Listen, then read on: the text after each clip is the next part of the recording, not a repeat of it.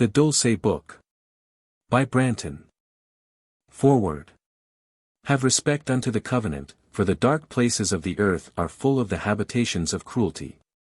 Psalm 74 verse 20. What's going on near Dulce, New Mexico? Above top secret military-industrial black projects. Headquarters for a Bavarian-backed New World Order. Vanguard for alien infiltration and invasion.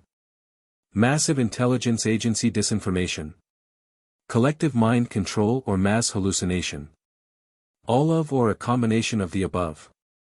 For several decades, researchers of paranormal phenomena have devoted themselves to specialized fields of fringe scientific investigation.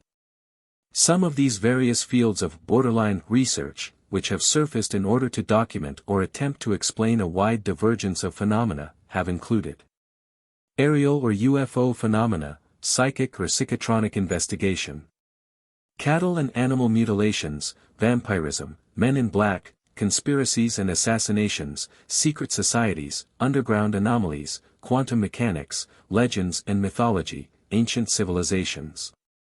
The Mothman and other cryptozoological encounters, energy grids and other geomagnetic anomalies, biogenetics and cloning, cybernetics and artificial intelligence, abductions and missing time, hypnotherapy and mind control, missing persons. There are no doubt many others that I have not mentioned. In the 1950s, experts in some of these areas of investigation began hearing the first faint hints that something was going on in the American Southwest, near the Four Corners region of the United States. First, these hints and rumors were brief, vague and confusing, yet they sparked enough interest to provoke further investigations as the years passed. At first, these fringe scientists who concerned themselves with the mysteries and anomalies of this region began raising more questions than answers. As they continued to probe into an enigma, which seemed to eventually focus itself in and around a small desert town lost amidst the mesas of northwestern New Mexico. In the late 1970s and early 1980s, the mystery, and subsequently the interest, deepened as reports began to slowly emanate from the area suggesting that something significant and horrifying had taken place there. Near the small town of Dulce, pronounced Dulce, New Mexico. The many different phenomena, those previously mentioned, seemed for some strange reason to converge and coagulate into one vast enigmatic scenario of high strangeness in and around this seemingly insignificant and small New Mexican town. Researchers commenced to analyze and categorize their respective phenomena, looking for patterns and concentrations, and came to the realization that several of these phenomena apparently converged in the American Southwest. The charts showed the largest concentrations of UFO sightings, northwestern New Mexico, the epicenter of cattle mutilation phenomena, northwestern New Mexico. Other experts in their fields began to find similar patterns merging and linking with other phenomena at underlying levels. Researchers into conspiracies, secret societies, underground anomalies, legends and mythology, ancient civilizations, energy grids, geomagnetic anomalies, biogenetics, abductions and missing time. Missing persons and investigators of other specialized Vanguard fields of research began looking toward this small desert town. These unusual convergences of phenomena in a singular locale sparked even more interest and investigation. From that point on, it was as if some ancient seal had been broken, as if an ancient cloud of darkness had begun imploding in upon itself. Broken apart by the piercing light of human perception and the relentless probings and scrutiny of brave and daring souls. Sensing that something very wrong and unnatural was going on here, something ancient and evil. Some of these brave souls who by choice or chance found themselves battling it out on the front lines against ancient forces that were determined to keep themselves from being exposed, continued to wage their all too often personal battles against the enigma. Some of these inevitably losing their minds if not their very lives in the process. As these brave souls were worn down by the intensity of this psychic warfare in their efforts to expose and defeat this mystery of iniquity, to coin a biblical phrase, they sent out desperate calls for reinforcements. Many answered the call, and the ancient and formerly invisible beast that had managed to hide itself below the deserts of the Southwest like a dragon in its lair, began to stir in rage and terror at these new exposures. and to lash back at its newfound enemies. The repercussions began to be felt throughout the whole country, through which the beast had reached out its deadly tentacles, which were also in the process of being exposed along with the black heart of the beast itself. The walls of the ancient fortress concealing the beast, or the Enigma, began to crumble and fall with increasing intensity. From the murky blackness within, a faint collective cry was heard as if from another world, the voices of multitudes who were desperately calling out for help to the only ones who could hear them. Those who were beginning to see, yet had not yet become the slaves of the Enigma itself. Many of us who have continued the battle have sacrificed our comfort, our social and economic welfare, and in some cases even our very lives to fight the Enigma. Because we have caught a brief glimpse of the potential threat that, the enemy within, poses to the future of liberty and to this great independent nation of America. What you will see throughout these pages is the collective results of our efforts and, I'm not ashamed to say, the results of more than a little divine intervention as well. Many of us, such as yours truly, have been victimized by the Enigma for the greater part of our lives, and have decided that the only way to be free from its grasp is to practice the old military rule: the best defense is a good offense. So there you have it. Like those before us, we send this work forth as a warning and a call to arms, to others who value truth and freedom. For those who may not believe everything that follows, I challenge you to become personally involved, however, using caution in the event that these collective reports do turn out to be true, and prove the claims made herein point by point. One way or another. This is the challenge that those of us who have contributed to this work leave with you. I remain. Branton. Dedication. To the woman of my dreams, whose distant cries have reached me in the night. Whoever you are, wherever you are, this book is for you. How do you find this book? Any thoughts about the book or the author? Any suggestion for improvement? Please take a moment to share your thoughts in a comment. If you like it, share it with your friends who might enjoy it as well. Subscribe to keep in touch. Visit CompleteAudiobooks.com for more quality content. Introduction. Note: I must confess that I have thought very long and hard about the possibility of publishing this text in book format in order to relieve the financial burden upon myself that has resulted from a lifetime of mental and emotional suffering due to my own personal involvement with the Enigma. Angry at the personal loss, I justified to myself that if I can make a profit by selling the innermost secrets of those hidden and insidious powers working behind the Enigma, as its overlords, then there would be nothing wrong with benefiting at their expense. I still believe this to be so. However, realizing that events in this world are quickly leading to a final apocalyptic crisis, understanding the pain that millions of abductees around the world have felt and are feeling, and hearing the distant cries of those who are lost deep within the labyrinthine depths of the Enigma itself, I have decided that the right thing to do would be to send this information forth at no cost, other than the heavy price that all those who have brought this information to you have paid. Consider it my patriotic duty.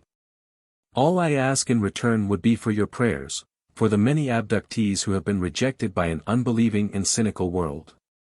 For myself and those who have contributed to this work so that our sacrifices will not have been in vain, and especially for those who are the most desperate of all, those who have become lost within the cruel dungeons of the Enigma itself. Pray that they might be protected and preserved even in the midst of the fearful hopelessness and despair which they face, so that they might once again see the light of day. Disclaimer. Much of the information in this volume is of an incredible and, some might say, an unbelievable nature. I have decided not to hold back any information or claims regarding the Dulce Enigma and related scenarios. The reason for this being that underground or earth-based anomalies are always there for anyone who is interested or daring enough to probe and investigate. UFO events often appear and disappear, along with the evidence, when the object or objects depart.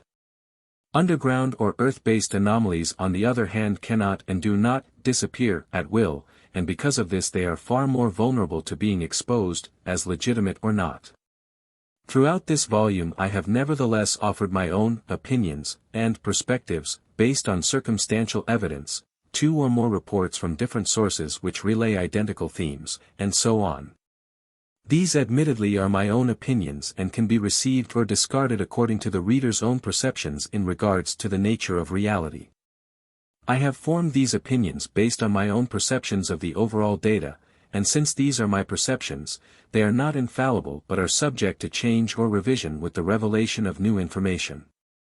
The reader is free to form his or her own conclusions and opinions based on the accumulated data, just as I have done. Whether you consider the information which follows science fact, science fiction, or perhaps a little of both, science faction, you might say. This should not detract from the fact that these reports, which have arrived from hundreds of different sources and have been condensed within this one volume, make for fascinating reading, either way one looks at it. So with this there is nothing else to share in the way of introductions, other than to say, sit back and enjoy the ride. Branton, October, 1996. Chapter 1, The Octopus, Black Projects and the Dulce Facility. Those conspiracies that are too incredible to be believed, are by the same right those which most often succeed. The following article comes from the TC Technical Consultant, November, Dec. 1991 issue. The death of a journalist in West Virginia, plus the jailing of an alleged CIA computer consultant in Washington state may be elements of a much wider scandal that could have serious implications. What started out as an investigation of an apparent case of pirated software has grown to be a project involving hundreds of journalists all over the world. The dead journalist, Joseph Daniel Danny Casolaro, was found dead August 10 in a motel room in West Virginia. His wrists were slashed 7 times on each wrist and a suicide note was found nearby. The only manuscript of his book, with accompanying notes, was missing. The book, provisionally titled The Octopus, was meant to be an explosive expose of misdeeds by the Justice Department under the Reagan administration.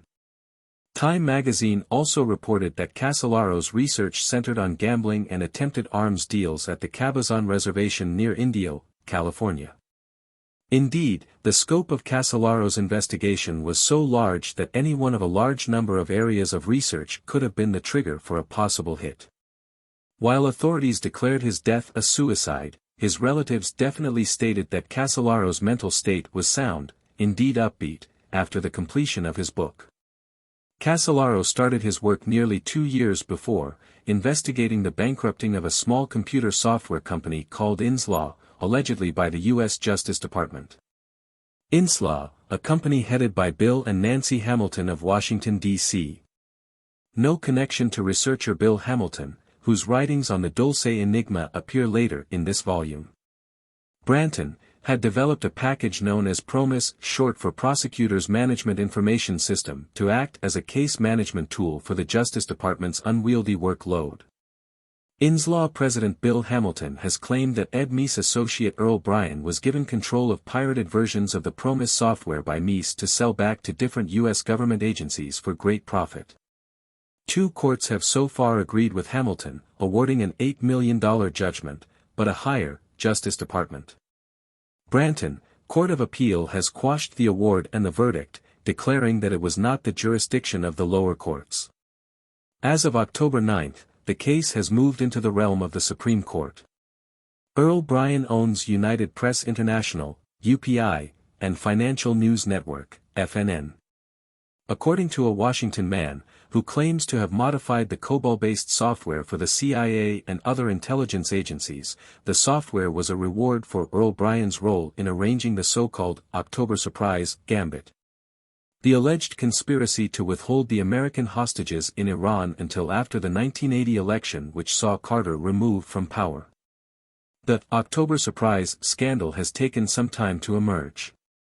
In a Paris meeting, President Bush is alleged to have met with Ali Akbar Hashemi Rafsanjani, the Speaker of the Iranian Parliament, Muhammad Ali Rajai, the future President of Iran, and Manikur Ghorbanifar, an Iranian arms dealer with connections to Mossad, according to Navy Captain Gunther Rusbacher, who claims to have flown Bush, William Casey, the CIA chief, and Donald Gregg, a CIA operative, to that location. Rusbacher, who made these allegations in May, is now in jail on Terminal Island, convicted on the charge of impersonating a U.S. attorney. Note, Russ Batcher defected from the CIA with 12 Navy SEALs under his command, and was on at least 2 occasions the target of attempted CIA hits.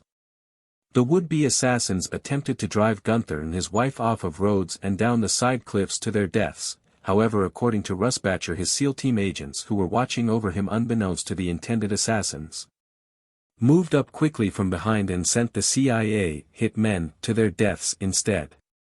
Branton. The Washington man is Michael Riconosciuto, who is now waiting for a trial in a Washington jail on conspiracy to sell drugs charges which Riconosciuto claims are manufactured. Indeed, the charge made against Riconosciuto were made 1 week after Riconosciuto authored and signed an affidavit describing his role in modifying the pirated software. Note, it is interesting what connections we can find here. Michael Riconosciuto was a Wackenhut CIA employee who told researcher Michael Lindemann that he had attempted to get a whole helicopter full of documents and evidence detailing illegal biogenetic activities and non-congressionally sanctioned projects involving illegal aliens out of the Nevada test site. The chopper was blown out of the sky, killing all 5 personnel on board. Michael's father happened to be Marshal Riconosciuto, a fascist and a supporter of Adolf Hitler who was a very close friend of Fred L. Chrisman. Chrisman was involved in the Moray Island UFO sighting incident in 1947 near Tacoma, Washington, which researcher Anthony Kaimery believes involved the test flight of hybrid CIA, Project Paperclip, Nazi aerial discs. There are several sources which claim that by the early 1940s the Nazis had succeeded in test-flying wingless lenticular craft powered by rotary devices, rocket power, and donut configuration jet turbine engines rather than cylindrical, with the cabin stabilized by gyro, the compressors rotating in one direction and the expansion chambers and vectored exhausts rotating in the opposite direction. In fact, the movie, The Battle of the Bulge, correctly implies that this, one of the largest military battles during World War II between American and German forces, was an attempt by the Germans to buy time and prolong the war just a little while longer, for within a few more months the Germans would have been mass-producing jet fighters, bombers and other superweapons that would have been invincible to the turboprop fleets of the Allies. With the Allied invasion of Germany just before mass production began, many of the prototypes and plans of the Nazi military machine were captured. However, most of the most sophisticated prototypes, plans and even scientists mysteriously turned up missing following the war. We will reserve further discussion on this subject until later in this volume. After the war had ended, several of the Nazi scientists who were captured and who had helped to develop the revolutionary aircraft were recruited by the CIA as a result of a secret deal that had been made between Allen Dulles, a member of the Bavarian Illuminati, and Nazi SS General Reinhard Gehlen, a member of the Bavarian Thule Society. The deep connections between the Bavarian Illuminati, which sponsored the CIA, and the Bavarian Thule Society, which sponsored the Nazis, allowed for the upper covert ops levels of the CIA to be manned by nothing less than the core of the Nazi SS itself, with the help of fascist sympathizers and fifth-column double agents working within American intelligence. Although some leading Nazis were sacrificed to the Nuremberg trials to appease the Allies and establish the illusion that Europe had been denazified. Fred L. Chrisman incidentally was a witness to the Moray Island event and had helped 2 Army G-2 agents acquire slag samples which fell from one of the 6 donut-shaped ships observed. On their way to deliver the samples to Wright-Patterson AFB in Ohio, their plane crashed and both G-2 agents were killed. Some people at the time insisted that the plane had been sabotaged. 2 of the reporters who investigated the incident lost their lives, and Kenneth Arnold, who investigated the incident after being commissioned by Amazing Stories editor Ray Palmer, claimed that his conversations with a high Air Force official concerning the subject were electronically monitored. Also, strange government agents in dark suits were seen in the area. Shortly after his investigation, Kenneth Arnold, during an air search for a crashed plane over Mth Rainier, saw 9 crescent-shaped discs which he called flying saucers. The news media publicized the incident and the term stuck and became a media catchword ever since.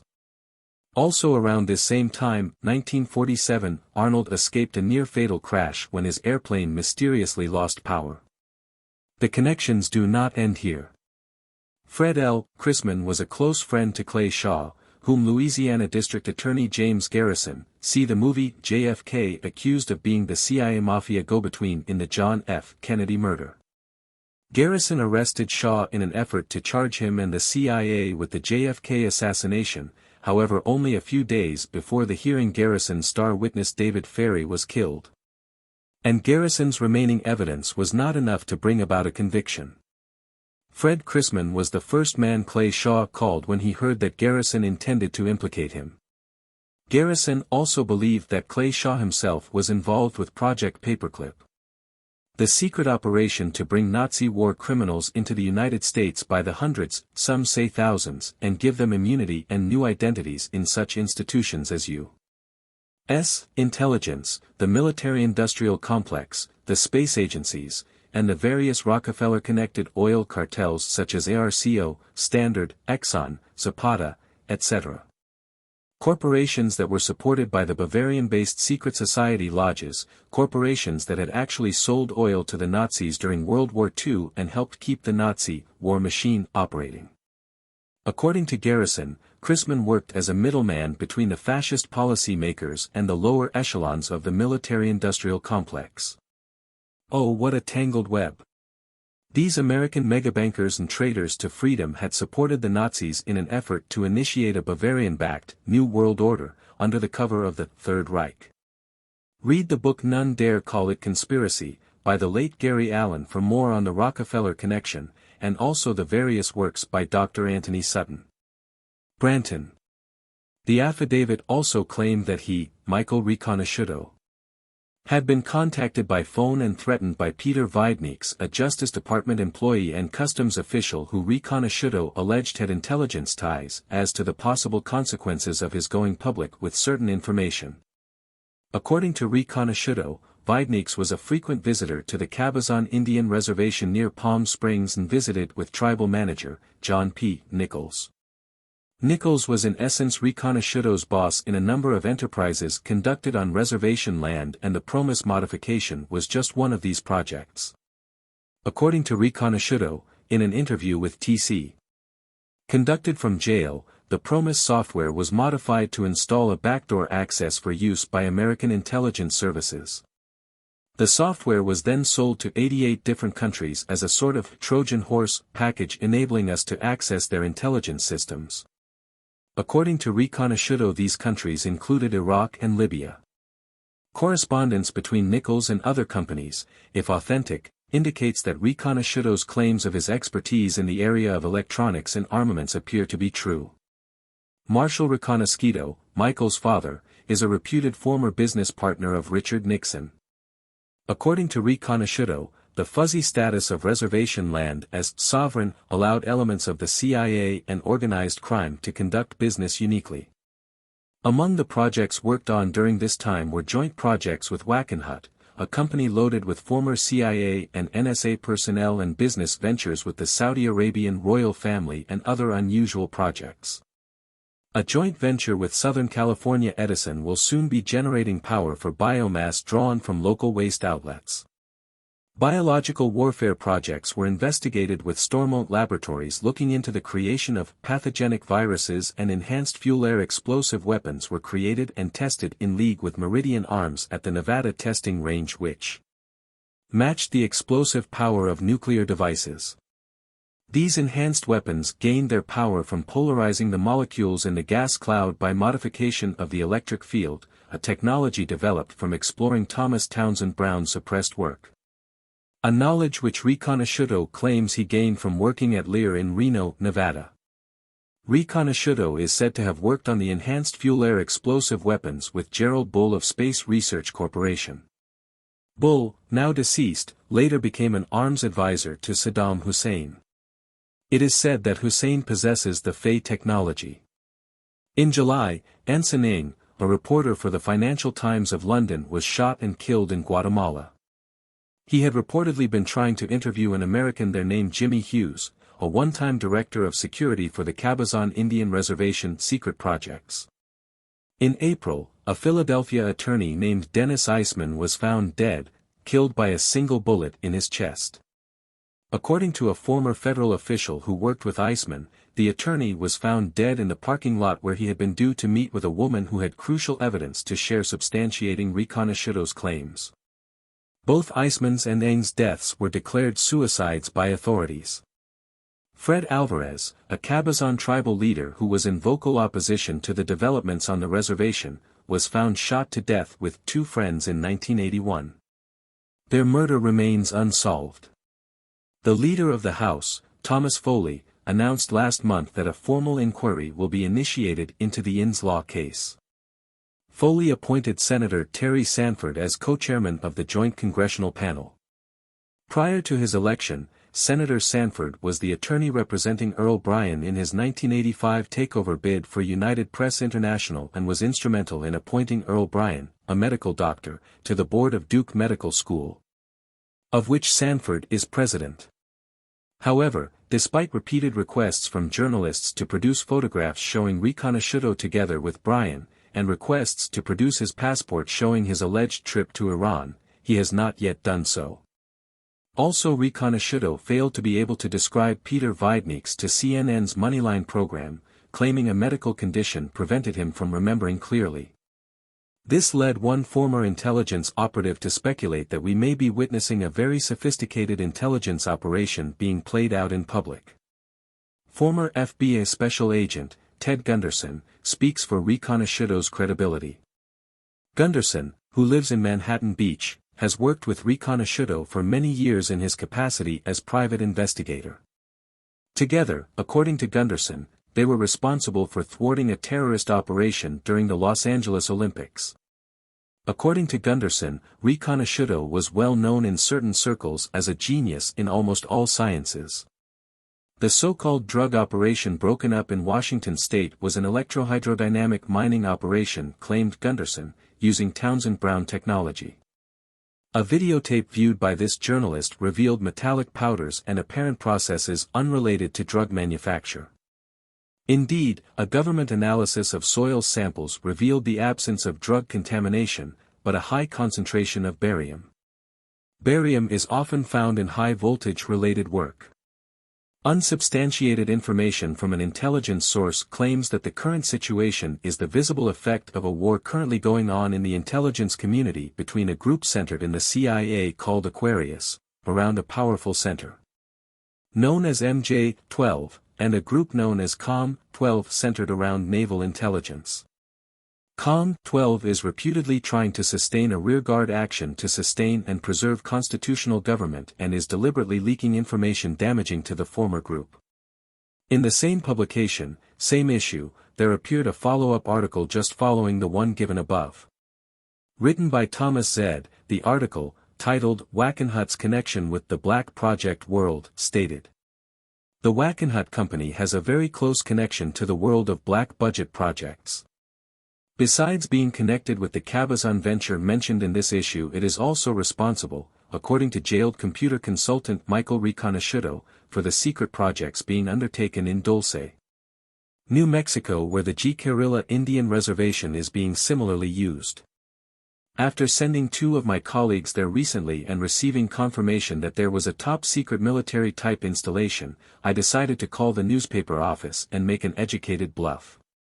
I identified myself as a freelance reporter from Los Angeles and told the newspaper that I was doing a story on the Cabazon Reservation biological warfare projects that had been undertaken there on behalf of the CIA. I told her that I had heard that there were similar things being done in Dulce and would like to know what was going on. The official I spoke to became frightened and said, 'I can't talk to you about that. It would be very unprofessional of me to talk to you about that. You'll have to speak to the president of the tribe.' She then hung up. I have yet to call back and ask the president of the tribe, but will report on that in the next issue. Wackenhut is also responsible for security of a lot of underground facilities in California and Nevada, including the notorious S-4 or Area 51 in Nevada, where Townsend Brown flying disc technology, written about in a TC recent issue, has been flying and developing for decades. A recent helicopter crash at the area, where 2 pilots and 3 security guards from Wackenhut flying in a Messerschmitt Bo-105 helicopter were killed was not at all accidental, claimed Riconosciuto, who said that the individuals aboard the helicopter were traveling with sensitive documents. Groups are now investigating Riconosciuto's claims. Chapter 2, High Strangeness on the Archuleta Plateau. In the spring of 1990, researcher Jason Bishop sent copies of the following report to a select few investigators, and later gave permission for the report to be distributed among a wider readership. Is the object described within the report the product of secret technology being developed by the military-industrial complex as part of some covert or deep-cover space project? Or does it involve something a bit more alien than mere top-secret black project research and top-of-the-line Vanguard aircraft designs, the Stealth series, the Aurora, etc., which are being developed at the Nevada test site? Or, could it be a combination of both? The transcript, titled, Recollections and Impressions of Visit to Dulce, New Mexico, October 23, 24, 1988, is reproduced in its entirety below.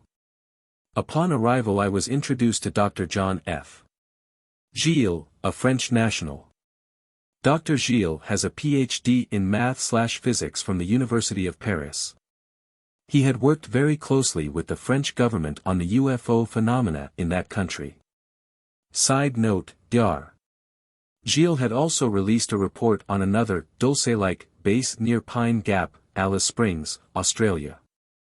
This base is a massive multi-leveled facility run by the Club of Rome which, like the Bilderberger organization, is reputedly a cover for the Bavarian Illuminati. The article spoke of anti-gravity disk research, and plans to make Pine Gap a major, control center, for a New World Order. Pine Gap is equipped with whole levels of computer terminals tied in to the major computer mainframes of the world which contain the intimate details of most of the inhabitants of industrialized nations. The article also spoke of the infiltration of several major religious denominations, the media, international governments, the economy, education, and other levels of society by the Bavarian Illuminati, in order to prepare the way for a New World Order dictatorship. The report also stated that the workers at Pine Gap are highly indoctrinated and programmed so that they do not threaten or sabotage the security of the Illuminati projects being carried out there. Branton. He told me, Bishop continues, that he has not worked in his chosen field for 15 years, having devoted all of his time to research on UFOs. Dr. Gilles is an amiable, forthright man. He has no reservations about expressing his own views on the subject. He does hold several beliefs that border on the paranormal. Dr. Gilles had his wife, Elaine, with him. My personal view of him is one of caution. Until I get to know him better, I feel that I should be very careful. Edmond Gomez is a rancher. His ranch is 13 miles west of Dulce. Note, accounts given by others state that the ranch is 13 miles east of Dulce, however whatever the case may be it's safe to say that the ranch is 13 miles from Dulce. Branton.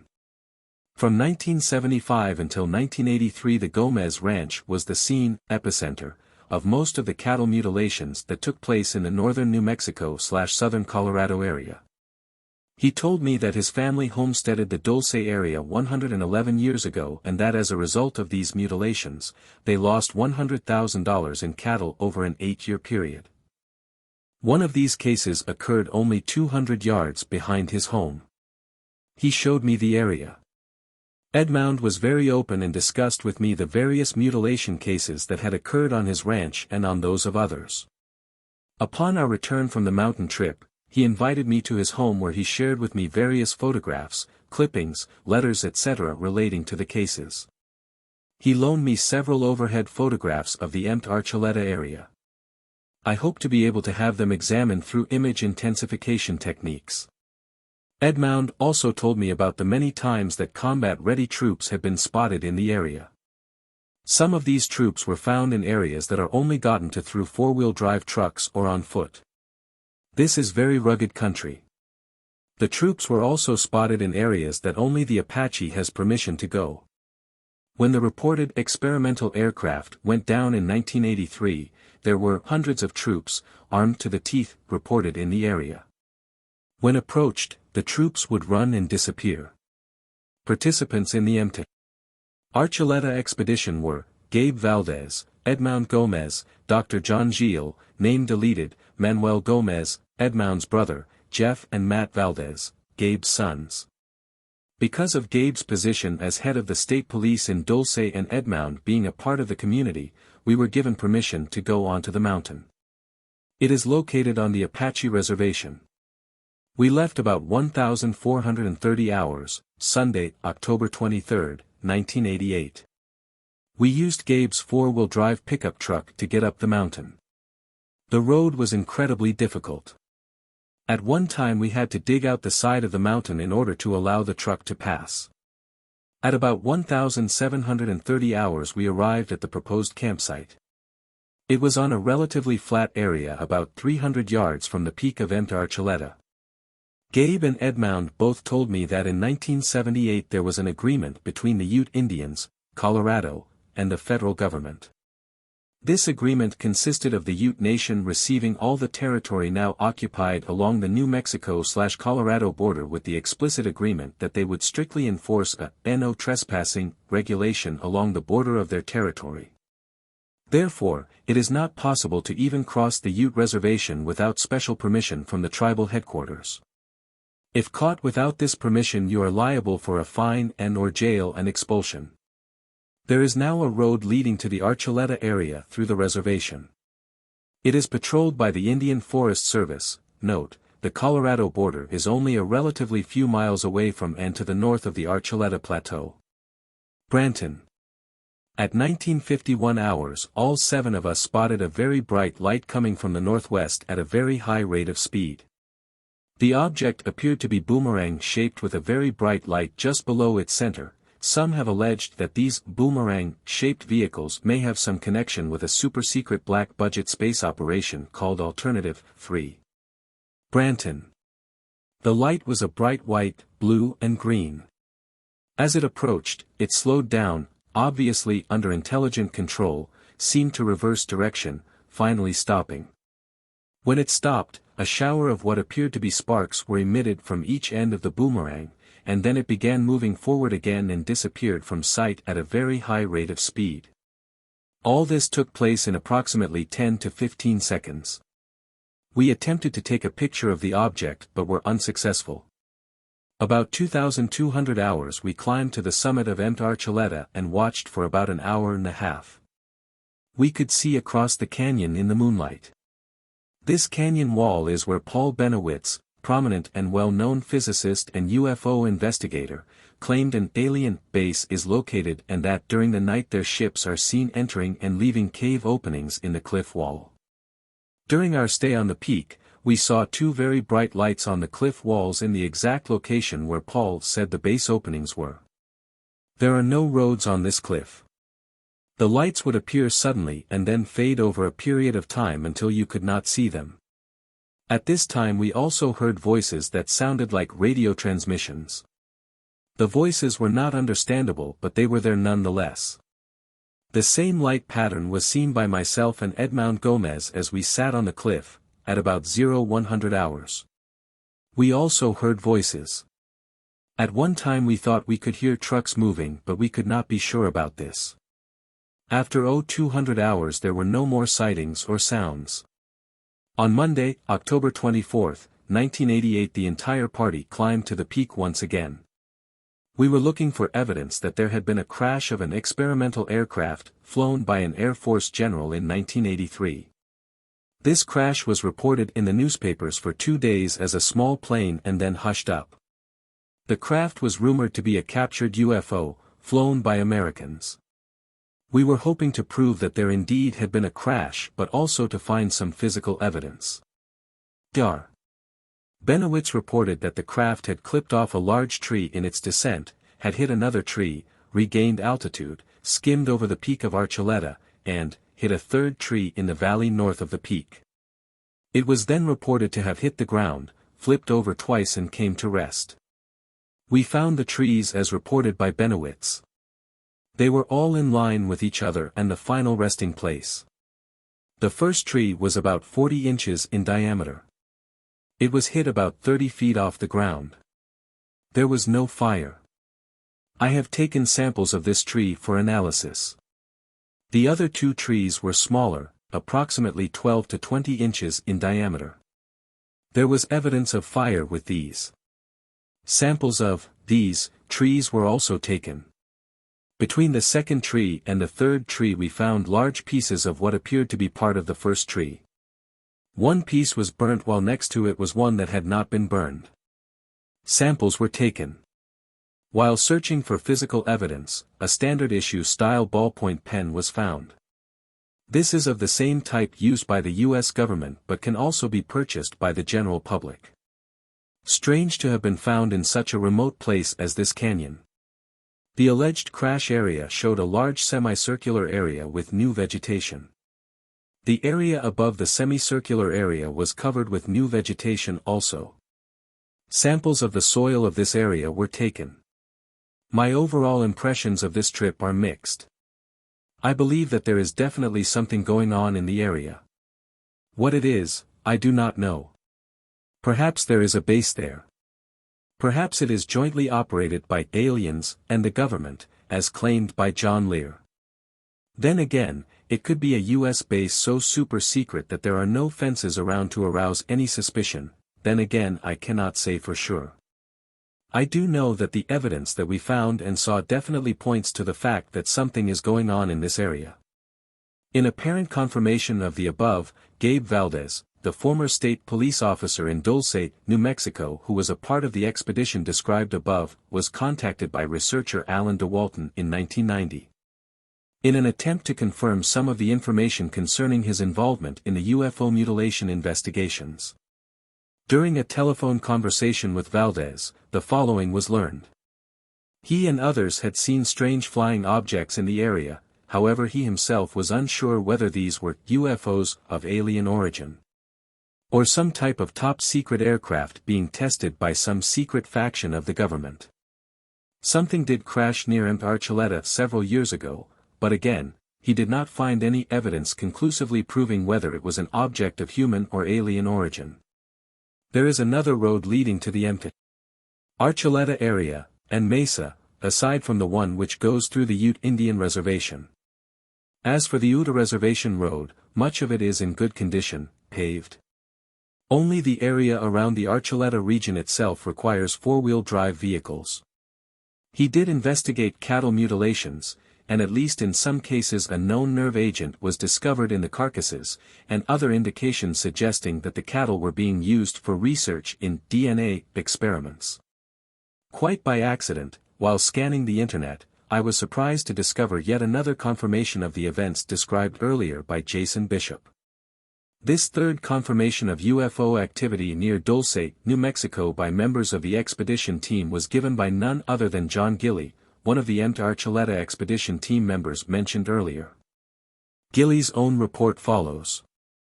Subject, UFO report from Dulce, New Mexico, file, UFO 749 summary.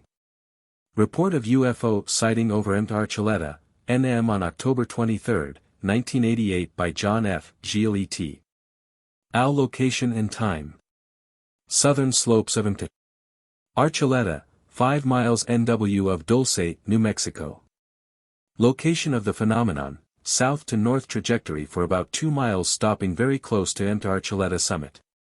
Estimated closest observers distance, 480 yards. Distance from observers to spot where the UFO stopped, 510 yards. Time, 7:51 p.m. Mountain Time. Duration, est. 5 to 6 seconds. Witnesses. Elaine Allegra, RN, Gabe Valdez, Edmund, friend of Valdez, Jack, pseudonym, Ph.D., Manuel, local kid, Greg, son of Valdez, Jeff, another son of Valdez, John Gilles. Ph.D. Note, Jack would probably be Jason Bishop, which is itself a pseudonym used by a researcher and a friend of mine who uses this pseudonym because of his deep-level research into some very dangerous areas of investigation. That is, if one considers the revelations such as those contained within this volume to be dangerous information under certain circumstances. Branton. Circumstances of sighting.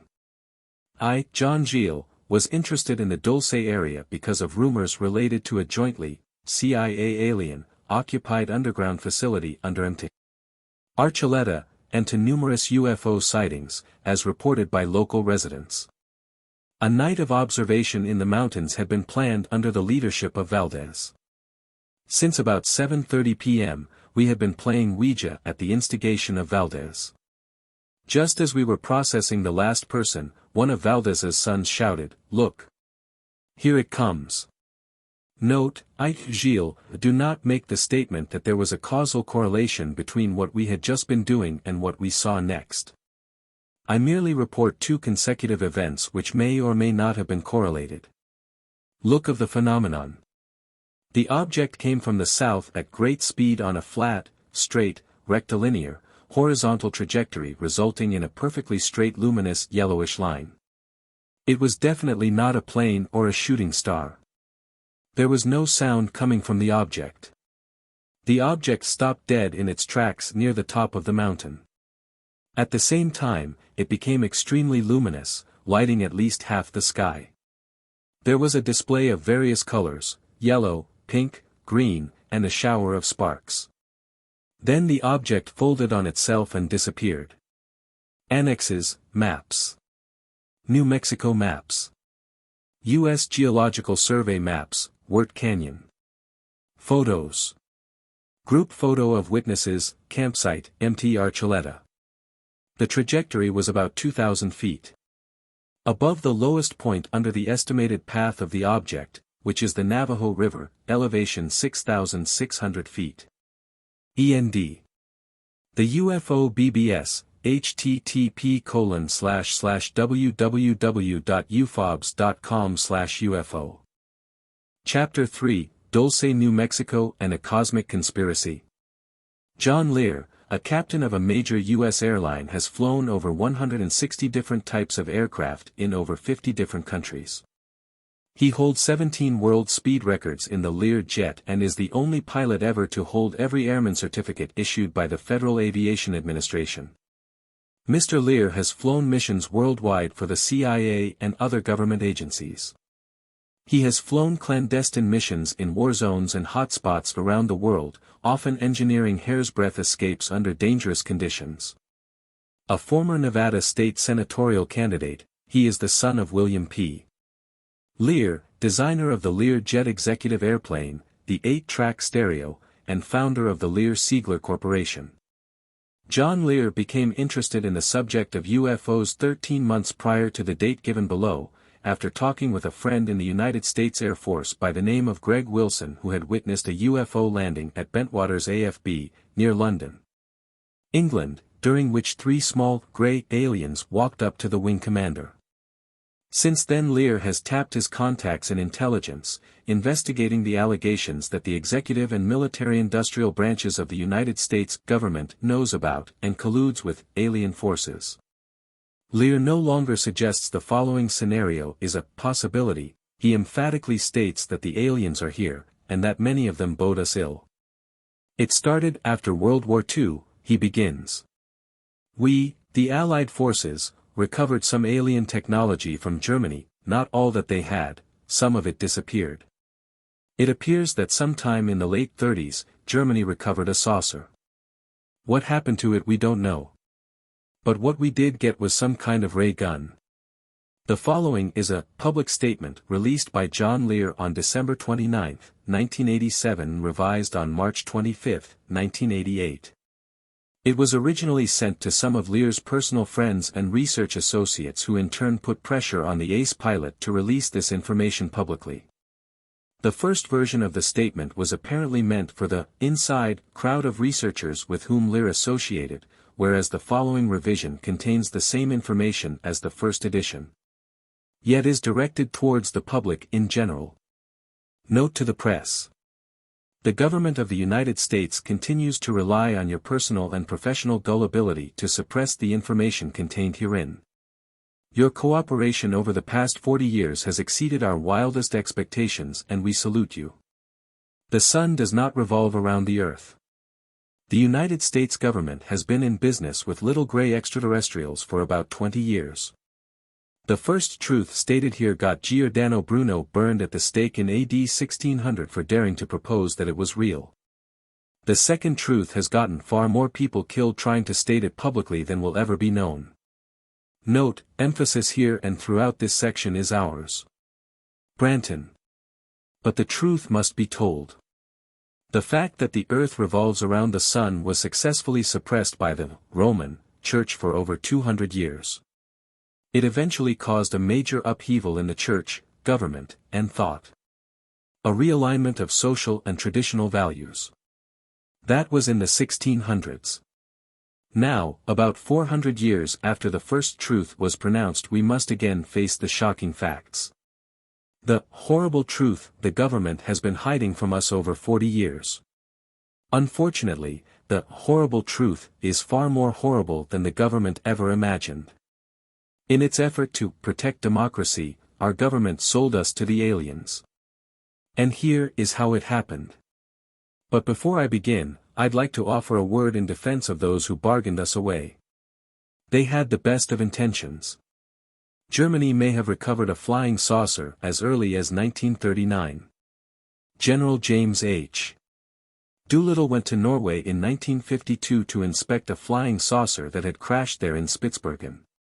The horrible truth was known by only a very few persons. They were indeed ugly little creatures, shaped like praying mantises. Of the original group that were the first to learn the horrible truth, several committed suicide, the most prominent of which was Defense Secretary, and Secretary of the Navy, James V. Forrestal, who jumped to his death from a 16th-story hospital window. Note, William Cooper, a former member of a Navy intelligence briefing team, insists that Forrestal was in fact murdered by CIA agents who made his death look like a suicide. Based on sensitive documents Cooper claims to have read, 2 CIA agents entered the hospital room, tied a bedsheet around Forrestal's neck and to a light fixture, and threw him out the window to hang. The bedsheet broke and he fell to his death, screaming on his way down. According to some witnesses, were being invaded. Branton. Secretary Forrestal's medical records are sealed to this day. President Truman put a lid on the secret and turned the screws so tight that the general public still thinks that flying saucers are a joke. Have I ever got a surprise for them? In 1947, President Truman established a group of 12 of the top military scientific personnel of their time. They were known as MJ-12.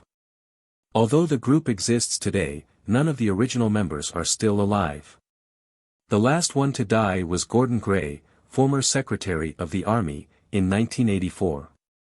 As each member passed away, the group itself appointed a new member to fill the position. There is some speculation that the group known as MJ-12 expanded to at least 7 more members.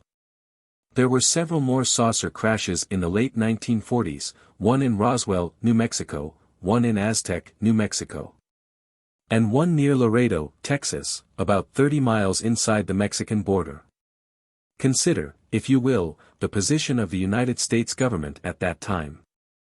They proudly thought of themselves as the most powerful nation on Earth, having recently produced the atomic bomb, an achievement so stupendous, it would take Russia 4 years to catch up, and only with the help of traitors to democracy. They had built a jet aircraft that had exceeded the speed of sound in flight. They had built jet bombers with intercontinental range that could carry weapons of enormous destruction. The post-war era, and the future seemed bright. Now imagine what it was like for those same leaders, all of whom had witnessed the panic of Orson Welles' radio broadcast, The War of the Worlds, in 1938. Thousands of Americans panicked at a realistically presented invasion of Earth by beings from another planet. Imagine their horror as they actually viewed the dead bodies of these frightening little creatures with enormous eyes, reptilian skin and claw-like fingers. Imagine their shock as they attempted to determine how these strange saucers were powered and could discover no part even remotely similar to components they were familiar with, no cylinders or pistons. No vacuum tubes or turbines or hydraulic actuators. It is only when you fully understand the overwhelming helplessness the government was faced with in the late 40s that you can comprehend their perceived need for a total, thorough and sweeping cover-up, to include the use of deadly force. The cover-up was so successful that as late as 1985 a senior scientist with the Jet Propulsion Laboratory in Pasadena, California, Dr. Al Hibbs, would look at a videotape of an enormous flying saucer and state the record, "I'm not going to assign anything to that UFO phenomena without a lot more data." Dr. Hibbs was looking at the naked emperor and saying, "He certainly looks naked, but that doesn't prove he's naked." In July 1952, a panicked government watched helplessly as a squadron of flying saucers flew over Washington, D.C. and buzzed the White House, the Capitol building, and the Pentagon. It took all the imagination and intimidation the government could muster to force that incident out of the memory of the public. Thousands of sightings occurred during the Korean War and several more saucers were retrieved by the Air Force. Some were stored at Wright-Patterson Air Force Base, some were stored at Air Force bases near the locations of the crash site. One saucer was so enormous and the logistic problems in transportation so enormous that it was buried at the crash site and remains there today. The stories are legendary on transporting crashed saucers over long distances, moving only at night, purchasing complete farms, slashing through forests, blocking major highways. Sometimes driving 2 or 3 lowboys in tandem with an extraterrestrial load 100 feet in diameter. It is alleged that Alpha or Blue teams out of Wright-Patterson AFB were the ones who were most often mobilized to carry out crash retrieval operations. Branton. On April 30, 1964, the first communication occurred between these aliens and the U.S. government. Others claim that there was an even earlier contact communication in 1954 during the Eisenhower administration. Branton. During the period of 1969 to 1971, MJ-12 representing the U.S. government made a deal with these creatures, called EBEs, extraterrestrial biological entities, named by Detlef Bronk, original MJ-12 member and 6th president of Johns Hopkins University. The deal was that in exchange for technology that they would provide to us, we agreed to ignore the abductions that were going on and suppress information on the cattle mutilations. The EBEs assured MJ-12 that the abductions, usually lasting about 2 hours, were merely the ongoing monitoring of developing civilizations. In fact, the purposes for the abductions turned out to be 1. The insertion of a 3 mm spherical device through the nasal cavity of the abductee into the brain, optic and/or nerve center. The device is used for the biological monitoring, tracking, and control of the abductee.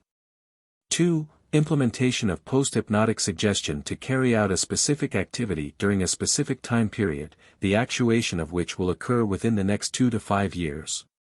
3. Termination of some people so that they could function as living sources for biological material and substances. 4. Termination of individuals who represent a threat to the continuation of their activity. 5. Effect genetic engineering experiments. 6. Impregnation of human females and early termination of pregnancies to secure the crossbreed infant.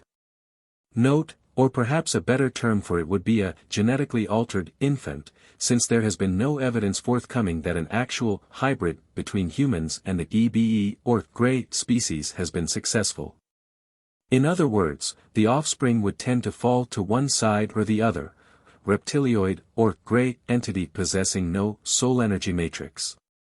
Or a humanoid being possessing such a matrix or soul although somewhat altered genetically in its outward physical appearance or characteristics. Branton. The U.S. government was not initially aware of the far-reaching consequences of their deal. They were led to believe that the abductions were essentially benign, and since they figured that the abductions would probably go on anyway whether they agreed or not, they merely insisted on a current list of abductees be submitted on a periodic basis, to MJ-12 and the National Security Council. Does this sound incredible? An actual list of abductees sent to the National Security Council. Read on, because I have news for you. The EBEs have a genetic disorder in that their digestive system is atrophied and not functional. In order to sustain themselves they use enzyme or hormonal secretions obtained from the tissues that they extract from humans and animals.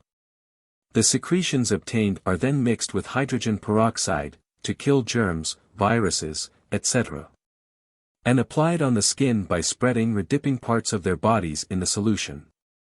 The body absorbs the solution, then excretes the waste back through the skin.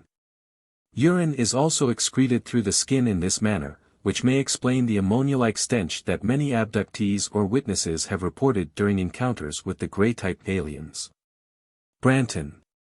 The cattle mutilations that were prevalent throughout the period from 1973 to 1983 and publicly noted through newspaper and magazine stories and included a documentary produced by Linda Howe for a Denver CBS affiliate KMGH-TV, were for the collection of these tissues by the aliens. The mutilations included genitals taken, rectums cored out to the colon, eyes, tongue, and throat all surgically removed with extreme precision. In some cases the incisions were made by cutting between the cells, a process we are not yet capable of performing in the field. In many of the mutilations there was no blood found at all in the carcass, yet there was no vascular collapse of the internal organs. This has also been noted in the human mutilations, one of the first of which was Sergeant Jonathan P. Lovett at the White Sands Missile Test Range in 1956, who was found 3 days after an Air Force major had witnessed his abduction by a disc-shaped object at 0300 while on search for missile debris downrange. His genitals had been removed, rectum cored out in a surgically precise plug up to the colon, eyes removed and all blood removed with, again, no vascular collapse. From some of the evidence it is apparent that this surgery is accomplished, in most cases, while the victim, animal or human, is still alive. Note, according to former Green Beret Commander Bill English, this incident was also mentioned in the above top-secret Grudge/Blue Book report No. 13-inch which was never released with the rest of the innocuous and voluminous Project Blue Book reports. The Blue teams, who were sent on crash retrieval operations were reportedly working on behalf of the covert branch of the Blue Book operations. An ufological legend has it that a secret warehouse with multiple underground levels exists at Wright-Patterson AFB in Ohio, one which is literally packed with alien craft, hardware, and even alien bodies, on ice. Wright-Patterson was, and is, the headquarters of Project Blue Book. Branton. The various parts of the body are taken to various underground laboratories, one of which is known to be near the small New Mexico town of Dulce. This jointly occupied, CIA alien, facility has been described as enormous, with huge tiled walls that go on forever. Witnesses have reported huge vats filled with amber liquid with parts of human bodies being stirred inside.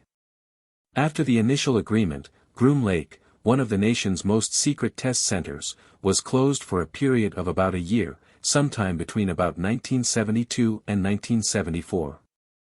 And a huge underground facility was constructed for and with the help of the EBs. The bargain for technology was set in place but could only be operated by the EBs themselves. Needless to say, the advanced technology could not be used against the EBs themselves, even if needed. During the period between 1979 and 1983 it became increasingly obvious to MJ-12 that things were not going as planned. It became known that many more people, in the thousands, were being abducted than were listed on the official abduction lists. In addition it became known that some, not all, but some of the nation's missing children had been used for secretions and other parts required by the aliens. In 1979 there was an altercation of sorts at the Dulce laboratory. A special armed forces unit was called in to try and free a number of our people trapped in the facility, who had become aware of what was really going on. According to one source 66 of the soldiers were killed and our people were not freed. By 1984, MJ-12 must have been in stark terror at the mistake they had made in dealing with the EBEs. They had subtly promoted Close Encounters of the Third Kind and E.T. to get the public used to odd-looking aliens that were compassionate, benevolent and very much our space brothers. MJ-12 sold the EBEs to the public, and were now faced with the fact that quite the opposite was true.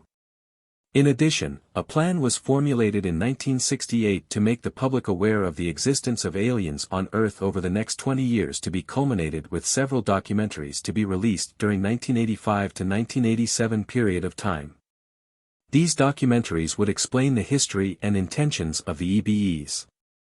The discovery of the Grand Deception put the entire plans, hopes and dreams of MJ-12 into utter confusion and panic.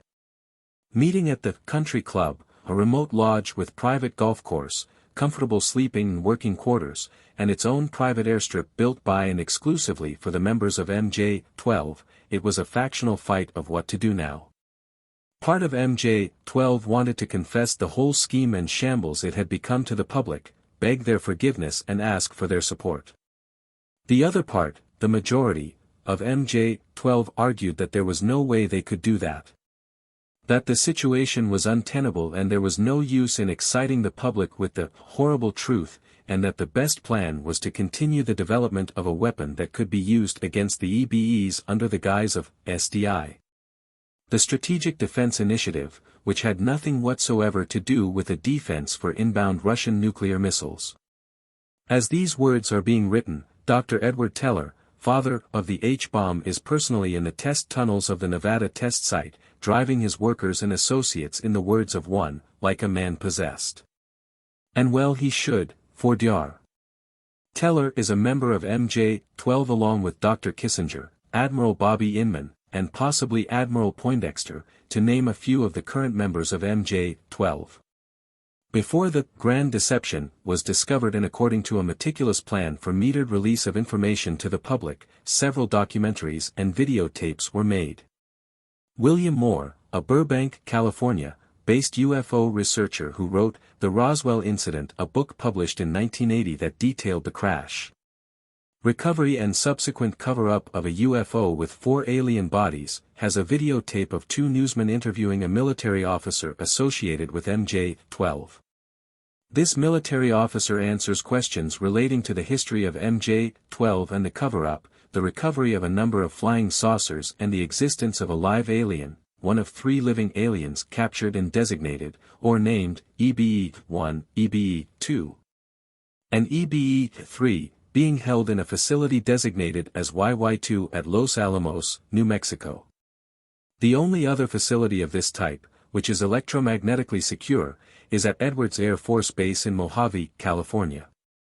The officer names, as previously mentioned, plus a few others: Harold Brown, Richard Helms, General Vernon Walters, JPL's Dr.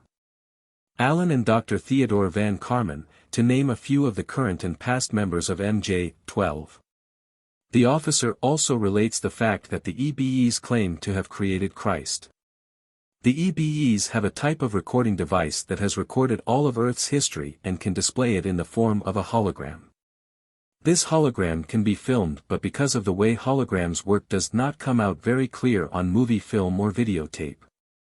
The crucifixion of Christ on the Mount of Olives, this actually took place on the hill Calvary, not the Mt. of Olives, Branton, has allegedly been put on film to show the public. The EBEs claim to have created Christ, which, in view of the Grand Deception, could be an effort to disrupt traditional values for undetermined reasons. Another videotape allegedly in existence is an interview with an EBE. Since EBEs communicate telepathically, via psionic crystalline transceiver-like implants that link the grays together into a mass collective hive mind, Branton, an Air Force colonel, serves as interpreter. Just before the recent stock market correction in October of 1987, several newsmen, including Bill Moore, had been invited to Washington, D.C., to personally film the EBE in a similar type interview, and distribute the film to the public. Apparently, because of the correction in the market, it was felt the timing was not propitious. In any case, it certainly seems like an odd method to inform the public of extraterrestrials, but it would be in keeping with the actions of a panicked organization who at this point in time doesn't know which way to turn. Moore is also in possession of more Aquarius documents, a few pages of which leaked out several years ago and detailed the super-secret NSA project which had been denied by them until just recently. In a letter to Senator John Glenn, NSA's Director of Policy, Julia B. Wetzel, wrote, "Apparently there is or was an Air Force project with the name, Aquarius, which dealt with UFOs. Coincidentally, there is also an NSA project by that name. NSA's Project Aquarius deals specifically with communications with the aliens, EBEs. Within the Aquarius program was Project Snowbird, a project to test fly a recovered alien aircraft at Groom Lake, Nevada. This project continues today at that location. In the words of an individual who works at Groom Lake, our people are much better at taking things apart than they are at putting them back together." Moore, who claims he has a contact with MJ-12, feels that they have been stringing him along, slipping him documents and providing him with leads, promising to go public with some of the information on extraterrestrials by the end of 1987. Certain of Moore's statements lead one to believe that Moore himself is a government agent working for MJ-12, not to be strung alone, but to string along ever-hopeful ufologists that the truth is just around the corner. Consider. 1. Moore states emphatically that he is not a government agent, although when Lee Graham, a Southern California-based ufologist, was investigated by DIS, Defense Investigative Service, for possession of classified documents received from Moore. Moore himself was not. 2. Moore states emphatically that the cattle mutilations of 1973 to 1983 were a hoax by Linda Howe, producer of A Strange Harvest, to create publicity for herself. He cites the book Mute Evidence as the bottom line of the hoax. Mute Evidence was a government-sponsored book to explain the mutilations in conventional terms. 3. Moore states that the USAF Academy Physics book, Introductory Space Science, Volume 2 Chapter 13, entitled Unidentified Flying Objects, which describes 4 of the most commonly seen aliens, one of which is the EBE, was written by Lieutenant Colonel Edward R. Thurkelson and Major Donald B. Carpenter. Air Force personnel who did not know what they were talking about and were merely citing crackpot references. He, Moore, states that the book was withdrawn to excise the chapter. If the government felt they were being forced to acknowledge the existence of aliens on Earth because of the overwhelming evidence such as the October and November sightings in Wytheville, Virginia, and recently released books such as Night Siege, Hynek, J. Allen, Imbrogno, Philip J. Pratt, Bob, Night Siege, Ballantine Books, Random House, New York, and taking into consideration the grand deception and obviously hostile intent of the EBEs. It might be expedient for MJ-12 to admit the EBEs but conceal the information on the mutilations and abductions. If MJ-12 and Moore were in some kind of agreement, then it would be beneficial to Moore to toe the party line. For example, MJ-12 would say, "Here are some more genuine documents, but remember, no talking about the mutilations or abductions." This would be beneficial to Moore as it would supply the evidence to support his theory that ETs exist but deny the truths about the ETs. However, if Moore was indeed working for MJ-12, he would follow the party line anyway, admitting the ETs but pooh-poohing the mutilations and abductions. If working alone, Moore might not even be aware of the grand deception. Time will tell.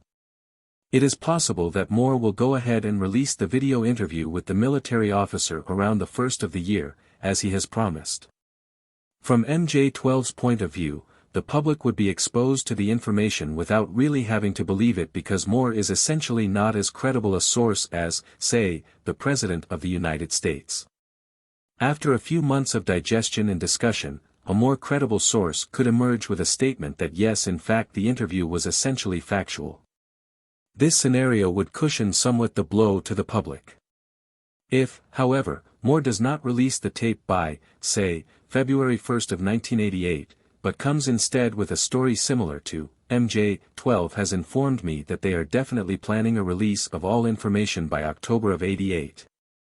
I have seen the plan and have seen the guarantee that this will happen, so I have decided to withhold the release of my videotape at this time as it may cause some problems with MJ12's plans. This would in effect buy more time for MJ12, and time is what they desperately need.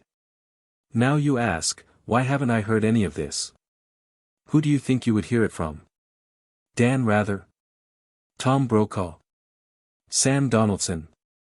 Wrong. These people just read the news, they don't find it. They have ladies who call and interview witnesses and verify statements on stories coming over the wire, either AP or UPI.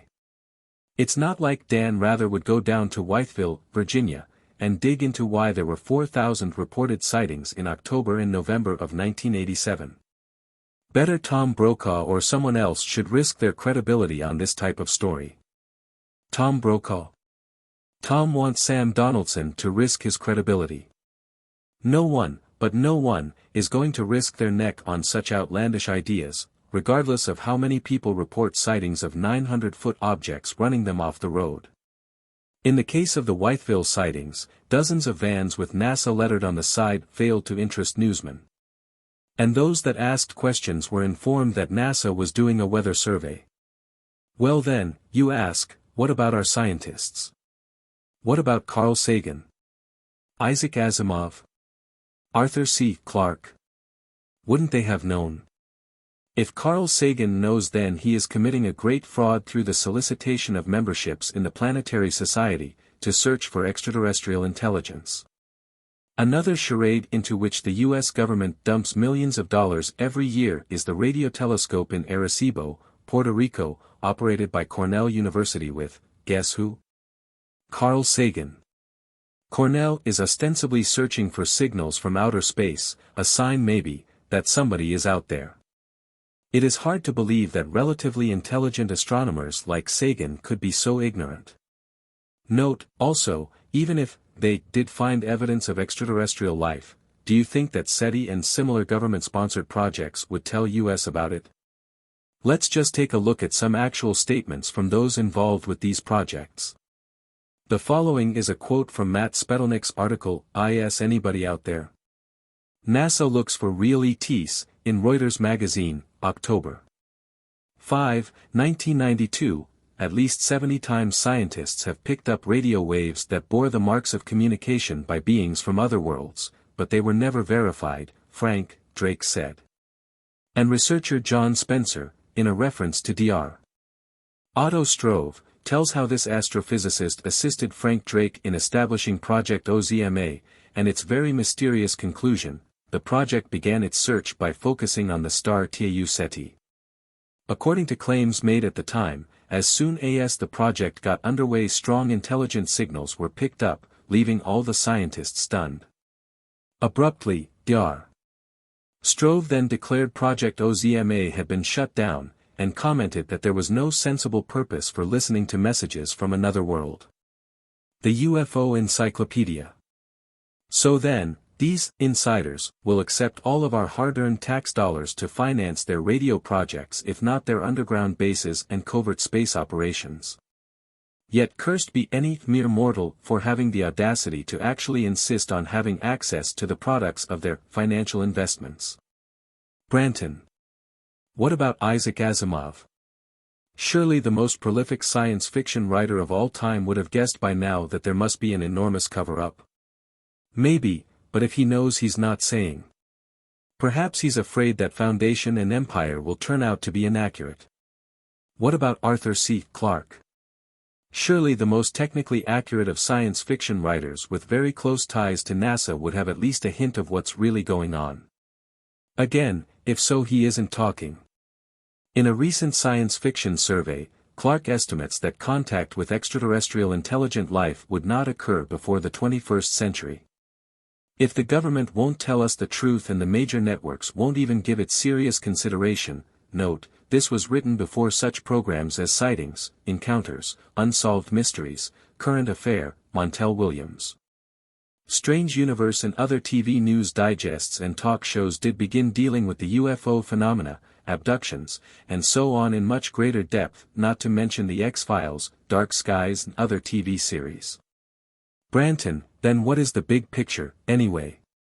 Are the EBEs, having done 100,000 or more abductions, possibly millions worldwide, built an untold number of secret underground bases, Groom Lake, Nevada, Sunspot, Dattel, Roswell, and Pie Town, New Mexico, just to name a few, getting ready to return to wherever they came from? Or, from the obvious preparations, are we to assume that they are getting ready for a big move? Or is it the more sinister and most probable situation that the invasion is essentially complete and it is all over but the screaming? A well-planned invasion of Earth for its resources and benefits would not begin with mass landings or ray gun-equipped aliens. A properly planned and executed invasion by a civilization thousands of years in advance of us would most likely be complete before a handful of people, say 12, realized what was happening. No fuss, no mess. The best advice I can give you is this: next time you see a flying saucer and are awed by its obvious display of technology and gorgeous lights of pure color, run like hell.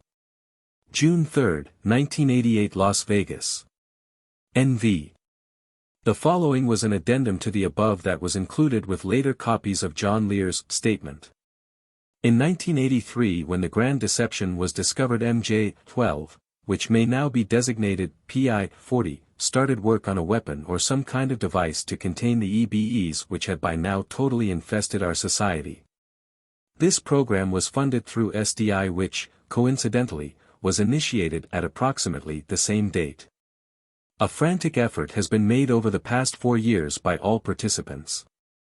This program ended in failure in December of 1987. Note: British ufologist Timothy Good claimed that over 22 British scientists who were working on the U.S.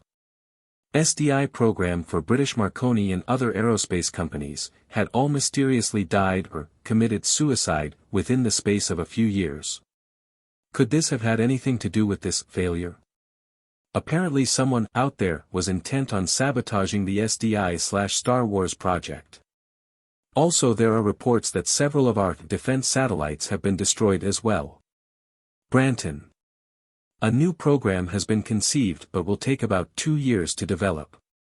In the meantime, it is absolutely essential to MJ-12, PI-40, that no one, including the Senate, the Congress or the citizens of the United States of America, or anyone else for that matter, become aware of the real circumstances surrounding the UFO cover-up and total disaster it has become. Moore never did release the videotapes but claims he is negotiating with a major network to do so, soon. Another source added the following statements in regards to Lear's claims. Area 51. And a similar setup near Dulce, New Mexico, may now belong to forces not loyal to the U.S. government, or even the human race. It's horrifying to think that all the scientists we think are working for us, in the Joint Interaction Bases, are actually controlled by aliens. SDI, regardless of what you hear, was completed, to shoot down incoming saucers. The mistake was that we thought they were coming inbound. In fact, they're already here. They're in underground bases all over the place.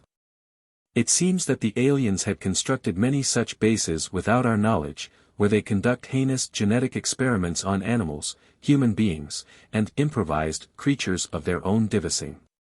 Thus was born Project Excalibur.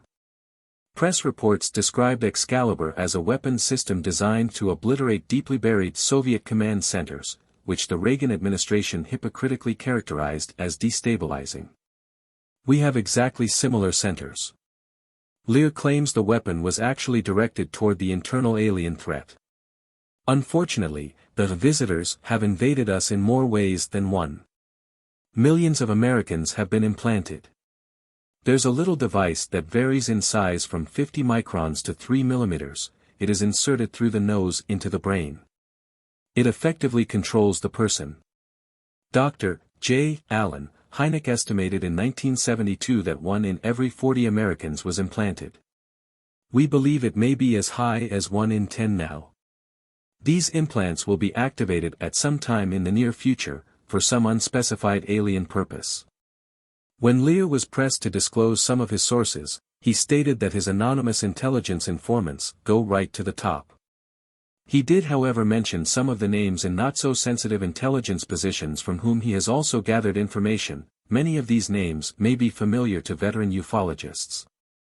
These include Paul Bennewitz, Director of Thunder Scientific Laboratories, a New Mexico-based research facility with government contract ties, who claims to have gained access to and interrogated an alien computer system via a radio-video computer setup of his own invention. Linda Howe, the television documentarian responsible for Strange Harvest, a program about cattle mutilations, who received astonishing leaks from a special intelligence officer, Colonel Richard Doty, formerly of Kirtland AFB. A name noted in aerial research circles. Robert Collins, codenamed Condor, according to Lear, who has secured numerous official documents relating to UFOs. Sergeant Clifford Stone, premier collector of UFO-related Freedom of Information Act or FOIA documents. Travis Walton, professed UFO abductee whose experience inspired the movie Fire in the Sky. As an interesting follow-up to Lear's article, we quote here some actual statements made by prominent individuals in regards to the UFO phenomenon. In our obsession with antagonisms of the moment, we often forget how much unites all the members of humanity. Perhaps we need some outside, universal threat to make us realize this common bond. I occasionally think how quickly our differences would vanish if we were facing an alien threat from outside this world. And yet, I ask you, is not an alien force already among U.S. President Ronald Reagan, remarks made to the 42nd General Assembly of the United Nations, September 21, 1987. I couldn't help but say to him, Gorbachev, just think how easy his task and mine might be in these meetings that we held if suddenly there was a threat to this world from some other species from another planet outside in the universe. Well, I don't suppose we can wait for some alien race to come down and threaten us. But I think that between us we can bring about that realization. President Ronald Reagan, remarks to Falston High School students and faculty, Falston, Maryland. October 4, 1985. For your confidential information, a reliable and confidential source has advised the Bureau that flying discs are believed to be man-made missiles rather than natural phenomenon. It has also been determined that for approximately the past 4 years the USSR has been engaged in experimentation on an unknown type of flying disc. FBI memo, dated March 25, 1949, sent to a large number of FBI offices. On unidentified flying objects. The panel recommends that the National Security Agencies institute policies, designed to prepare the material defenses and the morale of the country to recognize and react most effectively to true indications of hostile measures. Recommendation of the CIA Robertson Panel on UFOs. January, 1953. Public interest in disclosure is far outweighed by the sensitive nature of the materials and the obvious effect on national security their release may entail. U.S. District Court opinion in the case of Citizens Against UFO Secrecy versus the National Security Agency. May 18, 1982. The sums made available to the agency may be expended without regard to the provisions of law and regulations relating to the expenditures of government. Central Intelligence Act of 1949. On this land a flying disc has been found intact, with 18 3-foot-tall human-like occupants, all dead in it but not burned.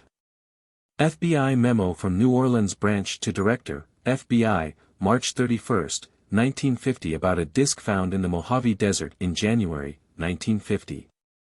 When 4 sit down to conspire, 3 are fools and the 4th is a government agent. Duncan Lunnan.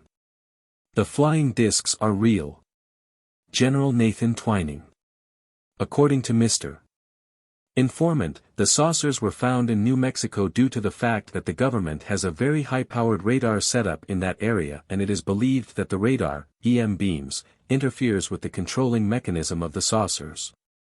Each one of the 3 saucers were occupied by 3 bodies of human shape, but only 3 feet tall, dressed in metallic cloth of a very fine texture. FBI memo from Agent Guy Hottle, Washington Field Office, sent to Director, FBI. March 22, 1950. I would say that we know of several, should we say, intergalactic fights that have taken place, dogfights. United States Army Sergeant Clifford Stone, Roswell, New Mexico Station. He believes that because of the developments of science all the countries on Earth will have to unite to survive and to make a common front against attack by people from other planets. Mayor Achille Lauro of Naples, quoting General Douglas MacArthur in the New York Times, Saturday, October 8, 1955. Page 7. Chapter 4, Dulce, New Mexico and the Nazi Connection. Researcher Jim Bennett, in a letter to Jacques Vallée dated January 15, 1992, made some startling disclosures in regards to the alien situation in the Dulce, New Mexico base in particular. It is my belief that even if there is a fascist CIA cabal trying to establish a world dictatorship using the threat of an alien invasion to foment world government, that the threat may be real all the same. It is also possible that the Bavarians may be working with very real aliens in an endgame designed to establish a world government using this threat as an excuse to do so. Although when the world is under their control the Illuminati may betray the human race by turning much of the global government control system over to the gray aliens, the beast. The aliens may have been collaborating with the Bavarians for a very long time as part of their agenda to implement absolute electronic control over the inhabitants of planet Earth. One source. An Area 51 worker and member of a secret naval intelligence group called COM-12 by the name of Michael Younger, stated that the Bavarian black nobility, secret societies, have agreed to turn over 3/4 of the planet to the Greys if they could retain 25% for themselves and have access to alien mind control technology. The aliens would assist in the abduction, programming and implanting of people throughout the world in preparation for a new world order, which in turn would be annexed to the alien empire. Apparently some top-echelon Bavarians have agreed to this, since they realized that they need the alien mind control and implant technology in order to carry out their plans for world domination. In his lengthy letter, Jim Bennett, director of the research organization PlanetCom, writes, 1947 brought the passage of the National Security Act, the start of the Nazi-Germinated CIA and NSA. The influx of at least 100 Nazi scientists, engineers, etc., into the United States and Canada. Note, other sources claim that eventually over 3,000 Nazi SS agents entered the US in this manner. Not former Nazis but active Nazi SS who still maintained the National Socialist philosophy and agendas which they intended to carry through on to their planned conclusion. They were given refuge within the military-industrial complex with the help of members of the Bavarian-based Black Gnostic, serpent-worshipping lodges in America, such as the Jesuit-spawned Scottish Rite and related lodges who control the oil military-industrial complex. The leaders of the military-industrial complex or MIC not only gave these fascists refuge following the war, but also had financed the Nazi war machine itself during the Second World War. Branton, a Nazi aeronautical engineer, a certain Hmeath, who had designed 4 different types of saucer-shaped craft by 1943 using either rocket power or donut configuration jet turbine engines, with the cabin stabilized by gyro, the compressors rotating in one direction and the expansion chambers and vectored exhausts rotating in the opposite direction, was traced to Canada in 1947 and began work for the A.V. Rowe Company, Avro Disc. The phony Averoe Fair car was definitely to disinform the press as to the real projects underway underground in Canada.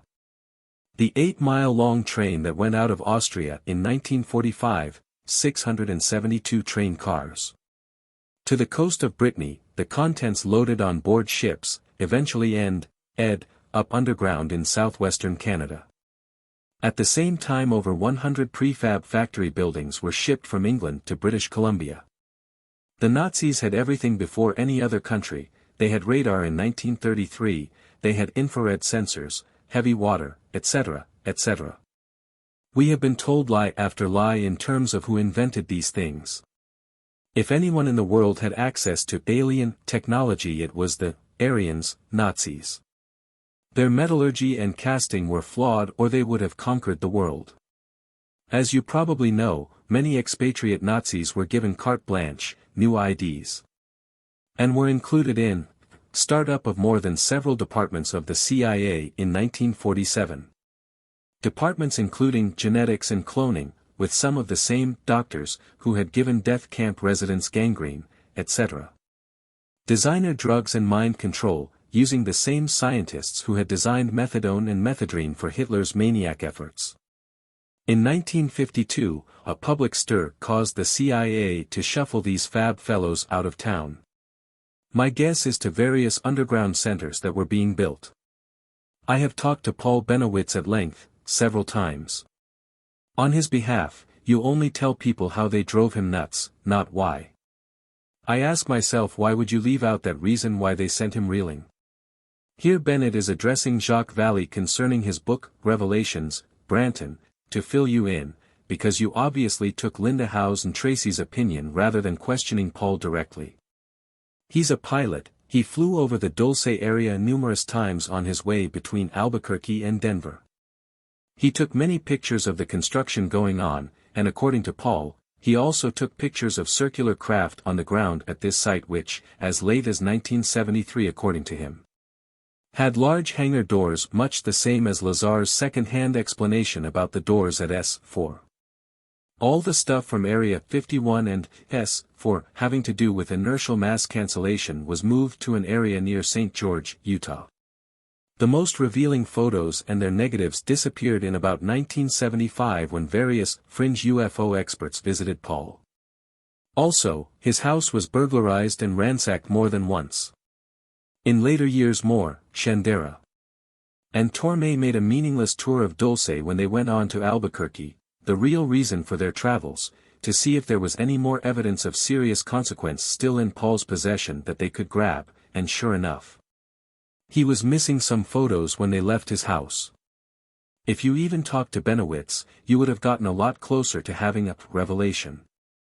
The waste from the underground biogenetic lab, no aliens involved, although that is where we humans produce the short-lived, big-eyed, big-headed imitation aliens, comes out in the river canyon about 10 miles below Navajo Dam. Note, an alternative scenario to the above would be that reptiloid gray aliens are involved, as well as biogenetically constructed beings developed by Illuminati Thule CIA-backed scientists working in the Dulce facility, Branton. Although these days they treat it a lot more before letting their gray water back into the environment. This base and others are of course connected by tunnels to Los Alamos. The Archuleta Mesa installation rivals Pine Gap at Alice Springs, Australia for security, etc. Every U.S. Air Force base has a so-called bolt hole and is connected to this bolt hole by tunnel.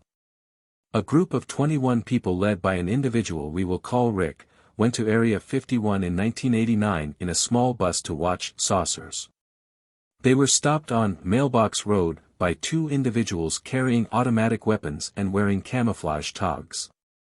One individual popped a can of gas in the aisle of the bus, and that's all for 3 hours. When they came to their senses, they cut their trip short, returned to LA. And 5 persons got separately regressed using hypnotic regressors that did not know one another, and found that during the lost time their memories had repressed similar events. They had been marched off the bus, taken in jeeps to a building nearby, and had their lives threatened by military personnel. In the U.S., the group that runs the alien abduction scam can only use some of the hardiest of these short-lived biogenetic bad luck stories. Short-lived because they have no digestive tract and can survive only about 2 weeks maximum after they are removed from the growing matrix, then they deteriorate and die. They have no soul and are not considered sentient beings by Tibetan Buddhists. Note, one might ask, why would they bother? The reptilian greys, the cloned branch, although in addition to the clones, there are also apparently the polyembryons, and egg layers reportedly have no digestive tract and thus intake food, and excrete waste through the skin. Jim Bennett may have just assumed that, since they have no digestive tract they had no way of taking in food, and that they were therefore government creations which die after 2 weeks of starving. We grant however that Bennett is right in that, according to the Dulce papers, human and cattle DNA may be used to develop almost humans, and other unnatural living forms. Branton. The Army's mind control unit must take well-deserved credit for the veterans who seemingly go suddenly crazy, killing many people and then themselves.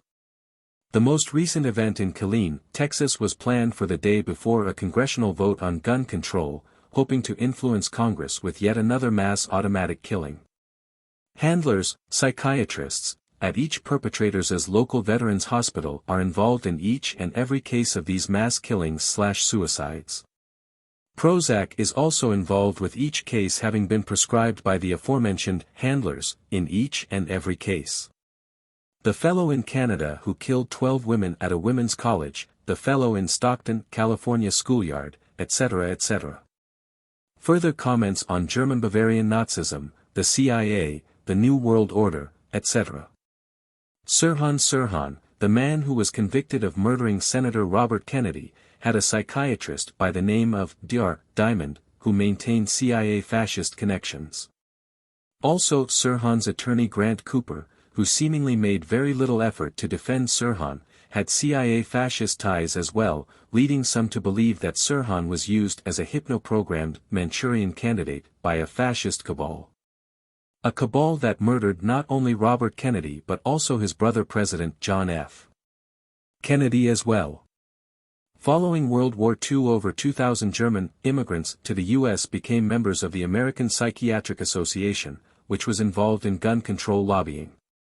In light the collaboration between the Bavarian Thule Society and the Bavarian Illuminati, and the influx of Thule-backed fifth-column Nazi SS agents into U.S. intelligence, with the help of Illuminati-backed oil barons like the German immigrant Aryan supremacist Rockefellers and their corporate oil chemical empires, Exxon, Arco, Zapata, etc. And in light of the deadly intent of both Bavarian societies to establish a New World Order, as Adolf Hitler laid out in his second book, The New World Order.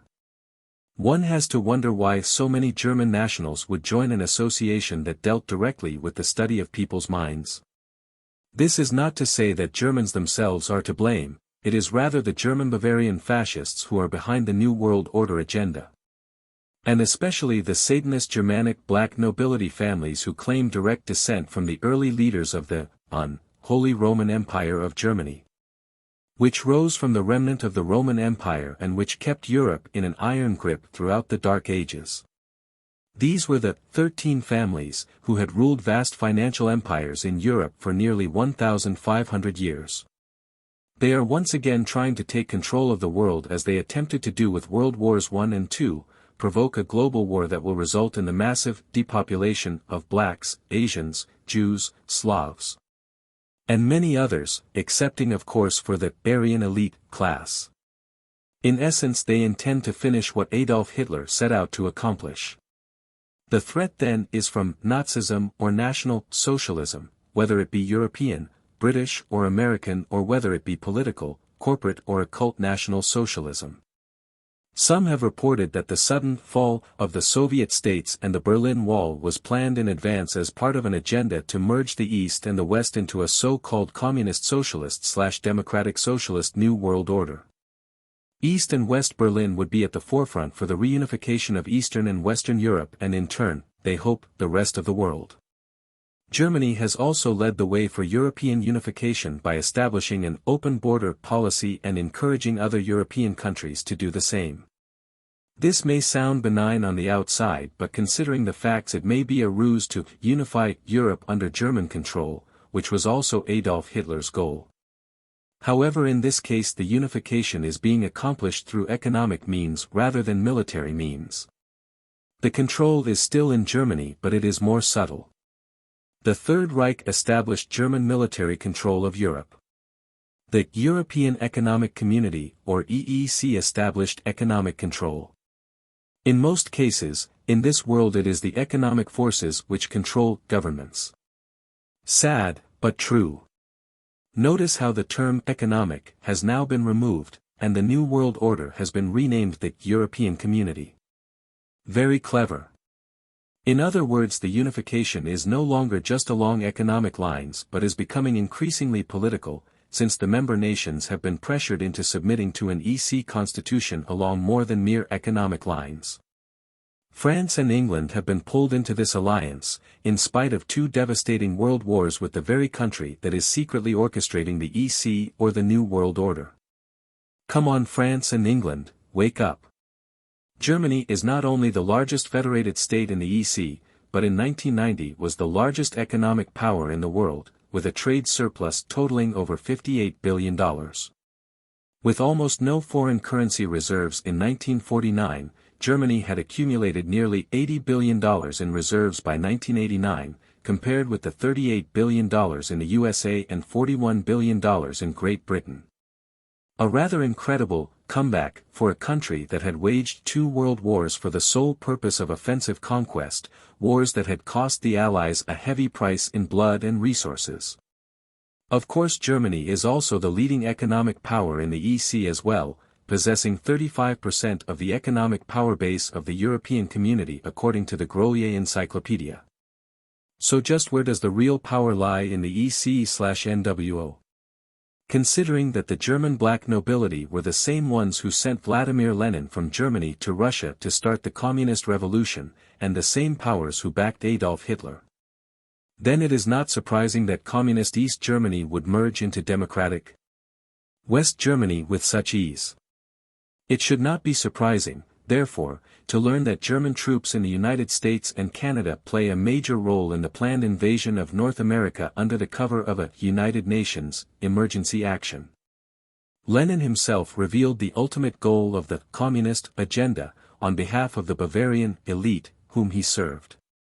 Communism, like democracy, was supposed to give control of the government to the people. But of course Lenin altered the plan a little bit, just as the largely unelected appointed executive branch of the American government altered the rules of democracy and stated that he did not believe that the common people could handle the responsibility of directing the communist revolution. So a select group of individuals, trained in the communist philosophy, would carry out this responsibility instead. And wouldn't you know it, many of these people who ended up as the leaders of the communist revolution were handpicked by the German immigrant, capitalist Rockefeller family themselves. Oh, what a tangled web we weave. The Bavarian cultists who were really running the show would of course be the we that Lenin refers to in the following quote. First we will take Russia, next we will capture the nations of Eastern Europe, then we will take the masses of Asia. Finally, we will surround the United States and that last bastion of freedom will fall into our hands like overripe fruit.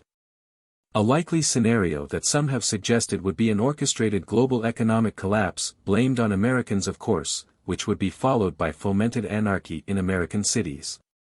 Followed by sudden nuclear strikes on strategic military bases on the east and west coasts, followed by a Chinese invasion of the west coast, a Russian invasion via Alaska, and a United Nations/German invasion via the east and northeast coasts of the USA.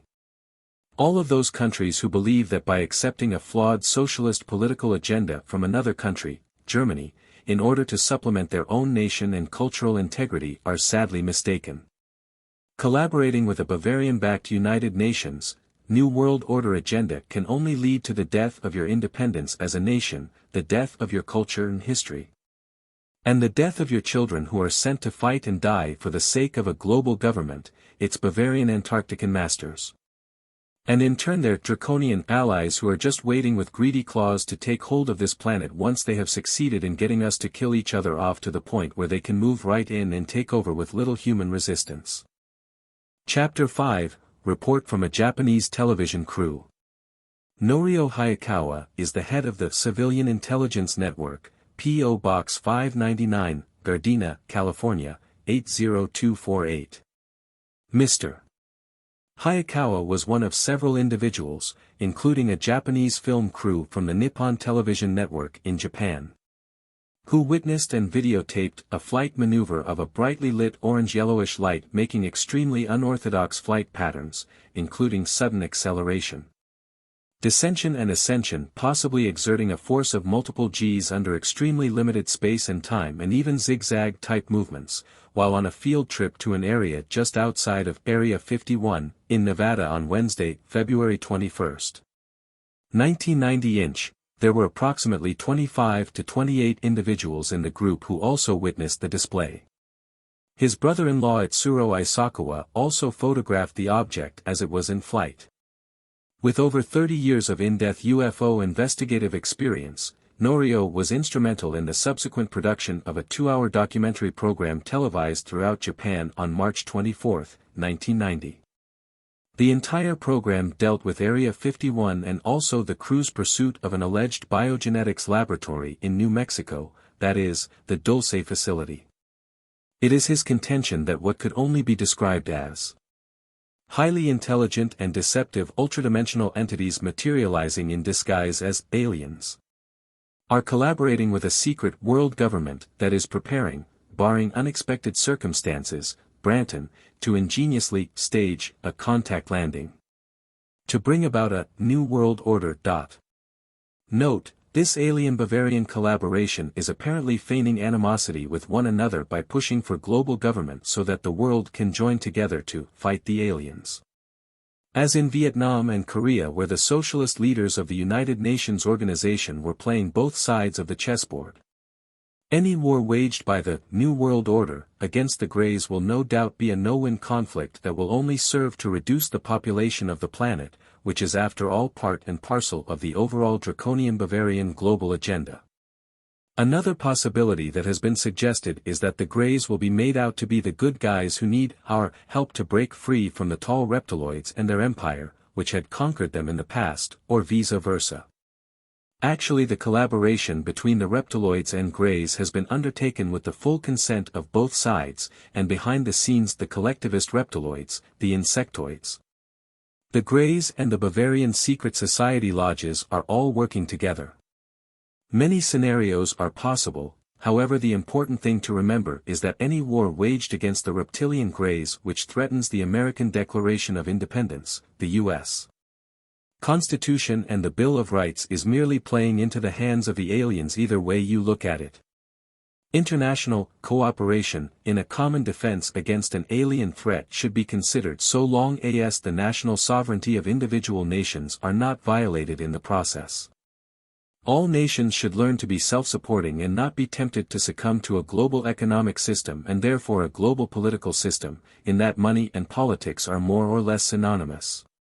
At least in this world where those who control the money control the governments. Also, independent economies will prevent all nations from falling like dominoes if an economic collapse does occur. The target of any future attacks against an outside threat to a nation's security should not be excluded only to the aliens nor exclusively against human conspirators or tyrants. But the target of any future conflict with one or the other, in regards to planetary or national defense, should be directed specifically at those areas where collaboration and interaction between the alien infiltrators and the human collaborators are taking place. For instance, areas such as the underground joint interaction bases of New Schwabenland, Antarctica, Pine Gap, Australia, Alsace-Lorraine MTS area of France-Germany. And of course, and probably by far the worst of all, the underground megacomplex below Dulce, New Mexico, where the worst life forms this universe has to offer seemingly congregate, conceive and carry out their atrocities against their victims or those who have been taken or abducted to the base permanently, as well as against their implanted programmed victims beyond the confines of the base who are nevertheless forced to exist in psychological concentration camps imposed on them against their will by the collaboration. Branton. Furthermore, Norio Hayakawa contends that the Grand Deception will immediately follow a rapid series of shocking, incredible events in succession, beginning with a Russia-backed Arab Confederacy's attempt to invade Israel, simultaneous worldwide earthquakes, worldwide stock market crash and a sudden, mysterious evacuation of a segment of the planet's population, all of which will culminate in a quick official formation of a new world order, based in Europe, that will last for 7 years upon its inception.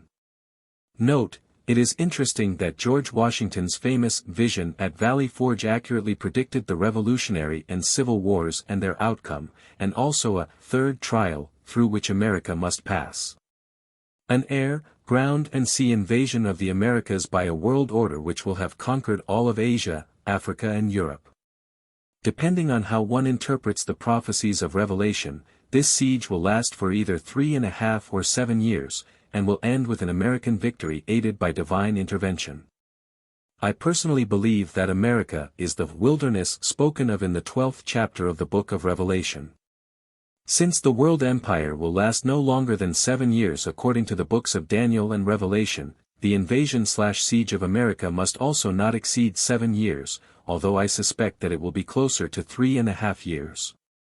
Also, Washington's vision combined with other prophetic sources seem to imply that those who are living west of the Mississippi River at this time will be far better off than those in the occupied zone east of the Mississippi. If General Washington's vision was accurate, then the ultimate outcome of the battle is not the question. The real question is how many Americans, North Central South Americans, will survive through to the final victory. Branton.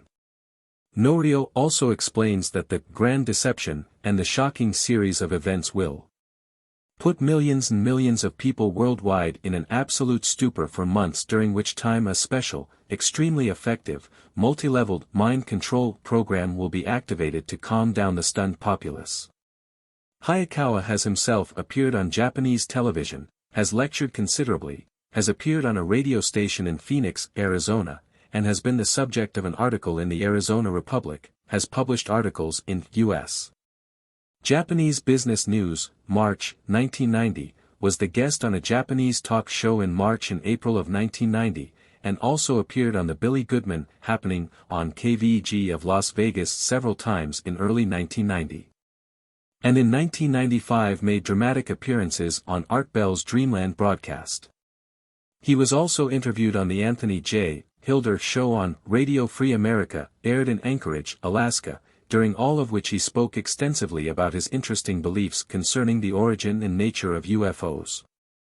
In a letter dated January 28, 1991, Norio added the following comments concerning the Dulce facility and its possible connection with the mystery of iniquity of Bible prophecy. I've been to Dulce with the Nippon Television Network crew and interviewed many people over there, and came back with the firm conviction that something was happening around 10 to 15 years ago over there. Including nightly sightings of strange lights and appearances of military jeeps and trucks. And I am convinced that the Four Corners area is a highly occult area.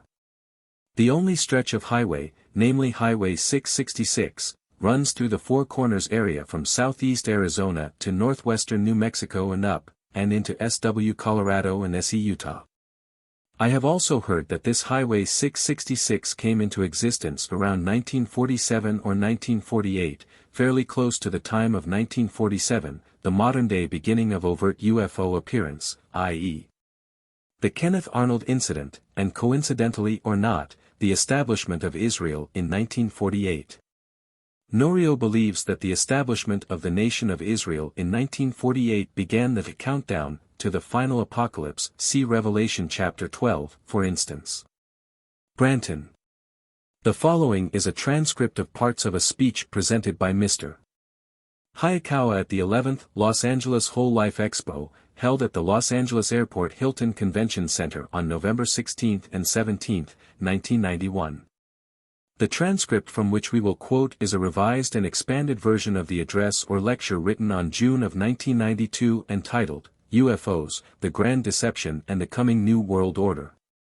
Area 51 is located in the northeastern corner of a vast, desolate stretch of land known as the Nevada Test Site, a large portion of which includes the Nellis Air Force Test Range, but has practically nothing to do with underground nuclear testing. It is located approximately 125 miles north-northwest of Las Vegas and consists of Groom Lake and the Papoose Lake complexes. The presently expanding eastern portion of the latter complexes is known as the S4 site. This entire area is under the strictest control of Airspace R 4808N, with unlimited ceiling, prohibiting any entry therein of air traffic, civilian or military, unless special clearance for such entry is secured well in advance. By land, the area is meticulously patrolled 24 hours a day by several tiers of external security, even though it is conveniently covered by the jumbled hills, which cover north of the Papoose Lake area, making it virtually impossible for anyone to see the facilities without first climbing atop the hills of the rugged mountain range which became off-limits to the public since 1985. The main external perimeter security is now being handled by Wackenhut Special Securities Division, part of the operations of Wackenhut Corporation, a worldwide semi-private security firm based in Coral Gables, Florida, which has an exclusive contract with the U.S. Department of Energy and handles not only the perimeter security at the Nevada test site but also at many other secret facilities and sensitive installations throughout the U.S. and U.S. interests worldwide, including ground-level perimeters for several large underground facilities in and around Edwards Air Force Base in Southern California. It is also important to mention that dozens of unmanned, miniature-sized remote-controlled automatic security vehicles constantly patrol the immediate perimeters of the S4 site. Located around, and presently expanding particularly towards the eastern portion of Papoose Lake. These automatic, miniature-sized four-wheel vehicles have been produced by Sandia Laboratories of Albuquerque, New Mexico exclusively for the Department of Energy. The outer northeastern perimeters of this area located in the Ticabo Valley come under the geographical jurisdiction of Lincoln County and are relegated to the Bureau of Land Management, BLM. Yet it is considered highly inadvisable for anyone to even enter the main country dirt road, known as the Groom Road, which begins its southwestern extension towards Groom Lake from a point midway between mile marker 34 and 33 on Highway 375. And leads to the guard shack located 2.5 miles northeast of the Groom Lake complexes. The first line of exterior security forces, dressed in military-type camouflage uniforms but with no insignia of any kind whatsoever, consists of the GP patrols, the Groom proper patrols. In Bronco-type four-wheel drive vehicles, who sometimes drive around at night with their lights off on various country dirt roads adjacent to the outer demilitarized zone, intimidating any civilian vehicle that tries to enter those access roads, off of Highway 375, located on public land. The GP patrols themselves, part of Wackenhut Special Securities Division, however, are strictly ordered to avoid any direct contact with civilians. They are only instructed to radio the Lincoln County Sheriff immediately should anyone be spotted driving on any of those dirt roads. The most common radio frequency used between Security Control and Lincoln County Sheriff's patrols is 138.306 MHz. The only area allowed by the sheriff for such curiosity seekers to congregate is an open area near a black mailbox located at the south side of Highway 375 between mile marker 29 and 30. Even then, the sheriff patrol will routinely stop by during the evening to check on the cars parked at the mailbox area. Moreover, it is our understanding, based on information provided by a highly reliable source connected to a special U.S. Navy SEAL Operations Center, that the mailbox area is constantly being monitored by high-powered, state-of-the-art, infrared telescopes set up at a facility known as Security Control High atop Bald Mountain, 10 miles west of the area. The highest peak in the Groom Mountain Range. It was precisely at 4:45 a.m. on the morning of Thursday, April 16, 1992, that an NBC News crew, dispatched to the area to report on the landing of an alleged super spy plane known as Aurora on Groom Lake, accidentally succeeded in videotaping the first flight, which we have been calling the Old Faithful, of a mysterious object while standing at the mailbox area and looking due south toward Jumbled Hills. The footage, taken with a Nightscope Vision camera, was broadcast nationally on NBC Nightly News with Tom Brokaw on April 20, 1992. The NBC News reported that it had videotaped a test flight of a new U.S. aerial craft that had definitely defied the laws of physics. And that the news team may thus have taken the first glimpse of the other deep black projects, aside from the Aurora project, being conducted within the confines of the top-secret facility. Also in regards to the ongoing program, it is to be noted that usually a day or two prior to significant test flights, i.e., only if the test flight is a significant one, by whatever measure known only to the installation, a vehicle traffic counter is laid on Highway 93, at approximately 1.5 miles north of Ash Springs, right before the juncture of Highway 375. The other counter is set up about a half-mile or so west upon entering Highway 375. The obvious question is, in such desolate, less-traveled areas of Nevada, why should there be such traffic counters installed on undivided, lonely highways? It is now my belief that the number of cars being registered that head out west on Highway 375 at such times, particularly in clusters, such as caravans, is relayed to several of the security posts at Area 51. Including the main observation post high atop the previously mentioned Bald Mountain. However, it is very possible that they may now have more sophisticated devices for registering the number of vehicles going through the area. The February 21, 1990 expedition was instrumental in the subsequent production of a 2-hour documentary program entitled Saturday Super Special, televised throughout Japan on March 24, 1990, which was seen by more than 28 million viewers on prime time. The entire program dealt with Area 51 and also the crew's pursuit of an alleged biogenetics laboratory thought to be located just outside of Dulce, a tiny town in northwestern New Mexico, about 95 miles northwest of Los Alamos. The U.S. Naval Research Laboratory seems to have a parapsychology research unit that coordinates its research activities with DARPA, the Defense Advanced Research Projects Agency. It is my understanding that some of their activities conducted under the auspices of the Office of Naval Intelligence are being held at locations such as Area 51. ELF, extremely low frequency, wave-emitting devices, scalar machines. Electromagnetic beam weapons and highly defined hologramic projections are just a few examples of the many new types of mind control weaponry that the government seems to have developed in the past 3 decades or so.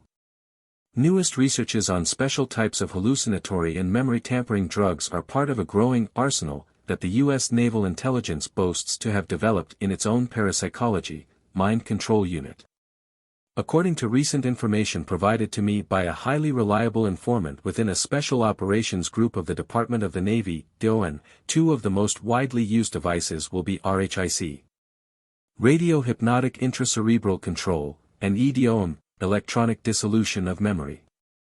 The first of the 2, radio-hypnotic intracerebral control, calls for the implantation of a very small, electronic, microradio receiver.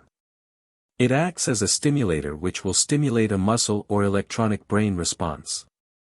This, in turn, can set off a hypno-programmed cue in the victim or subject, which would elicit a preconditioned behavior.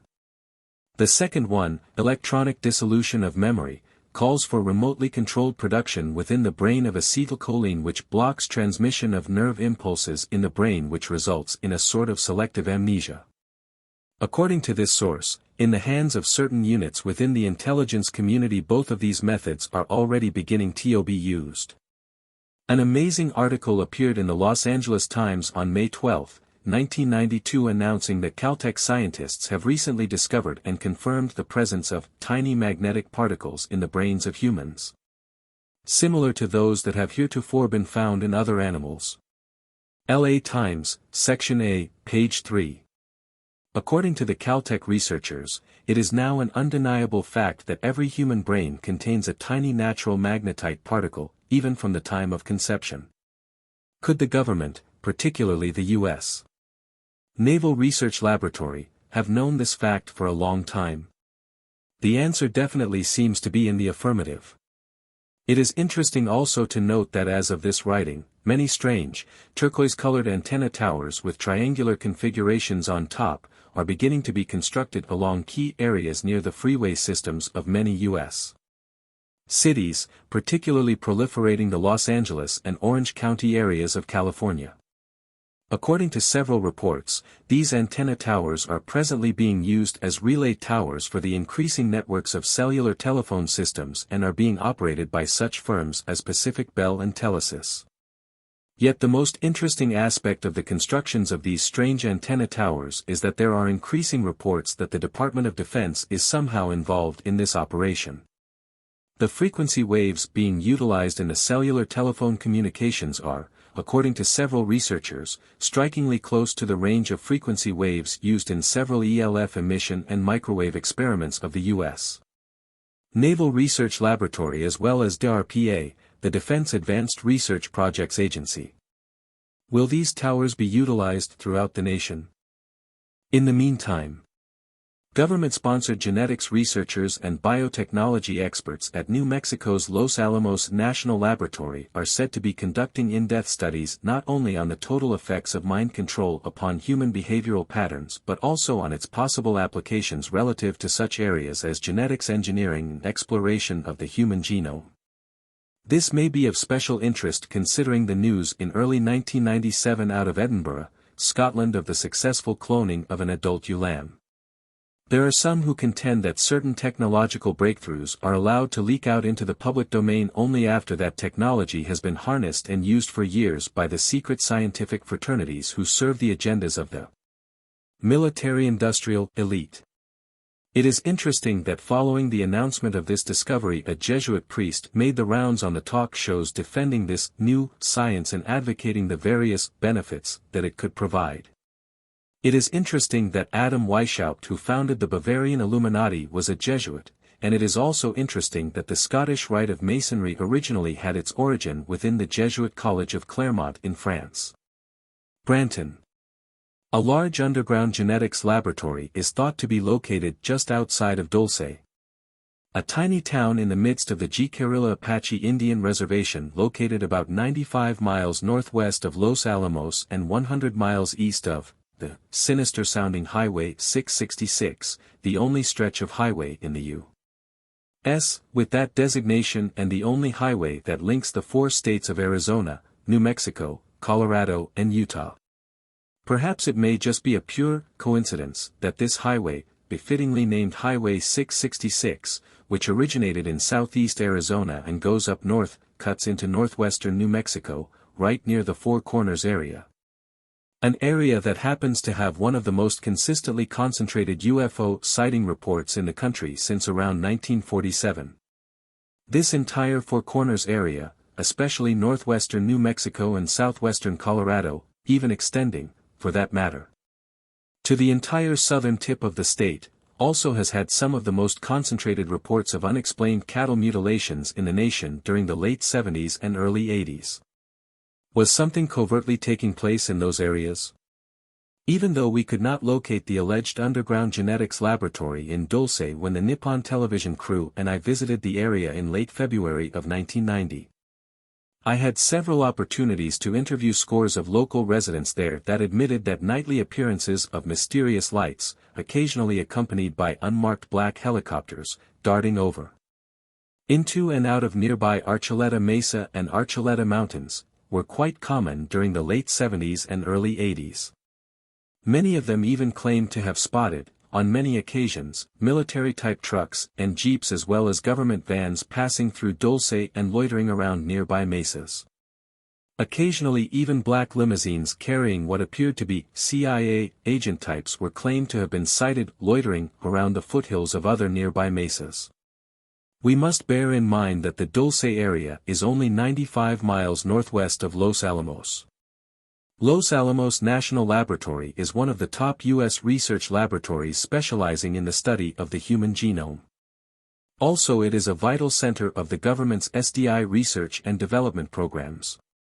Just about 100 miles southeast of Los Alamos is Albuquerque, New Mexico's largest city, and more significantly, a city where Kirtland Air Force Base is located right next to the sensitive Manzano storage facility. A top-secret underground military facility, where nuclear warheads are stored. Sandia Corporation, one of the nation's top-secret government contractors specializing in top military-industrial projects, is also located in Albuquerque. As far as advanced biotechnology is concerned, I have no doubt that a microchip implantation technology is being perfected in which tiny microchips could be implanted in our circulatory systems, vital organs and tissues if need be for whatever purpose the future may require. It is my conclusion that a large-scale research has been completed by the government, with possible assistance from outside sources, within the last 20 years or so, utilizing tens of thousands of cattle in the Southwest to conduct this covert experiment. Only recently has science proven that cow hemoglobin could be substituted, by utilizing a special purification system, with human blood in situations of unforeseen national emergencies. Chapter 6, Cosmic Top Secrets and the Dulce Base. The September 10, 1990 issue of UFO Universe related the following under the title heading, William F. Hamilton 3 Ufology's Mystery Man to reveal Cosmic Top Secrets. Until just recently, William F. Hamilton 3 managed to keep up a relatively low profile so that he can continue his work in private and without needless interruption from well-meaning, and nevertheless prying eyes. Admittedly, his name is not known in every household, but the fact of the matter is that Bill is highly respected among his peers. Indeed, what he has to say is as important and vital as the words of flying ace John Lear and former Navy intelligence officer William Cooper, who have gone on record regarding the alien conspiracy. In fact, much of what Hamilton maintains is consistent with the theory that there is a massive government cover-up on UFOs and alien visitations that reaches right up to the president's private office door, and that the U.S. military has made a secret pact with a group of aliens known as the Greys. They are on Earth, mutilating cattle, and abducting humans for experimental purposes. Supposedly the Greys have taken over several top-secret underground military facilities, and certain branches of the government, who are working hand-in-hand with these entities to bring about total domination of the world. While a second group of extraterrestrials is here trying to protect us. Of a highly controversial nature, many of Hamilton's statements may seem overly radical to even his closest associates. Not to mention other investigators who refuse to even seriously consider the documentation he is able to present to bolster his case. About 10 years ago, a few scientists and engineers, who worked for NASA and shared an interest in UFO abductions, came together to form a group they called Project Visit Vehicle Internal Systems Investigative Team. They studied about 130 cases of UFO abductions with the goal of constructing a model of UFOs, their operation, and the entities who crew UFOs. They found UFOs have bright interior lighting. Abductees undergo a medical-type examination with apparently highly sophisticated equipment. Burns are suffered by many abductees. Time loss, from 20 minutes to 3 hours, is common. Project Visit member, Dr. Richard Nienso, described the crew members as 4 feet tall, hairless, gray in color, with no nose, a small mouth and large slanted eyes. The gray humanoid is emotionless and communicates by telepathy. The Greys have earned a reputation quite different than the Nordic blondes and other reported species. Most of the abductions are done by Greys and more than one variation of Grey. The Greys do most of the biological intervening on abductees. Tans, whites, and blues, i.e., Greys of other skin colors, gray tan, gray white, gray blue, etc., Branton, have also been reported by abductees. I have personally had some sort of encounter with what I call the whites. They are small with extremely white skin and black, wraparound eyes. Earth-made saucers. In April 1984, Lieutenant General George Bone, Vice Commander of the U.S. Air Force Systems Command, was killed while test flying a secret aircraft over the Groom Lake area, a top-secret facility located about 100 miles north of Las Vegas, Nevada. This facility is designated Area 51.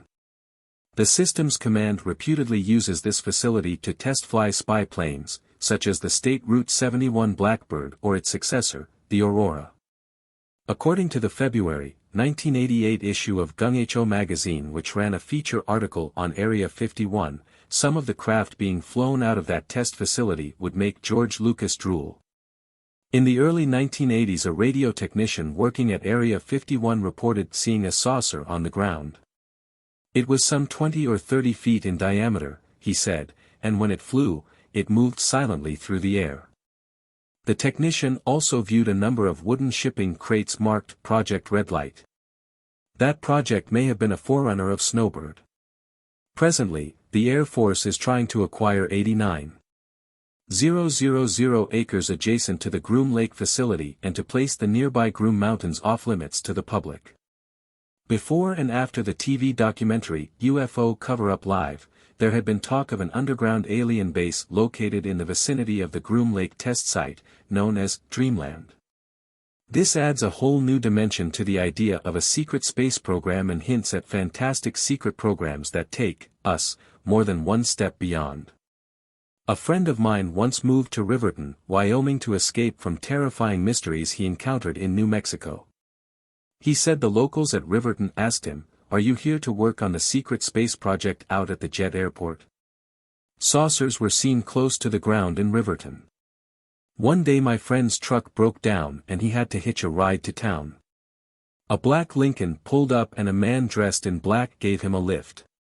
The dashboard looked like a computer console. The MIB knew exactly where he wanted to be left off in front of the post office, but my friend had never told him. Alien implants. In 1980, when I lived in Glendale, Arizona, I received a call from my friend Walter Baumgartner, who published a magazine of limited circulation called Energy Unlimited. Walter was a natural technologist. He said that he had started working for a physicist by the name of Paul Bennewitz at Thunder Scientific Labs in Albuquerque, New Mexico. He then proceeded to tell me the fantastic story that Mr. Bennewitz had succeeded in communicating with aliens at an underground base situated near Mt. Archuleta in the town of Dulce that was close to the Colorado border and situated on the Jicarilla Apache Indian Reservation. Note, Bennewitz actually stated that he interrogated the alien collective via a computer radio-video link with an alien computer terminal. By tapping into the alien's ship-to-base communications frequency and using a type of hexadecimal mathematical code to break the alien encryption. He first discovered the signals using specialized equipment he had developed, and later concluded that these signals were also being used to influence abductees who had been given electronic mind control implants. Branton. He told me that these little gray aliens were abducting and implanting people with a device inserted at the base of the skull for the purpose of monitoring and controlling humans. He said that the government knew about this and was involved with alien activities. He also stated that the aliens feared our nuclear weapons and nuclear radiation.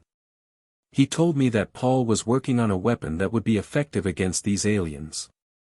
Interjection by Branton regarding mind control implants. I know of a person who went to have some implants removed by doctors. The implants were removed, via the nasal cavity, from the nerve centers of the brain, some of her nerves being damaged in the process.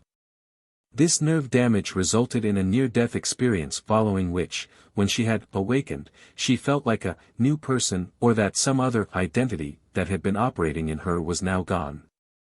Some mystics may refer to alien intelligences that possess human minds as walk-ins. What many refer to as walk-ins are often artificial intelligence matrix implants which are attached to the nerve centers of the human brain.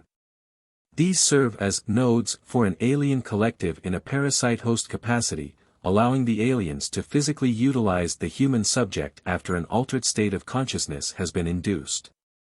And the human subject's individual consciousness is incapacitated. This transfer to the alternate consciousness often occurs at night. Also, both malevolent and relatively benevolent otherworldly cultures often induce within human subjects one or more alternate personalities which are taught or programmed to work and operate in the other realm. If the individual is left brain dominant and right-handed in their conscious life, in the alternate life they may be right brain dominant and left-handed, as is the case with my own elusive alternate identity. Other than saying that humans have one brain with two hemispheres, it would be just as legitimate to say that we have two brains in one cranium. In many cases where more benevolent humanoids are concerned, the individual may have flashes of memories of a double or alternate existence where they interact with extern, subterran, or even other-dimensional humanoid societies. Often in an intimate capacity, and in some cases even serve as starship crew members or pilots. In the case of the benevolent non-interventionists, such an alternate personality may be a means of interacting with Terrans without violating the laws of non-intervention and interfering with an Earth person's conscious life. Although I myself would suggest that even this would be stretching non-interventionism to the limit. However, in the case of the malevolence, such alternate identities are programmed through intense mind control techniques with the intent of producing unconscious mind slaves for the alien collective. The secrecy and fear of the exposure of their interventionist agendas is in this case the motive for maintaining secrecy. What is especially confusing, however, is when one, as in my own personal case, has been infused with alternate personalities or identities by both benevolent and malevolent otherworldly cultures. In my personal case, this involved being patched into an alien collective mind, Ashtar, via implants and used, by the dark side of that collective or the interventionist elements within the Ashtar collective such as the Orionite infiltrators. That some contactees have spoken of who desire to use their positions to establish absolute control, only to later have this or another alternate personality matrix reprogrammed by a more benevolent faction of the Alliance. This more benevolent faction would either be involved with a separate federation, or it would be a faction that is part of the collective itself yet which is involved in an ongoing conflict with its darker side. A faction which is opposed to the interventionist control agendas if the infiltrators. One cannot comprehend the significance of the psychic battles that can rage through a single human mind until one has been caught in the crossfire between two opposing alternate personalities, one of which is an individualist and one of which is a collectivist, that are slugging it out for dominance of one's unconscious existence. The best one can do in such an event would be to try and retrieve as many suppressed memories as they are able, sort the whole mess out, and assimilate and take conscious control of those thought patterns that will be most beneficial to them and eliminate the harmful thought patterns. I will not deceive you, such a process can be very painful at times. After all, it is the root, individual consciousness, of a human being which has the final say as to just who that person is going to be, based on the universal law of free agency. For those of you who are reading this and who feel that they may have been programmed with an alternate alien personality which is activated during alien encounters, I will say for an absolute fact that according to universal law this collectivist alternate personality must submit to the demands of your conscious will. Anything else would be a direct violation of the non-intervention laws. Even without the assistance of alien psychotechnology, certain psychiatrists are fully aware of how easy it is to hypnotically induce an alternate personality within a human being.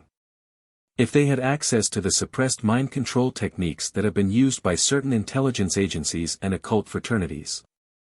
Branton, underground bases. On April 1st and 2nd, I spent 24 hours visiting with John Lear at his home in Las Vegas. He took out a stack of papers and had me peruse them at my leisure. His study room had walls covered with aircraft photos and certificates. There was no doubt in my mind that John loved flying. John is a soft-spoken individual and frequently, while visiting him, I have watched him putter in the garden. We discussed Area 51. John had some long-distance photos of the Groom Lake facility. The one thing that stood out in one photo was the radio telescope pointing straight up in the midst of a group of buildings. The scope was probably tracking any overhead spy satellites.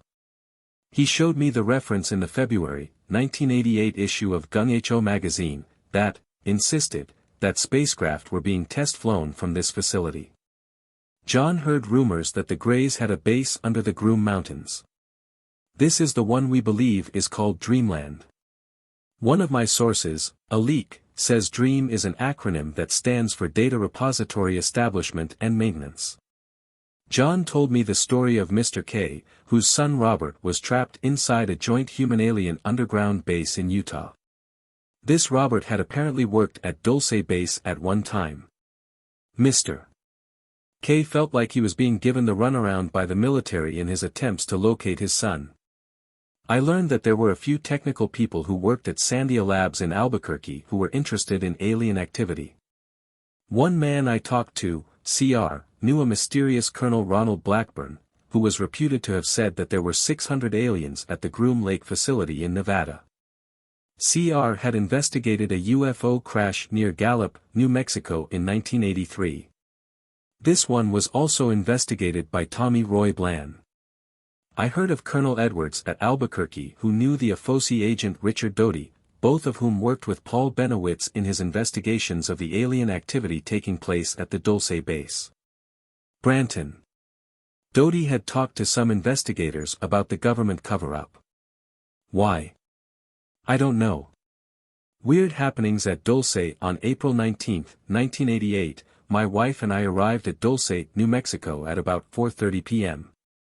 Dulce was a beautiful little mountain town sitting at an elevation exceeding 7,500 feet. There was still snow on the ground by the Best Western Motel. I checked into the motel and called Gabe Valdez. He came over to see me about 9:30 p.m. We talked about UFOs and the cattle mutilations. He said that he had not seen any mutes since 1981–82. I had him read a letter written by Richard Doty in which Doty denies all involvement with UFO secrecy. He said Doty wasn't telling the truth. This proved true, because Doty started talking again. He told me that Doty wrote a report that stated that Paul Bennewitz was being investigated. Later Gabe offered us a ride around Dulce. He took us in his patrol car and showed us some of the routes. He said he saw glowing orange-lighted airships flying silently around the area frequently. He never saw these airships in daylight. We took a look at the Gomez Ranch, site of some of the mutes that took place in 1978.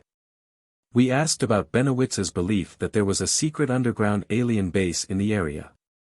He said he believed about 80% of what Bennewitz said concerning alien activities in the area. He definitely seemed to think there was a base in the area, but his idea of where it is located was different than Paul's. He thought that the base might be south of Dulce, closer to the Gomez Ranch. He said he had not found any entries to the base. He had found landing tracks and crawler marks near the site of the mutes. He invited me to come back sometime and climb to Archuleta. Someday I would come back to Dulce, but I had no idea when. A lot started happening in October 1988.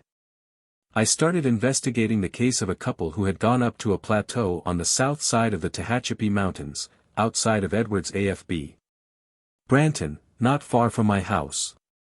At 2 in the morning they witnessed a large flashing orb come up from the ground and rise slowly into the sky.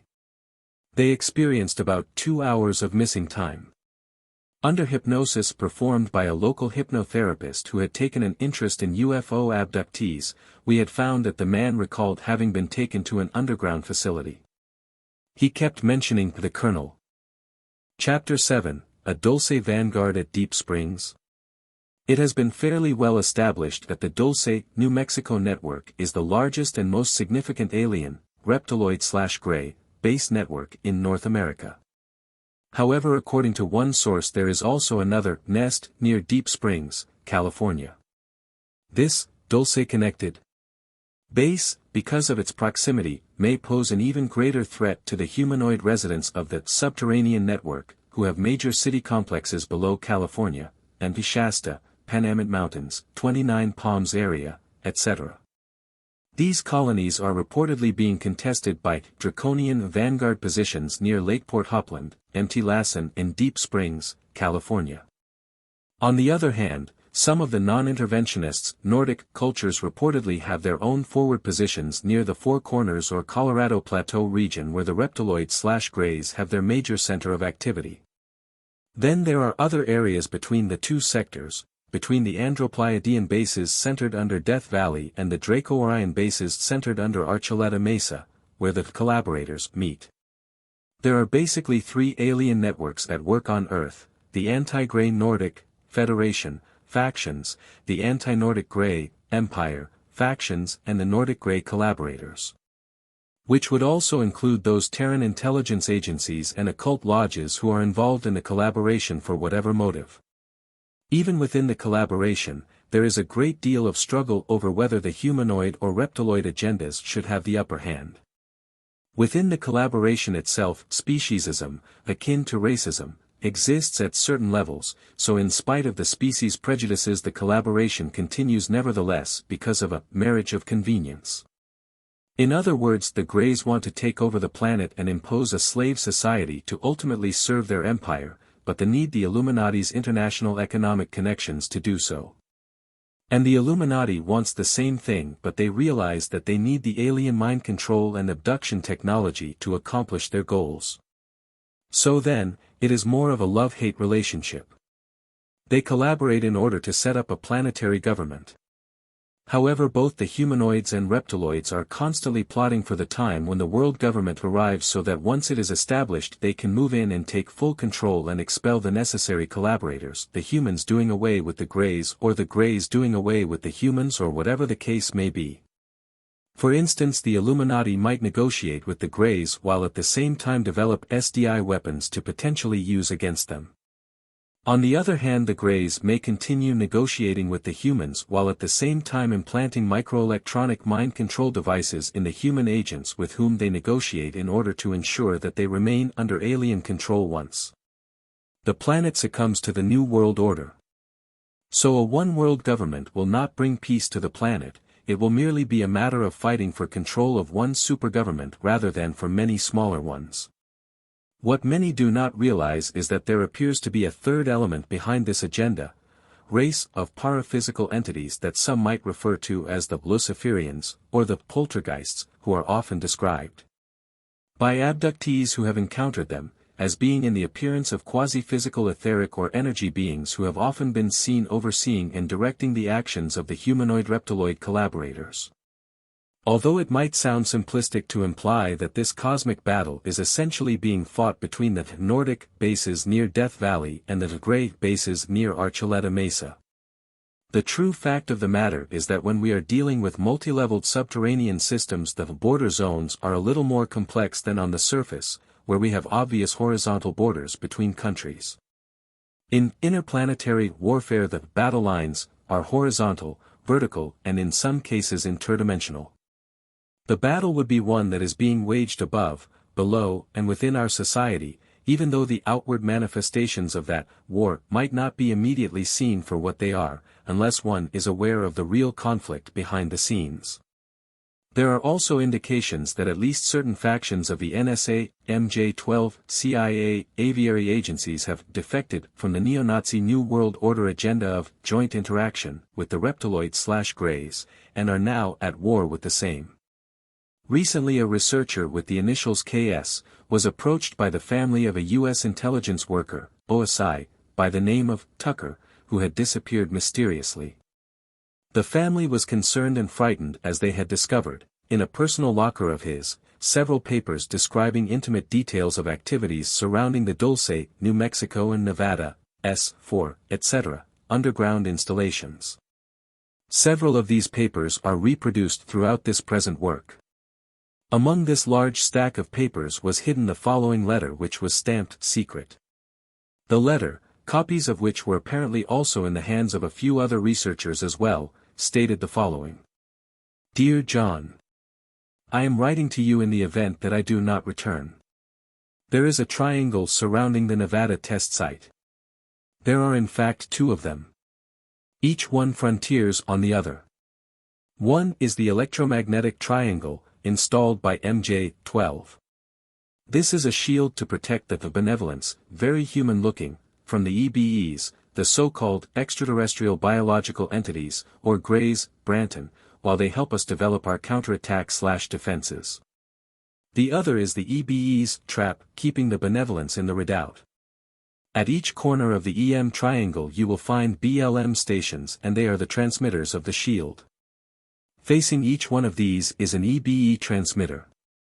There are many of these standoffs throughout the world. It is important that you do not interfere by attempting to destroy one of their surrounds.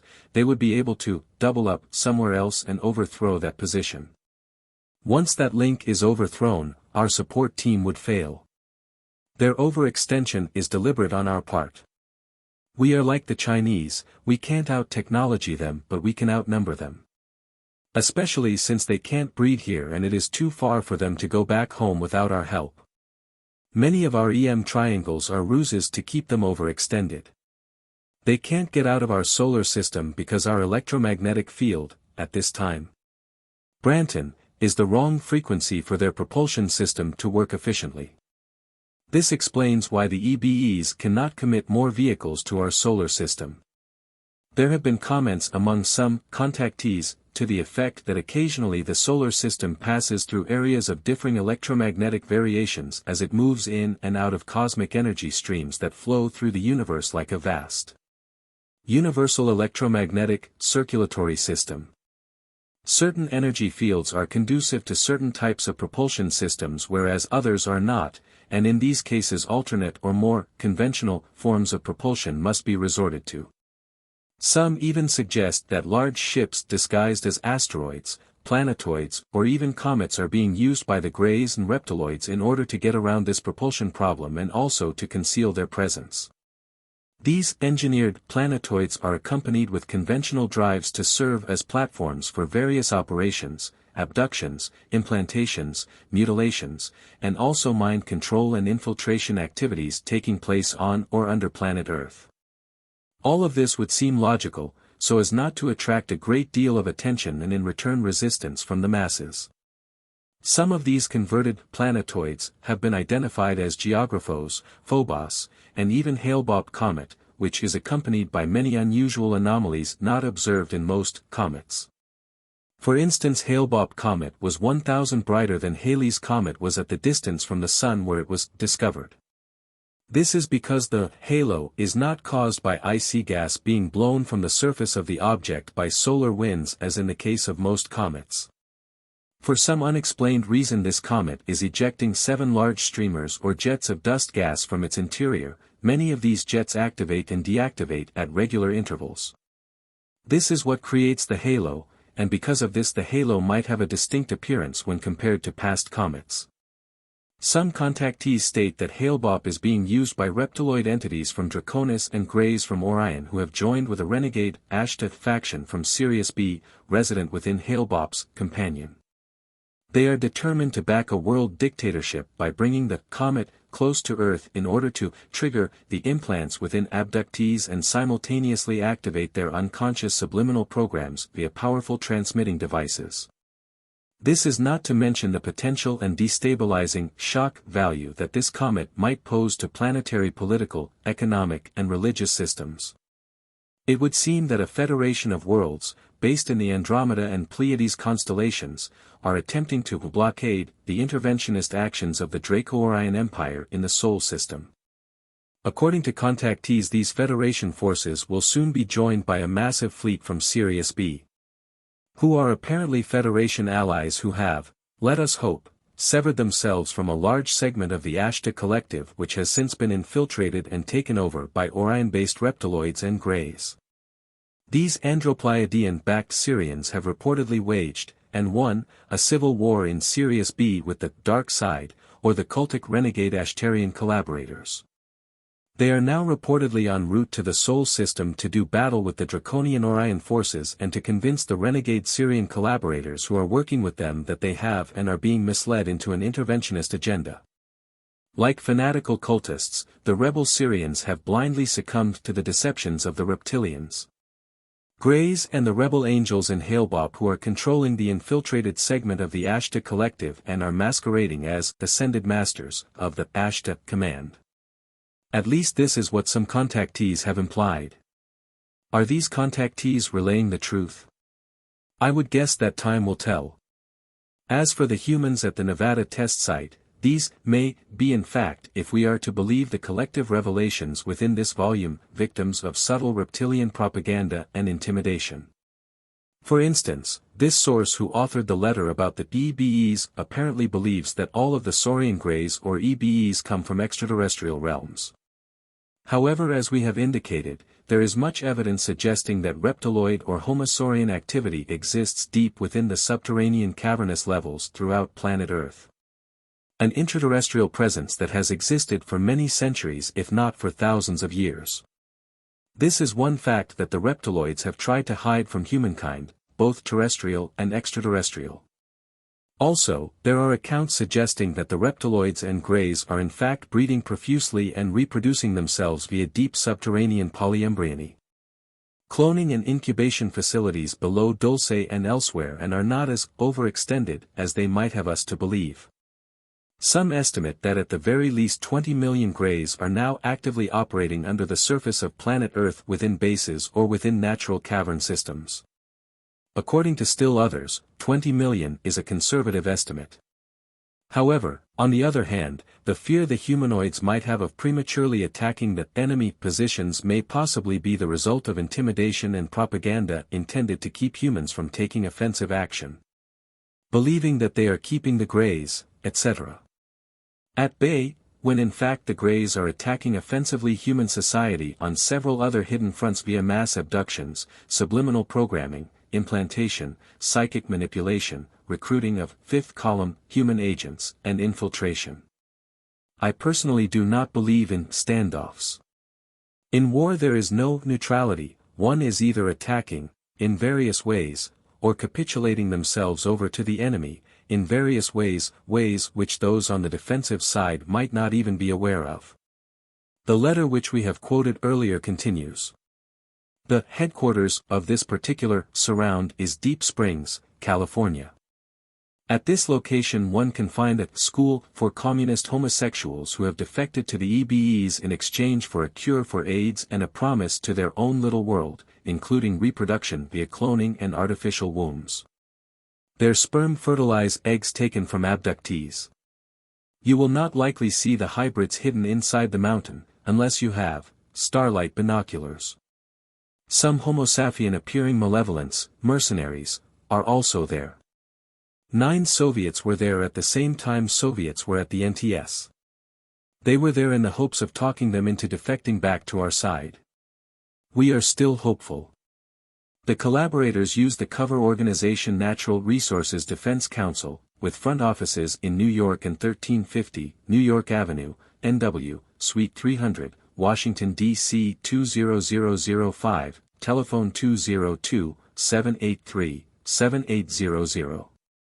It is headed by Tom Cochran, staffed by Kevin Priestley UNR, John Brune UNR, Holly Easler UN San Diego, Gary Riesling Universal CA, Pasadena, Holly Nelson New York, Mary Manning LV Sun, Ed Vogel LVR, and many others I can reveal later.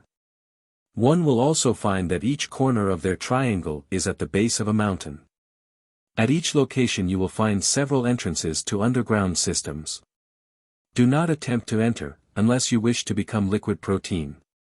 You may however harass the EBE's 2 other corners by placing a large magnet on the vaults. Placing a magnet on the other 2 entrances at each location will not affect anything. This temporarily interrupts their communications with Deep Springs until a collaborator team comes out to see what is going on. If you place a large magnet on this entrance, it has a large computer near the surface, you can hear it, it will affect an immediate interruption. So, you can take it off in a short time, 1 hour, and take it with you. They will still have to come and reset the system. If you plant magnets, camouflaged like rocks, around these entrances, the EBEs won't come out and the sellouts won't be able to find them. The EBEs are also allergic to high concentrations of sugar, and apparently other substances with a left-hand atomic spin, it has been claimed. Branton. You will find that at 2 locations I have poured sugar around their exits. Always wear magnets near these locations, they interrupt the EBE's sense of direction, due to an internal compass much like those found in migrating birds, similar to our loss of balance when our eardrum is affected. Please wait until I have returned. If you have an airplane, I would like to take aerial photos, we can photograph them together. Our Alliance crest, symbolic of the EM shield, and our sign/mark/graffiti is enclosed. Do not reveal them or else everybody will use them and you won't know the real from the pseudos. You do not know me, I do not know you. This is not for public dissemination. Zealots may disrupt the balance before VBE Day.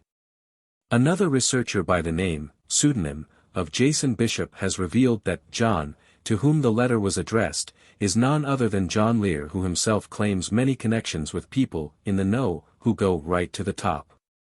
According to the letter, both the Nevada test site and Deep Springs are areas of conflict between a U.S. government-Nordic alliance and a socialist, reptiloid, gray, alliance. In this context, socialist could indicate either National Socialist or Global Socialist. Both hold the same basic philosophies of tyranny yet different methods for bringing them to pass.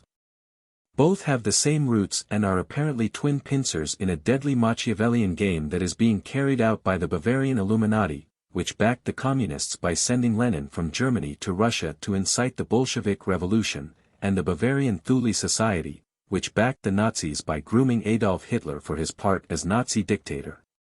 Yet most importantly it is being orchestrated by the international, black nobility, banking cults that have kept Europe under their financial grip since around 500 AD.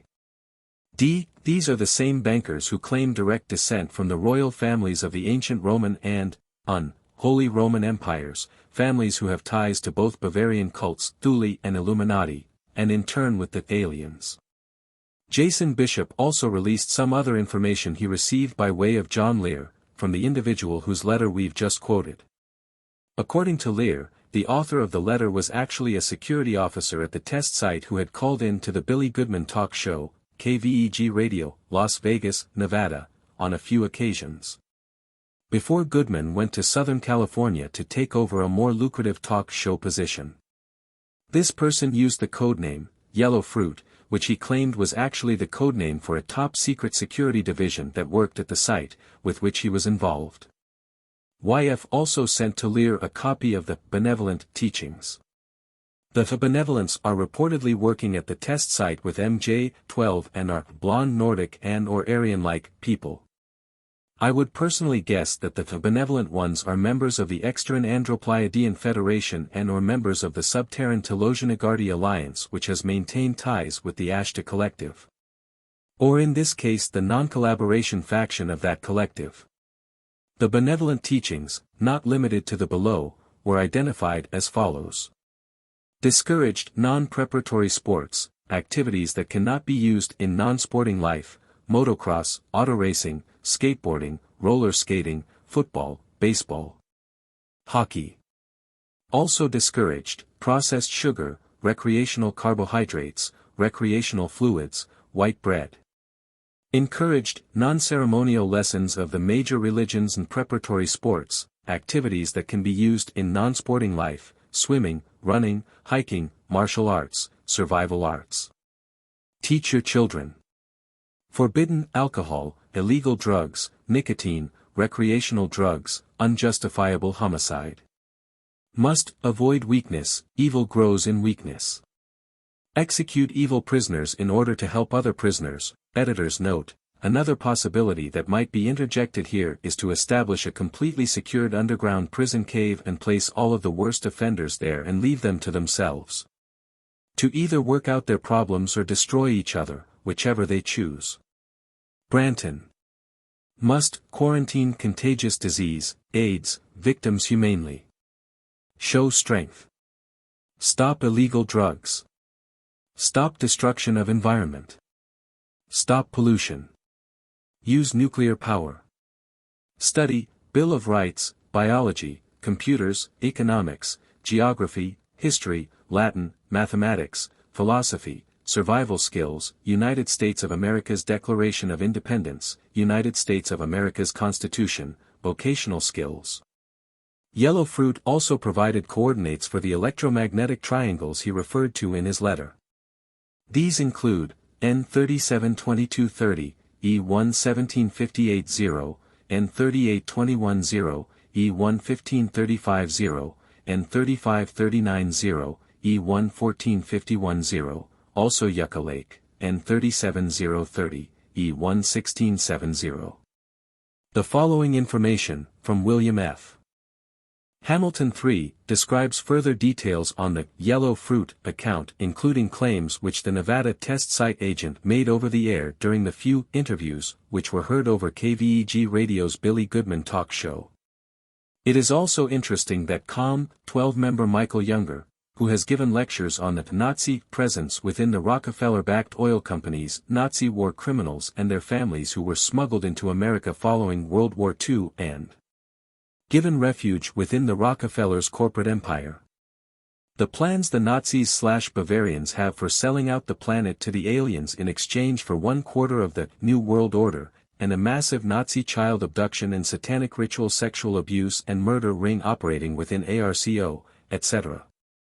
Is or at least was at one time also a worker at the Nevada test site.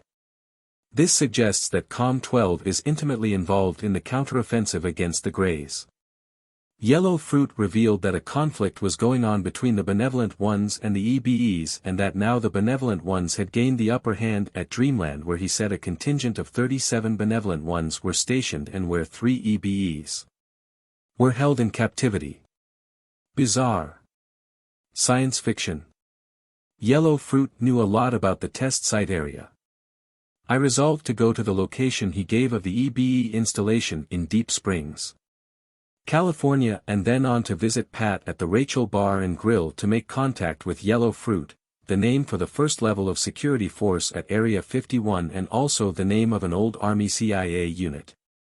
The second level of security he called Sea Spray and intimated that you would have an encounter of the unpleasant kind if you ever met with them. Callers to the Billy Goodman radio happening had already organized trips to mile marker 29.5 on Highway 375, where a dirt road left the highway to intersect the road to Dreamland. There was a heavy black mailbox on this road which identified it. I got to Rachel early one October morning and left my card with Pat at Rachel's Bar and Grill to pass on to Yellow Fruit. She knew him by sight.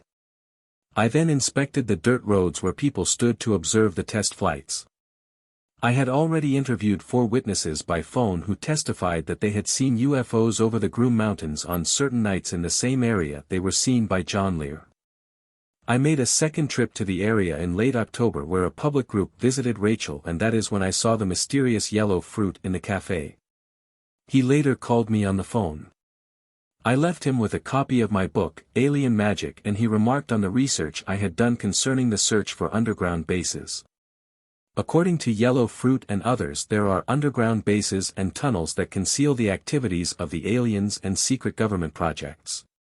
One more note on the Nevada test site, Area 51, Groom Lake, Dreamland underground facilities. Aside from reports that Dugway, Utah serves as an underground link between Dreamland and Dulce, there is the added claim that another underground link exists farther south, at Page, Arizona.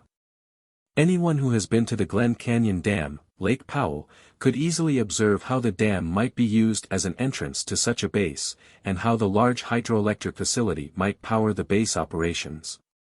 The Glen Canyon Dam connection was not specifically mentioned by former Dulce Base Security Officer Thomas E. Costello, who named Page, Arizona as a connecting base. However, if there is a base under Page, then it would be logical to utilize this hydroelectric facility in one form or another. Chapter 8, An Alien Fifth Column on Earth.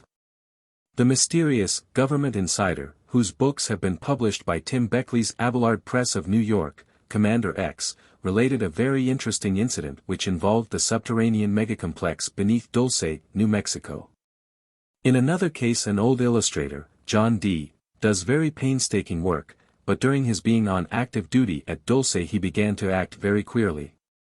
He would write letters to the president informing him of a plot underway to undermine the government, and to sabotage the base. He began to draw pictures of American flags, beautifully executed.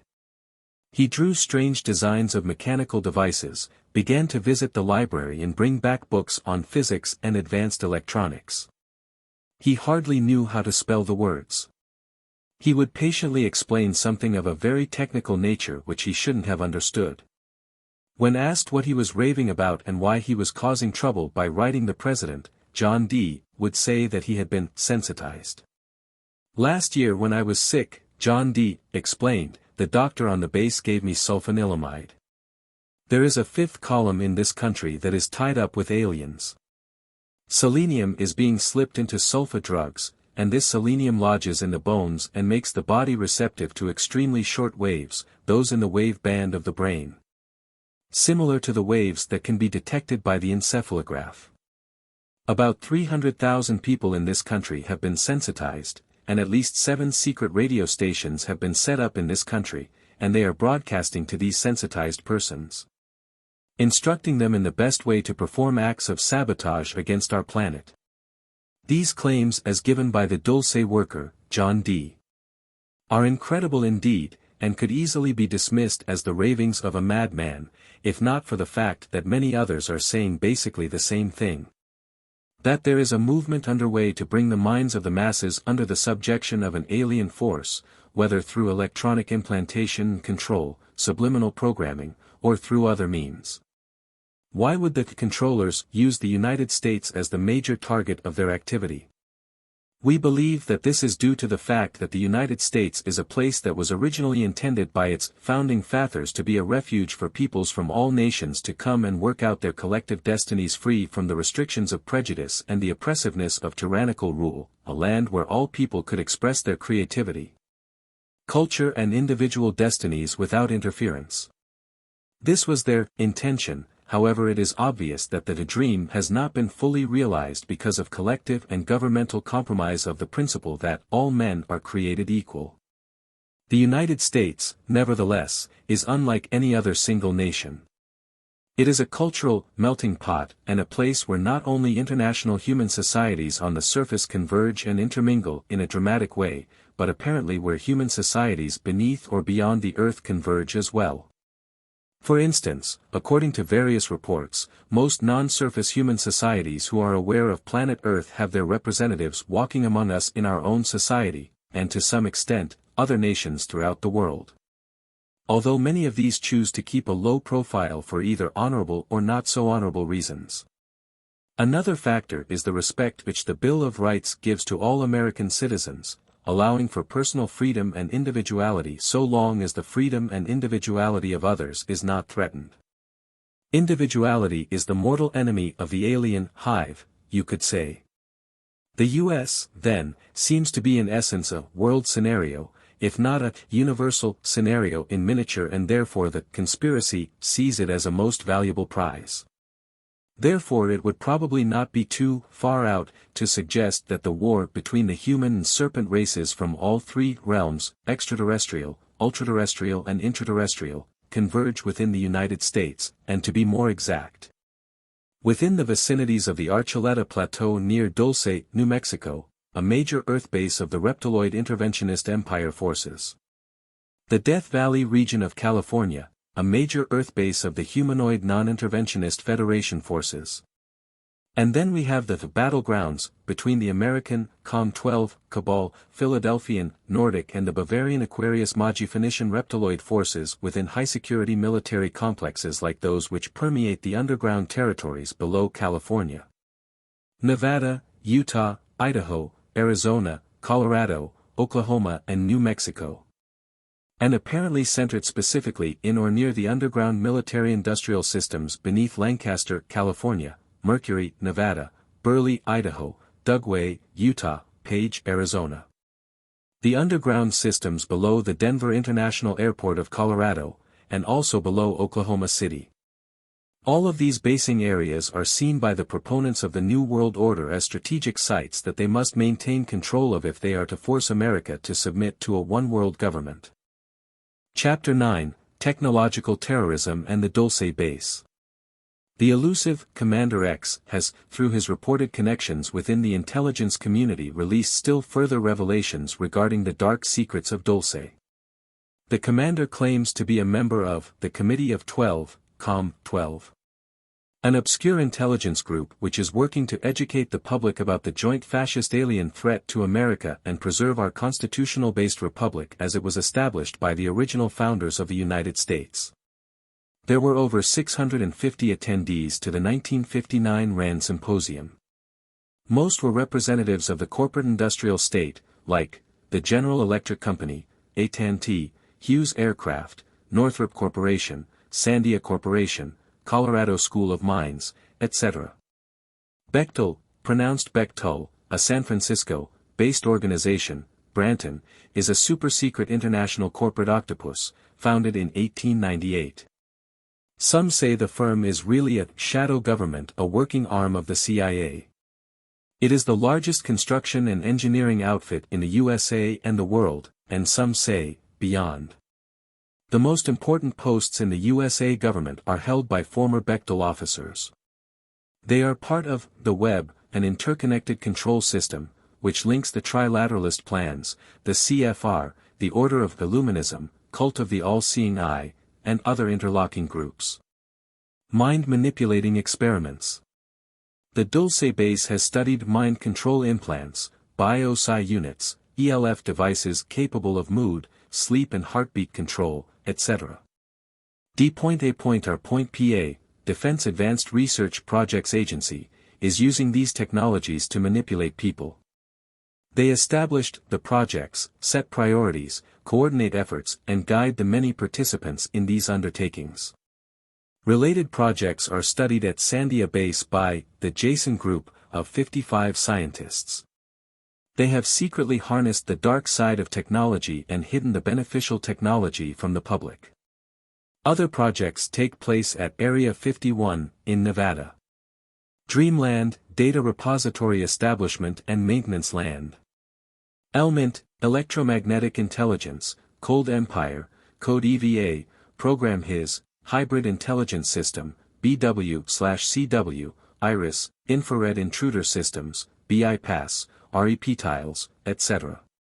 The studies on Level 4 at Dulce include human aura research, as well as all aspects of dream, hypnosis, telepathy, etc., research. They know how to manipulate the bioplasmic body. They can lower your heartbeat with deep sleeve delta waves, induce a static shock, then reprogram, via a brain-computer link. They can introduce data and programmed reactions into your mind, information impregnation, the dream library. We are entering an era of technologicalization of psychic powers.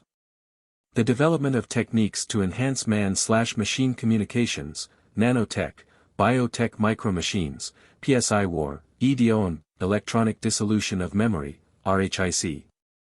Radiohypnotic intracerebral control, and various forms of behavior control, via chemical agents, ultrasonics, optical and other EM radiations. The physics of consciousness. Surviving the future.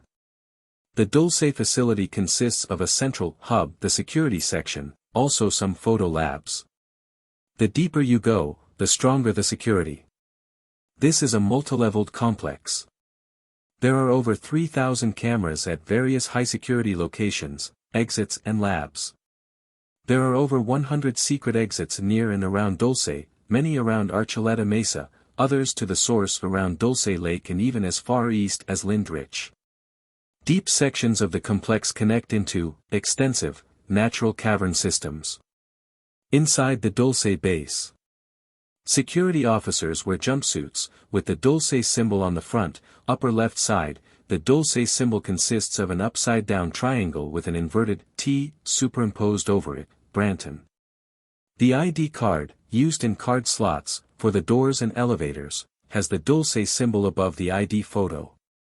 Government honchos use cards with the Great Seal of the U.S. on it. The Cult of the All-Seeing Eye, the New World Order, 13,666, the Phoenix Empire. 9. Illuminism. One out of many. And so on. The Phantom Board, above the law. Most meetings of the Dulce Board are held in Denver and Taos, New Mexico. A former U.S. Senator has full knowledge of Dulce. He was among the group that included a number of very prominent government figures who toured the base, i.e. most likely the upper levels only, Branton. In 1979, an animal mutilation conference took place in Albuquerque, New Mexico. This meeting was used to locate researchers and determine what they had learned about the link between the mute, i.e. mutilation, operations and the alien government. Another senator knows about the ultra-secrets at Dreamland and Dulce. Several of my official sources have confirmed this to me. So do many others in government. This is what the UFO researchers are up against, so be careful. You know more than they want you to know. They have also underwater bases off the coast of Florida and Peru. More detailed information will be released in the near future, photos, videotapes, documents, etc. Watch out for special agents among you now. In the 1930s, Division 5 of the FBI knew about the aliens. A fascist cabal within this country had John Kennedy assassinated. Look to the links within the larger umbrella, the web of a fascist totalitarian secret police state, within the Pentagon, JCS, DIA, FBI, Division 5, DISC/DIS and the DIA. Note, the Defense Investigative Services insignia is a composite of the sun's rays, a rose and a dagger, symbolizing the search for information, trustworthiness and danger. This links with caves used for initiation rites all over the world. Ancient vaults, retreats, underground bases, etc. Commander X also stated that, recently, participants in a field investigation of the area near Archuleta Mesa were confronted by two small hovering spheres. They all became suddenly ill and had to leave the area. We have passed the point of no return in our interaction with the alien, i.e. reptilian gray, beings. We are guaranteed a crisis which will persist until the final revelation, or conflict. The crisis is here, global and real. We must mitigate or transform the nature of the disasters to come, and come they will. Knowing is half the battle. Read the book, The Cosmic Conspiracy, by Stan Deyo. Chapter 10, The Deep Dark Secret at Dulce. The February-Mar 1991 issue of UFO Universe carried an article titled The Deep Dark Secret at Dulce, written by Bill Hamilton and T.L. Levesque. If planet Earth is to be the central battleground or staging ground for a final cosmic battle between galactic superpowers, and if the U.S. is one of the major areas on Earth where the final outcome will be decided, and since the Dulce, New Mexico area is considered to be the major basing site where human-alien collaboration and/or conflict is taking place, then we should focus our attention on what has been going on deep beneath this small southwestern town. More than any other area in the U.S., if not the world. This small town has been the epicenter for nearly every form of paranormal activity one can imagine, including UFO sightings, UFO landings, abductions, implantations, human and animal mutilations, PSI warfare studies, secret government-alien interaction, U.S. constitutional government versus alien agenda conflicts, reptilian sightings, cryptozoological or bioengineering phenomena. This was the general area where the famous Cabbit, the half-cat/half-rabbit was captured, underground bases, conspiracy scenarios, alien infiltration, deep cavern phenomena, super high-tech activity, and MIB encounters. In fact, a higher concentration of such activities has been evident in the vicinity of Dulce than any other area in the world. To the point that the inhabitants of this town have for the most part resigned themselves into acknowledging, although not necessarily accepting, the reality of such activity, whether they like it or not. Bill Hamilton and T.L. Levesque take us inside the Hadean-like labyrinths deep within this underground megacomplex, through the eyes of those who have actually been there. So brace yourselves. Dulce is a sleepy little town in northern New Mexico. Its population is about 900 and it is located above 7,000 feet on the Jicarilla Apache Indian Reservation. There is one major motel and just a few stores. It is not a resort town and it is not bustling with activity. Yet, according to a few outsiders, Dulce harbors a deep, dark secret. That secret is said to be harbored deep below the tangled brush of Archuleta Mesa. That secret involves a joint government alien biogenetic laboratory designed to carry out bizarre experiments on humans and animals. New Mexico State Police Officer Gabe Valdez was drawn into the mysteries of Dulce when called out to investigate a mutilated cow on the Manuel Gomez Ranch in a pasture 13 miles east of Dulce. Gomez had lost 4 cattle to mutilations between 1976 and June 1978, and several more in ensuing years. Branton, when a team of investigators which included Tom Adams arrived from Paris, Texas to examine the site of the carcass. Curious as to how cattle were being selected by the mysterious mutilators, an interesting experiment was conducted on July 5, 1978 by Valdez, Gomez, and retired scientist Howard Burgess. The three penned up about 120 of the Gomez beef cattle and moved them through a squeeze chute under an ultraviolet light. They found a glittery substance on the right side of the neck, the right ear, and the right leg. Samples of the affected hides were removed as well as control samples from the same animals. Some investigators attribute the mutilations to aliens from UFOs. Sightings of strange lights and other aerial phenomena have been reported in many areas where the cows have been found at the time of the reported mutilation. UFOs have been seen frequently around Dulce.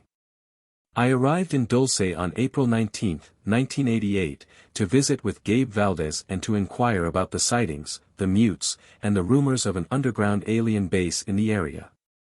There was still snow on the ground by the Best Western Motel when I checked in and called Valdez. He made an appointment to see me at 9:30 p.m. I found Gabe to be a very congenial host as he offered to show us around the roads of Dulce that night and point out the various locations where he had found mutilated cows or had seen strange aerial lights. He made the astounding statement that he was still seeing unidentified aircraft at the rate of one every 2 nights. We took a look at the Gomez Ranch, the road by the Navajo River, and the imposing Archuleta Mesa. Gabe had found landing tracks and crawler marks near the site of the mutes. Gabe was convinced that scientist Paul Bennewitz of Thunder Scientific Labs in Albuquerque was definitely on the right track in his attempts to locate an underground alien facility in the vicinity of Dulce. I had first heard of Paul Bennewitz in 1980 when my friend Walter called me from Albuquerque and told me he had been working with Paul on electronic instruments. Walter said Paul had not only photographed UFOs, but had established a communication link with their underground base at Dulce. Bennewitz had first come to prominence during the August 1980 sightings of UFOs over the Manzano weapons storage area and Kirtland AFB.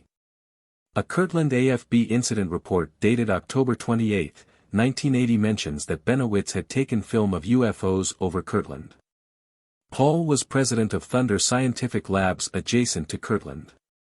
Bennewitz gave a briefing in Albuquerque detailing how he had seen the aliens on a video screen, via a computer radio-video link he had developed using a hexadecimal code after tapping into their ship-to-base communications frequency. Paul himself being a brilliant scientist who has developed equipment for the space shuttles and several Fortune 500 companies. Branton. The aliens were transmitting signals, from a base underneath Archuleta Mesa. Researcher William Moore claims that government agents became interested in Bennewitz's activities and were trying to defuse him by pumping as much disinformation through him as he could absorb. Whether Paul's communication with supposed aliens at the Dulce base was part of this disinformation campaign is unclear. If one were to believe that Paul is the single source of reports on the Dulce facility, then it could also be a tactical maneuver to discount and discredit Paul's allegation of an underground base if such reports were meant to remain secret. Then the actual disinformation maneuver would be to disinform the public and not a single individual. In a report entitled Project Beta, Paul states that he had spent 2 years tracking alien craft.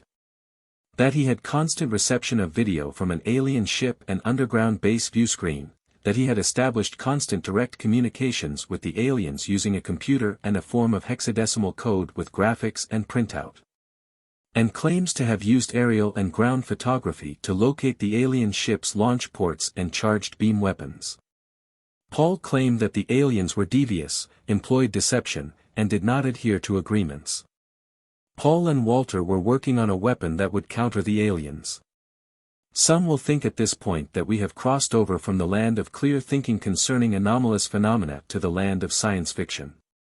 But let us remember that bizarre phenomena such as the UFOs represent may have its roots in a bizarre reality. It is expected to be bizarre at first, but as we continue our studies we will evolve to understand it. Paul Bennewitz had investigated the case of abductee Myrna Hansen of New Mexico, who reported having been taken to an underground facility in May 1980. Christa Tilton of Oklahoma has reported that she had an experience of missing time in July 1987 where she had been abducted by 2 small gray aliens and transported in their craft to a hillside location where she encountered a man dressed in a red, military-like jumpsuit. She was taken into a tunnel through computerized checkpoints displaying security cameras. She reported having been taken on a transit vehicle to another area where she stepped on a scale-like device facing a computer screen.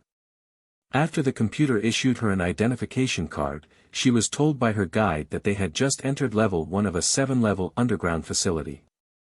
Christa goes on relating how she was eventually taken down to level 5. She reports having seen alien craft and little gray alien entities in some of the areas that she passed through. Christa reports going into one large room where she saw large tanks with computerized gauges hooked to the tanks and large arms that extended from some tubing down into the tanks.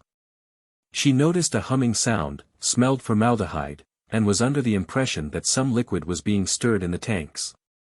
Christa has made drawings of much of what she had witnessed during her abduction. These tanks Christa talks about were depicted in a set of controversial papers called the Dulce Papers.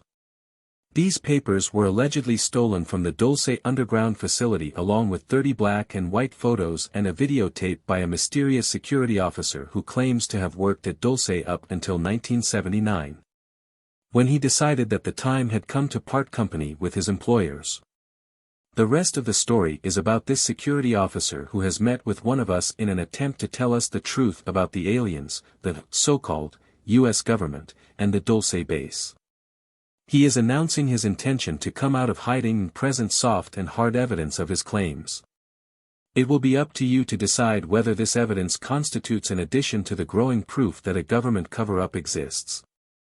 In late 1979, Thomas Costello could no longer cope with the awesome reality he had to confront. As a high-level security officer at the joint alien U.S. government underground base near Dulce, he had learned of and had seen disturbing things. After much inner conflict, he decided to desert the facility and take various items with him.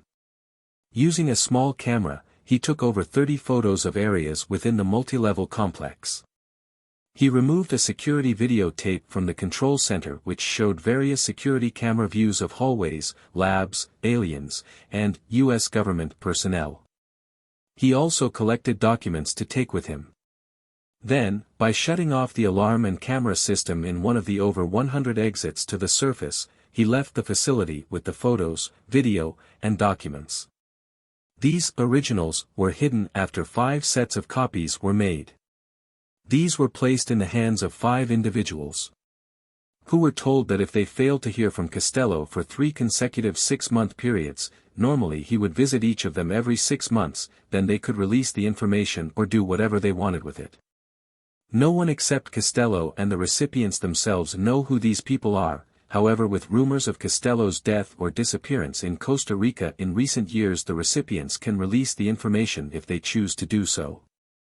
Although they may decide to wait until the subject reaches critical mass among the public, and then come forward with little fear of repercussions. Branton. Thomas was ready to go into hiding. But, when he went to pick up his wife and young son, he found a van and government agents waiting. He had been betrayed by K. Lomas, a fellow worker, who was instrumental in the kidnapping of his wife and child. The agents wanted what Thomas had taken from the facility for which he would get his wife and son back. It became apparent to him that his wife and son would be used in biological experiments and were not going to be returned unharmed. That was a little over 10 years ago. How did Thomas get involved in all this covert intrigue? Thomas is now about 50 years old, at the time that the article was written in 1991, Branton. When he was in his mid-20s, he received top-secret training in photography at an underground facility in West Virginia.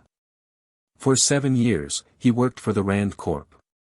In Santa Monica, California, when in 1977 he was transferred to the Dulce facility, in a similar manner as scientist Robert Lazar, who worked for Los Alamos Labs, was transferred to Area 51 in Nevada, which is an alternate base similar to Dulce.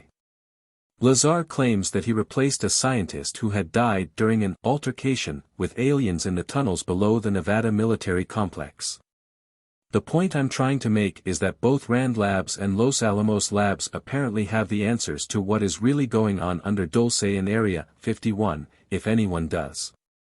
Branton.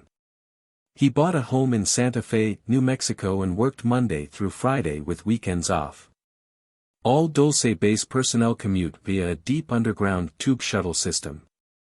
At the time, one of us, TAL, was working security in Santa Fe, New Mexico and was privately investigating UFO sightings, animal mutilations, Masonic and Wicca groups in the area. Thomas had a mutual friend who came to Santa Fe in 1979 to visit both of us. This individual would later view the photos, videotape and documents taken from the Dulce base. Drawings were made from what was seen and circulated later in the UFO research community as the Dulce Papers. Thomas alleges that there were over 18,000 of the short grays at the Dulce facility. He has also seen tall, reptilian humanoids. One of us, TL, had come face to face with a 6-foot-tall reptoid which had materialized in the house. The reptoid showed interest in research maps of New Mexico and Colorado which were on my wall. The maps were full of colored pushpins and markers to indicate sites of animal mutilations, caverns, the locations of high UFO activity, repeated flight paths, abduction sites, ancient ruins, and suspected alien underground bases. The security level goes up as one descends to the lower levels. Thomas had an Ultra 7 clearance. He knew of 7 sub-levels, but there may have been more. Most of the aliens are on levels 5, 6, and 7. Alien housing is on level 5. The only sign in English was one over a tube shuttle station hallway which read, to Los Alamos. Connections go from Dulce to the Page, Arizona facility, then to an underground base below Area 51 in Nevada. Tube shuttles go to and from Dulce to facilities below Taos, New Mexico, Daddle, New Mexico, Colorado Springs, Colorado, Creede, Colorado, Sandia, then on to Carlsbad, New Mexico. There is a vast network of tube shuttle connections under the U.S., which extends into a global system of tunnels and subsidies. At the Dulce base, most signs on doors and hallways are in the alien symbol language and a universal symbol system understood by humans and aliens. Thomas stated that after the second level, everyone is weighed, in the nude, then given a uniform. Visitors are given off-white uniforms. The weight of the person is put on a computer ID card each day. Any change in weight is noted. Any change in over 3 pounds requires a physical exam and X-ray. The uniforms are jump suits with a zipper. In front of all sensitive areas are scales built into the floor by doorways and the door control panels. An individual places his computer ID card into the door slot, then presses a numerical code and buttons. The person's card must match with the weight and code or the door will not open. Any discrepancy in weight will summon security. No one is allowed to carry anything into sensitive areas. All supplies are put on a conveyor belt and X-rayed. The same method is used in leaving sensitive areas. All elevators are controlled magnetically, but there are no elevator cables. The magnetic system is inside the walls of the elevator shaft. There are no normal electrical controls. Everything is controlled by advanced magnetics, including lighting. There are no regular light bulbs. The tunnels are illuminated by phosphorus units with broad, structureless emission bands. Some deep tunnels use a form of phosphorus pentoxide to temporarily illuminate certain areas. The aliens won't go near these zones for reasons unknown. Note, this suggests that these deeper tunnels may have originally been constructed in more ancient or prehistoric times by beings other than the current reptiloid Draco residents of the deeper levels of the Dulce base itself. Branton. The studies on level 4 include human aura research, as well as all aspects of telepathy, hypnosis, and dreams. Thomas says that they know how to separate the bioplasmic body from the physical body and place an alien entity force matrix within a human body after removing the soul life force matrix of the human. Or in more simple terms, kill the human being and turn it into a vessel to be used by another entity whether alien or paraphysical in order to allow that entity to work and operate in the physical realm. This appears to be a complex high-tech version of the old zombie traditions, if in fact such horrific applications of occult technology are taking place within this installation. Incidentally, the interlinking underground systems converging below Dulce, New Mexico, have been described only in part within this and other related accounts. Those sectors of the underground that are forbidden to most humans and under reptiloid control, are of course those areas that we know the least about. Branton. Level 6 is privately called Nightmare Hall. It holds the genetic labs.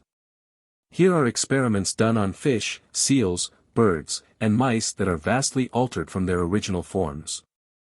There are multi-armed and multi-legged humans and several cages, and vats, of humanoid bat-like creatures, deceased Mothmen, or those creatures that John Keel refers to in his book The Mothman Prophecies.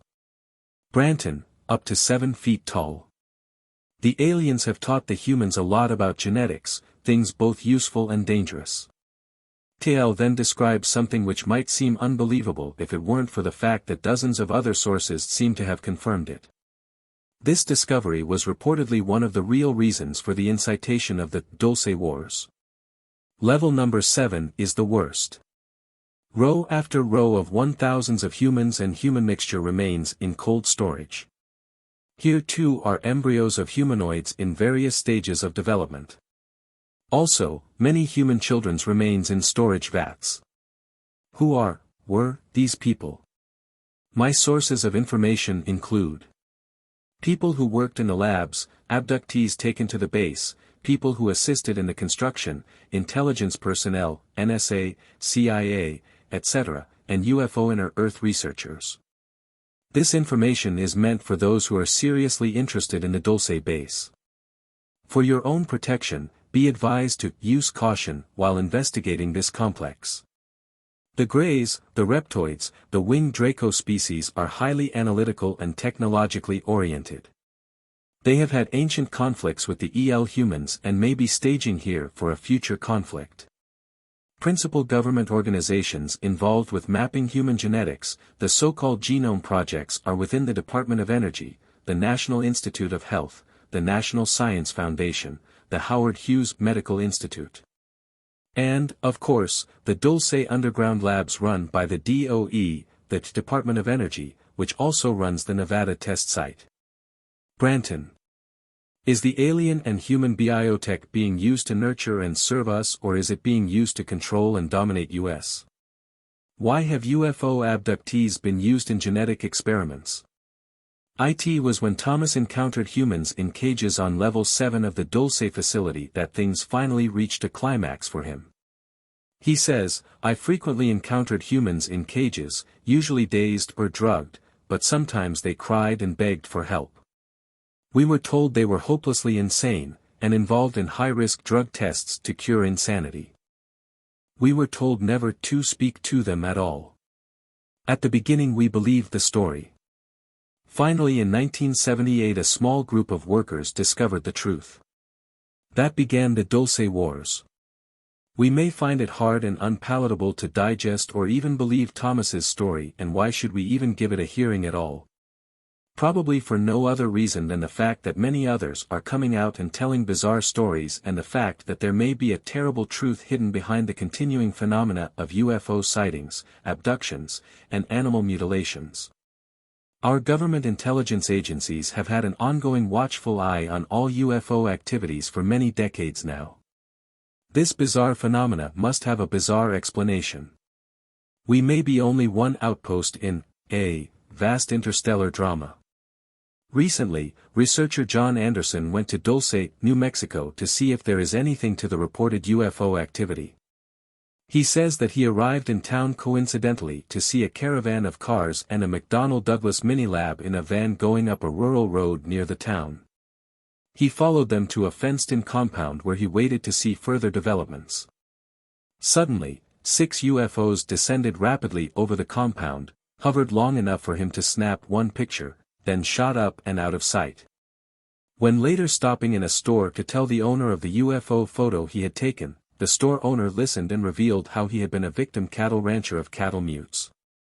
Their conversation was interrupted by a phone call, after which the store owner told John to leave at once, then closed the store after John went to his car. John then saw a mysterious van drive up to the store and a man got out and went in. John decided to leave Dulce at that moment but was followed by two men in a car as he left town.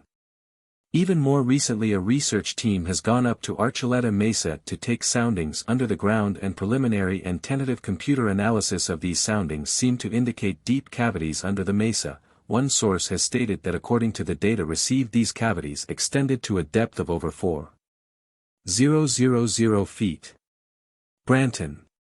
Perhaps, someday, we will discover the deep dark secret of Dulce. Whatever the future beings, it won't be dull. Chapter 11, A Dulce Base Security Officer Speaks Out.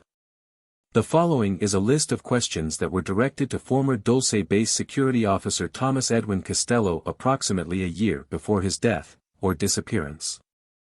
They are followed by his responses. Question: when exactly was the upper human-occupied level of the Archuleta installation constructed? Answer: I heard Dulce was started in 1937–38 by the Army engineers, enlarged over the years. Most recent work was completed 1965–66 to connect tunnels to the Page, Arizona, base, site of one of the older underground facilities. The Four Corners base is called Perica. Most of the Native Americans, the Indians, living in that area are aware of that base, and could tell us about the underground life forms that frequently are spotted near those communities, Bigfoot, etc. Note, the references to the Dulce base here deal mainly with the upper levels, not the extreme lower levels, which include vast natural caverns and, some believe, very ancient tunnel systems as well. This would include the tunnels illuminated by phosphorus pentoxide which the alien Greys avoid, and the origin of which is unknown. In fact, sources have informed us that some of the underground NORAD facilities of Colorado were constructed within already existing cavern systems, suggesting that Ray Palmer and Richard Shaver were correct, and as early as the mid-1940s they wrote about the government's search for ancient underground cave and tunnel systems to be converted for their own use. Branton. Q. By what means was the upper installations constructed? Are you familiar with the alleged developments made by the RAND Corporation of a highly efficient bore or mole machine capable of melting rock using nuclear-powered Wolfram graphite-tipped drill cones? According to several senior maintenance workers, part of it was blasted by nuclear devices in the 60s. There are sections, like the shuttle tunnels, that were formed by an advanced tunneling machine that leaves the tunnel walls smooth. The finished walls in those tubes resemble polished black glass. Q. By whom was the Dulce installation originally constructed? A. Nature started the caverns. The Draco reptilian humanoids used the caverns and tunnels for centuries. Later, through RAND Corporation plans, it was enlarged repeatedly. The original caverns included ice caves and sulfur springs that the aliens found perfect for their needs. The Dulce caverns rival Carlsbad caverns in size. Note, Carlsbad caverns and especially the adjacent Lechuguilla caves are officially among the largest and deepest in the world, with several leads that remain to be explored by professional speleonauts. Branton. Q. What exactly are the cattle and human organs such as blood, anal tissue, eyes, reproductive organs, tongues, etc. used for, i.e. the organs obtained via cattle and human mutilations? A. Read the so-called Dulce papers, for more information. Q. Are the various electromagnetically controlled air or spacecraft that have been seen, leaving from and arriving at Archuleta manned by humans, the alien entities, or both? A. Archuleta Mesa is a minor area.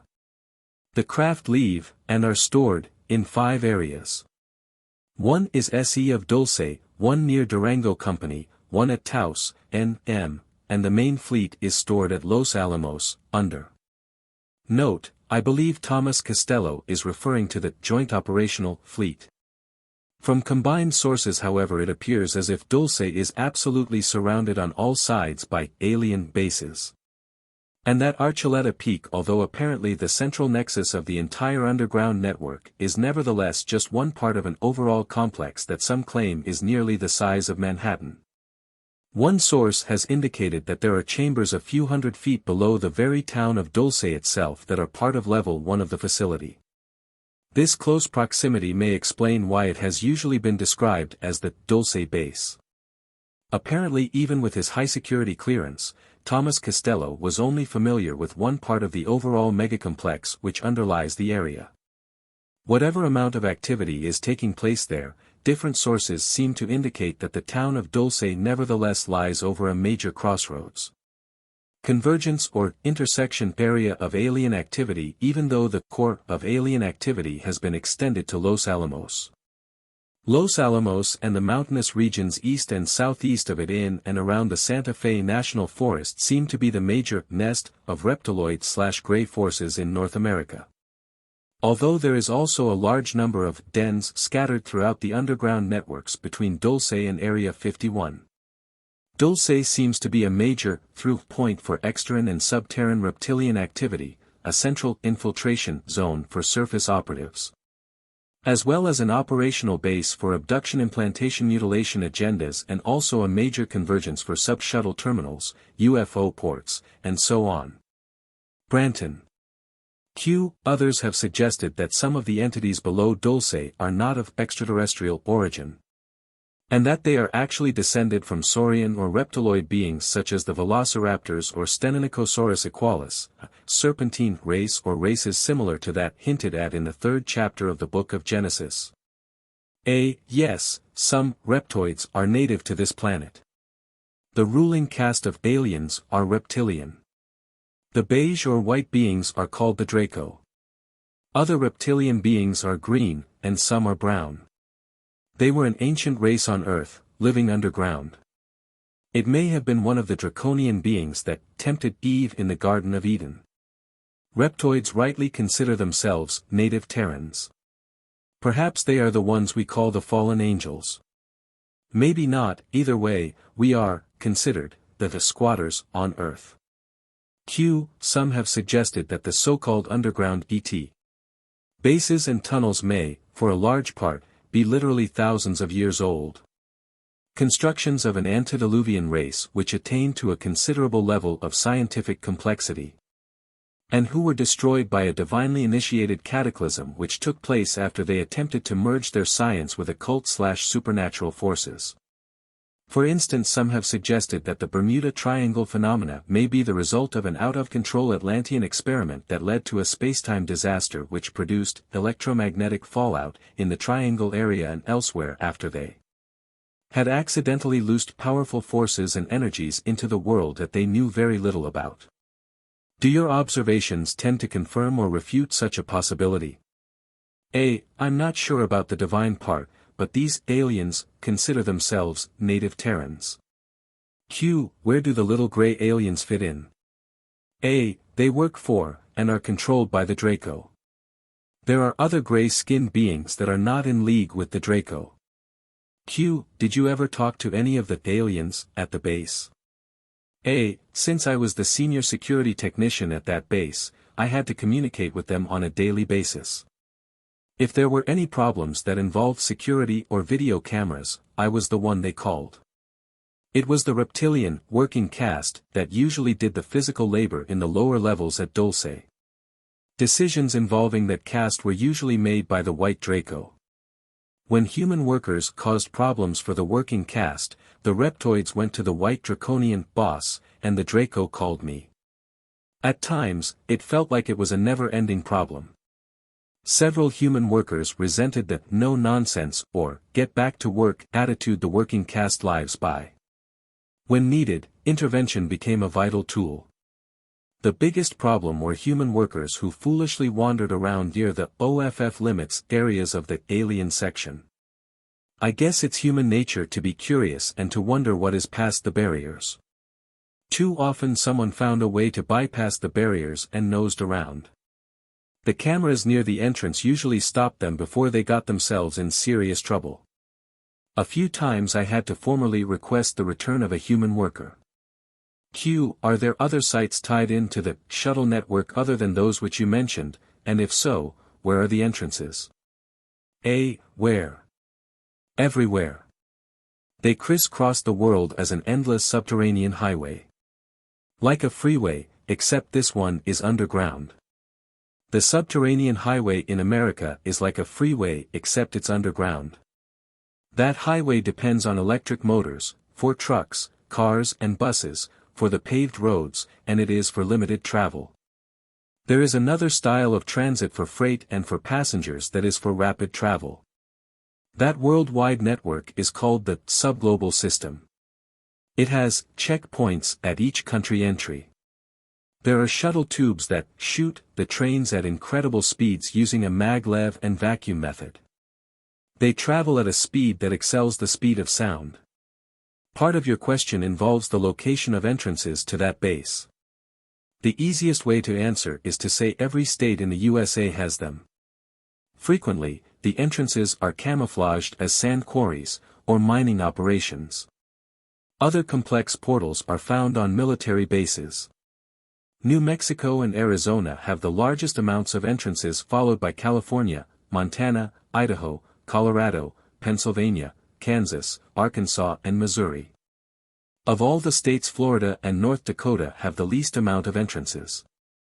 Wyoming has a road that opens directly into the subterranean freeway. That road is no longer in use, but could be reactivated if they decide to do so, with minimal cost. It's located near Brooks Lake. Are there any bases in the state of Utah? Note, Thomas mentioned several areas surrounding Utah, Colorado, New Mexico, Arizona, Nevada and Idaho, where there are connections. But little on Utah, which according to some sources lies directly over one of the largest natural cavern systems in North America. One that is said to reach deep beneath the western Rockies as well as beneath the Bonneville Basin. Have you heard anything about an alleged underground installation within the Wasatch Mountains? A. Salt Lake, Lake Powell area, Dark Canyon, Dugway Grounds, Medina, Vernal. All have exits there. Others too.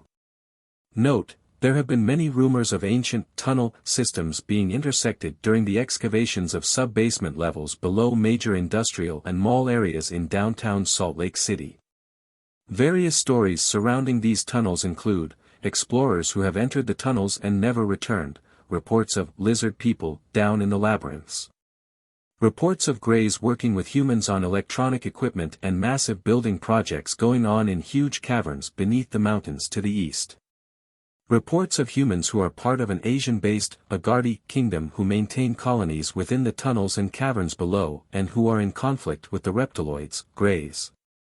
And a group collaborating human fascists from a network of massive underground facilities beneath the new Schwabenland region of Antarctica.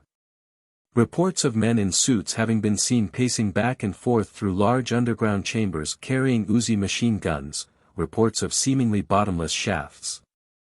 Large tunnels strung with lights that are big enough to drive a semi-truck through, sections of tunnel walls that look solid yet which one could put their hands through, rooms which emanate a strange greenish phosphorescent glow.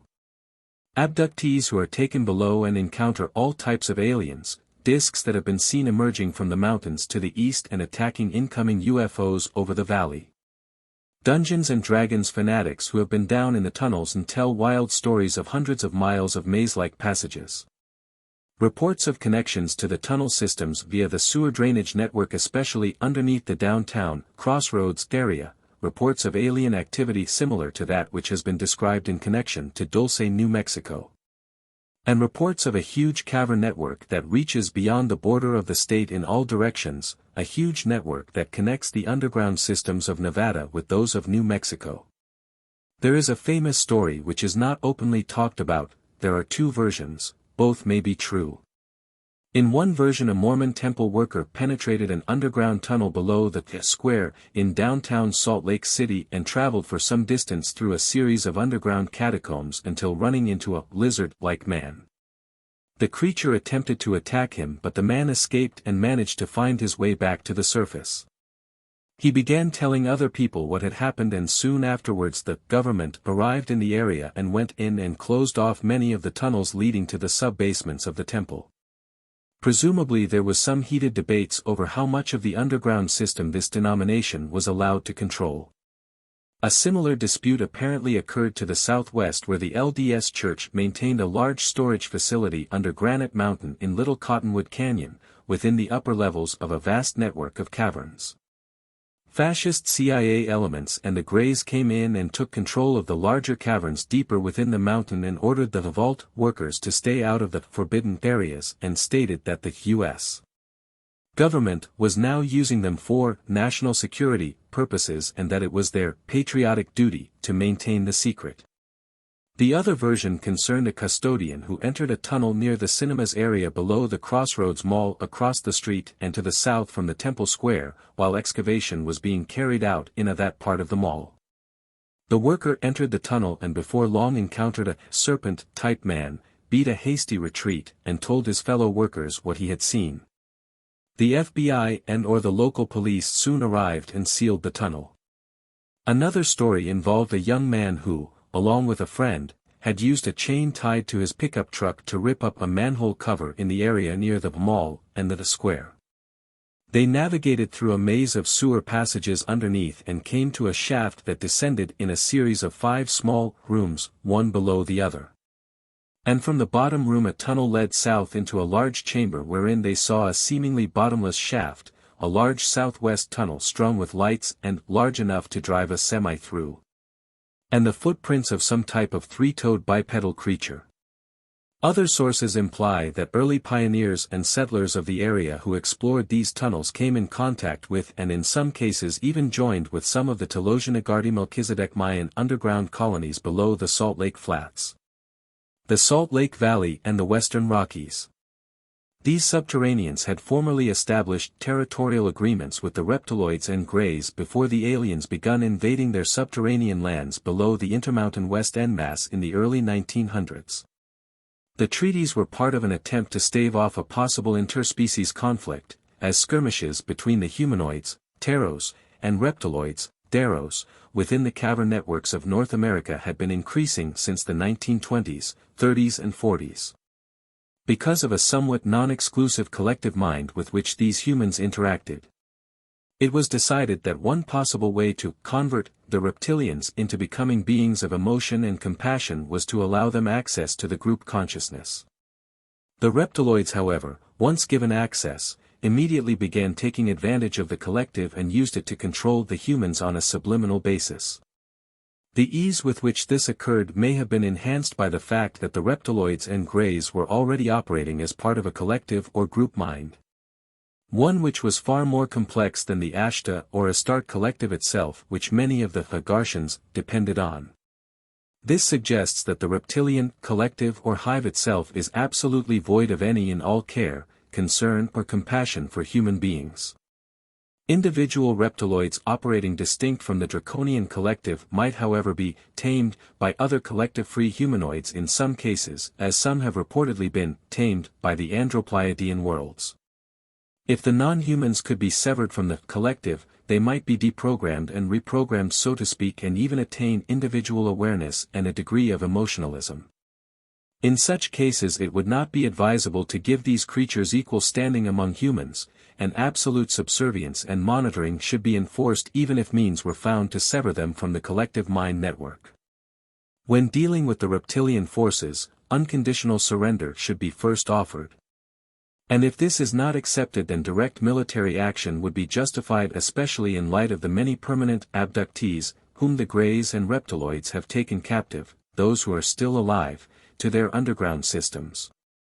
Most of the treaties that the humanoids had made with the reptiloids down under have since been broken, especially following the Groom Wars of 1975 and the Dulce Wars of 1979, during which time much of the underground U.S. base networks, which were funded by American tax dollars by the way, were taken over by the Greys. Some sources have implied that the aliens took advantage of the chaos especially during the Dulce Wars and commenced to invade and conquer several of the older underground colonies. This apparently led to a rift in the Ashtar collective, with many humanoids and hybrids splitting off and joining with the Andropleiadian Federation non-interventionists. And many reptiloids and heartless humanoid agents splitting off and joining with the interventionists of the Draco-Orion Empire. The Sirius B system, which, aside from Arcturus and Sol, has been the major center of Ashtar activity, has since been shaken by this split between the two opposing Ashtarian factions, and war had reportedly raged through the Sirius system for several years, according to some contactees. An apparent reflection of the division within the underground networks of North America between the Pleiadian-backed Syrian humanoids and Orion-backed Syrian reptiloids, which both had maintained operations within the underground levels before the Dulce Wars broke out. The Dulce Wars were just the mere tip of the proverbial iceberg when we consider that the overall events which happened at Dulce had a chain reaction effect throughout this whole sector of not the galaxy. Before the division occurred, the reptiloids were invited to take part in peace talks in Telos and elsewhere as an act of good faith. But the reptiloid grey collectivists were more interested in expanding their empire and feeding their insatiable appetite for conquest than they were in making peace. Although they agreed to peace treaties that they never intended to keep for Trojan horse manipulation purposes.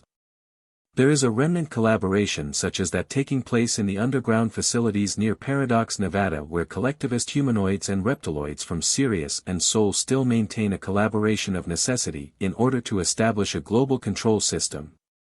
However, a large number of humanoids within the underground systems are at war with the collectivist interventionist reptilian infiltrators who would otherwise assimilate these humanoids into their collective through deception, espionage and mind control.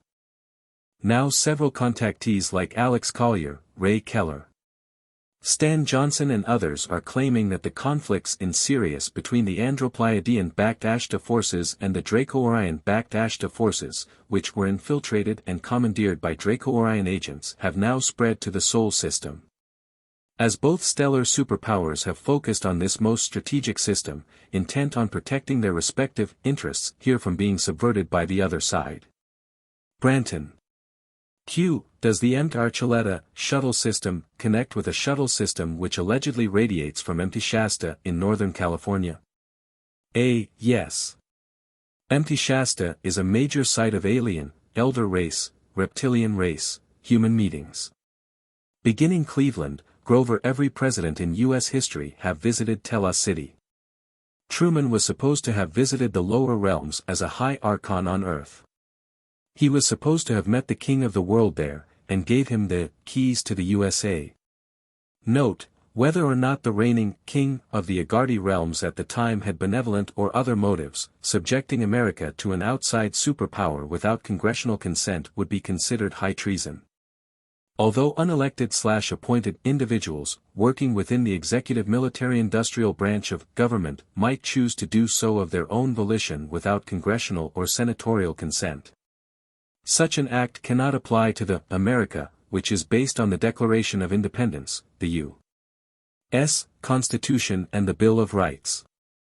There are apparently two nations occupying the United States, the traditional grassroots America established by the Founding Fathers and led by the electorate government, and the fascist Bavarian-backed underground nation led by the corporate government which is contesting the original America on its own soil. Some predict an inevitable civil war between the electorate/constitutional/surface government of the U.S. and the joint humanoid reptiloid corporate/national global socialist/underground New World Order government, which incidentally was bought and paid for by American taxpayers and other unsavory money-making projects.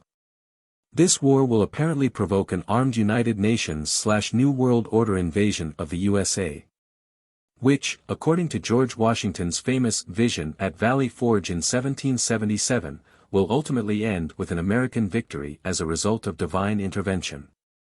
Something like this may be inevitable if freedom is to be preserved on this world, and beyond. We should never forget, however, that the NWO corporate elite and their draconian masters intend to depopulate the surface of this planet and the underground systems as well. According to one Navy intelligence source, the 33+ Masons, there are allegedly several degrees above the 33rd degree which interact directly with the Draconians and are part of the interplanetary initiatory lodges, intend to set the left-wing caverns and the right-wing caverns against each other in order to depopulate the underground realm so that they can impose absolute Bavarian Draconian global control of both worlds. The 33 plus and higher degrees according to this source intend to ride out the inferno in super-secret fortified caverns, while the 33rd and lower degree Masons and their respective left-wing and right-wing armies will be left to die in the surface and subsurface wars. It may be that some of the 33 plus Masons intend to ride out the Holocaust in their alternative, 3 bases on the Moon and Mars, if those bases are still active. Remember, the roots of both the right-wing National Socialist and the left-wing Global Socialist agendas trace back to Bavaria. Isn't it interesting that the legendary dragon has 2 wings, a right wing and a left wing, both of which are controlled by a single beast? In essence, when it comes right down to it, the war is between the Judeo-Christian-based Constitutional Republic of America and the Luciferian cult-based Socialist Empire of Bavaria. Both the right and left-wing movements are Machiavellian extremes created by the Bavarian black nobility, black here being a reference to something hidden that cannot be seen, and not skin color, in order to foment global chaos. There are several claims that the collaboration with the reptilians began with the Luciferian cults of Bavaria, and was later brought into America via the infiltration of the Scottish Rite and the fascist core of the NSACIA. There may have nevertheless been a reptilian presence below North America within the caverns that dates back several centuries. However, a massive reptilian infestation of these underground systems seems to have begun near the beginning of the 20th century. Archuleta might be considered the capital of the alien segment of the secret Bavarian Draconian New World Order government in America, with the deep underground systems beneath the Denver International Airport being the capital of the human segment of the secret government. Branton. Truman received assurance to new high-tech knowledge and victory over all enemies on Earth. He then was introduced to Samaza and Coach, aliens from Boötes and Tiphan, Draco, both reptilian kings or ambassadors. Truman updated the 100 Treaty, that began in 1933, Roosevelt, and requested magnetic advance, space knowledge and experiments. Coach agreed, Samaza partially agreed. He exchanged hostages for genetic experiments and magnetic advance, but vetoed space and beam weaponry. Q. Did you notice any involvement of high-level Freemasons, Rosicrucians or Jesuits within the underground installation and/or with the aliens? This question is based on the assumption made by some researchers that many of the Masonic lodges were, beginning about 1776, infiltrated by the Bavarian Illuminati. Much of the Masonic world is ultimately controlled by the Bavarian Lodge-backed 33+ degrees of Scottish Rite Masonry.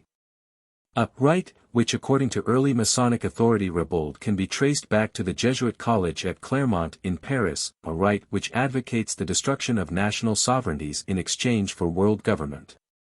The destruction of religious and especially Judeo-Christian movements, and the destruction of the family structure to be replaced by state control of children, etc. As opposed to the more traditional Protestant Christianized York Rite of Masonry which the Scottish Rite has attempted to subvert since its inception into Masonry. This question was also based on claims from a former 33rd degree Mason, James Shaw, that the Scottish Rite headquarters in the House of the Temple, which lies at the northern apex of the pentagram-like street layout of Washington, D.C., is filled with all kinds of indications of serpent worship in the form of murals, carvings, statues, etc., depicting serpentine figures. Actually, from what my sources tell me, not only are there degrees beyond the 33rd degree, but the 33rd degree itself is made up of 2 cores, an inner and outer core, the 33rd degree and the 33+ degree. In the past, when the 33rd degree initiation was reached, a potential initiate might have been given a Bible or a cross and asked to spit on it or desecrate it in some manner. If they refused to do this, they were told that they had made the right decision and remained in the outer core of the 33rd degree, thinking that they had finally arrived.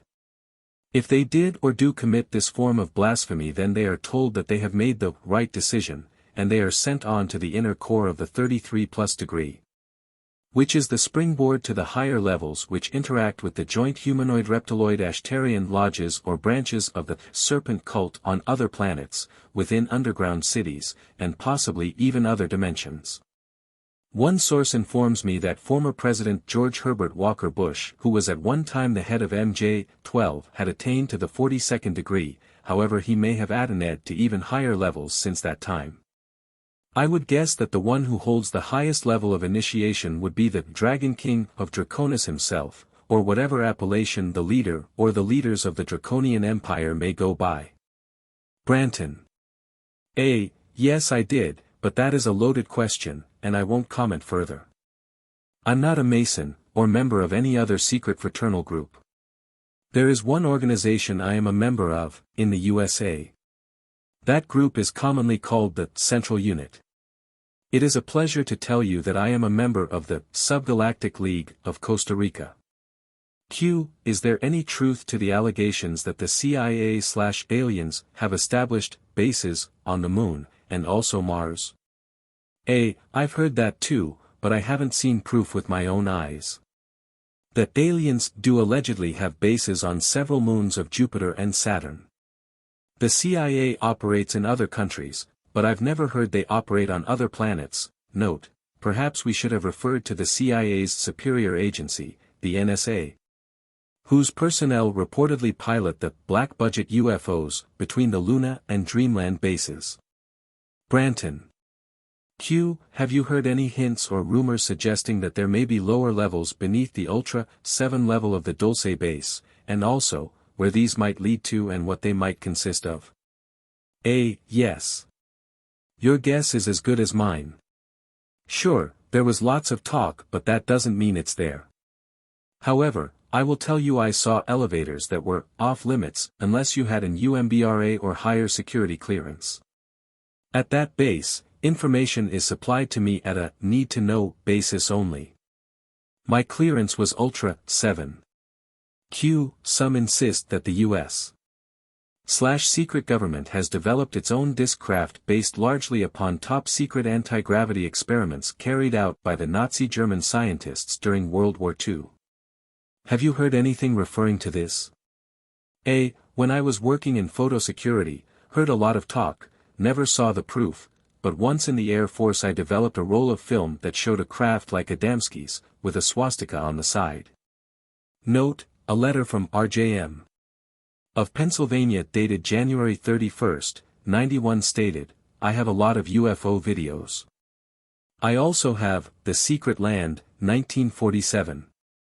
It shows Bunger's Oasis and says they discovered warm land at the South Pole. One German author claims the Nazis had a photo finish fight with Bird. At the end of the movie, it says, Bird's intrepid 4,000 met and defeated Antarctica's toughest battalions. I don't think they were talking about the weather.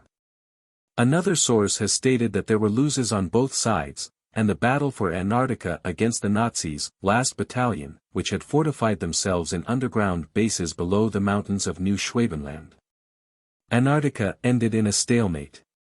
Question: why would Adolf Hitler and Eva Braun commit suicide after Hitler had spent so much energy executing over 5,000 Nazi officials whom he suspected were behind his assassination attempt at the Wolf Bunker? Especially if he had a way out via a secret Nazi South Polar base. The March 18, 1994 issue of The Plain Dealer, Cleveland, Ohio, carried an AP story titled Doctors Find Burnt Body Could Not Be Hitler's. Excerpts include, French forensic experts say the charred corpse said to be Hitler's is not his body. Experts falsified verification reports ordered by Joseph Stalin to appease the Soviet dictator. The body is actually that of an unknown German male. The forensic experts spent more than 2 years analyzing the autopsy reports prepared by Soviet coroners in the days following surrender of the Third Reich in 1945. The body, said to be Hitler's, had an extra tooth and only one testicle. No German doctor who had examined Hitler before his death ever mentioned either anomaly. This is also interesting when we consider that the well-known abductee, Barney Hill, remembered the following experience under regressive hypnosis as recorded in the Paranormal Encyclopedia, Mysteries of Mind, Space and Time. Barney and his wife Betty were abducted by gray-skinned humanoids from Zeta Reticuli. However, One of the two beings on the craft was described by Barney Hill under regressive hypnosis in the following words, which are taken from p. 1379 of the encyclopedia: "Another figure has an evil face. He looks like a German Nazi. He's a Nazi. His eyes. His eyes. I've never seen eyes like that before." Remember that this occurred nearly 15 years after Europe had supposedly been denazified.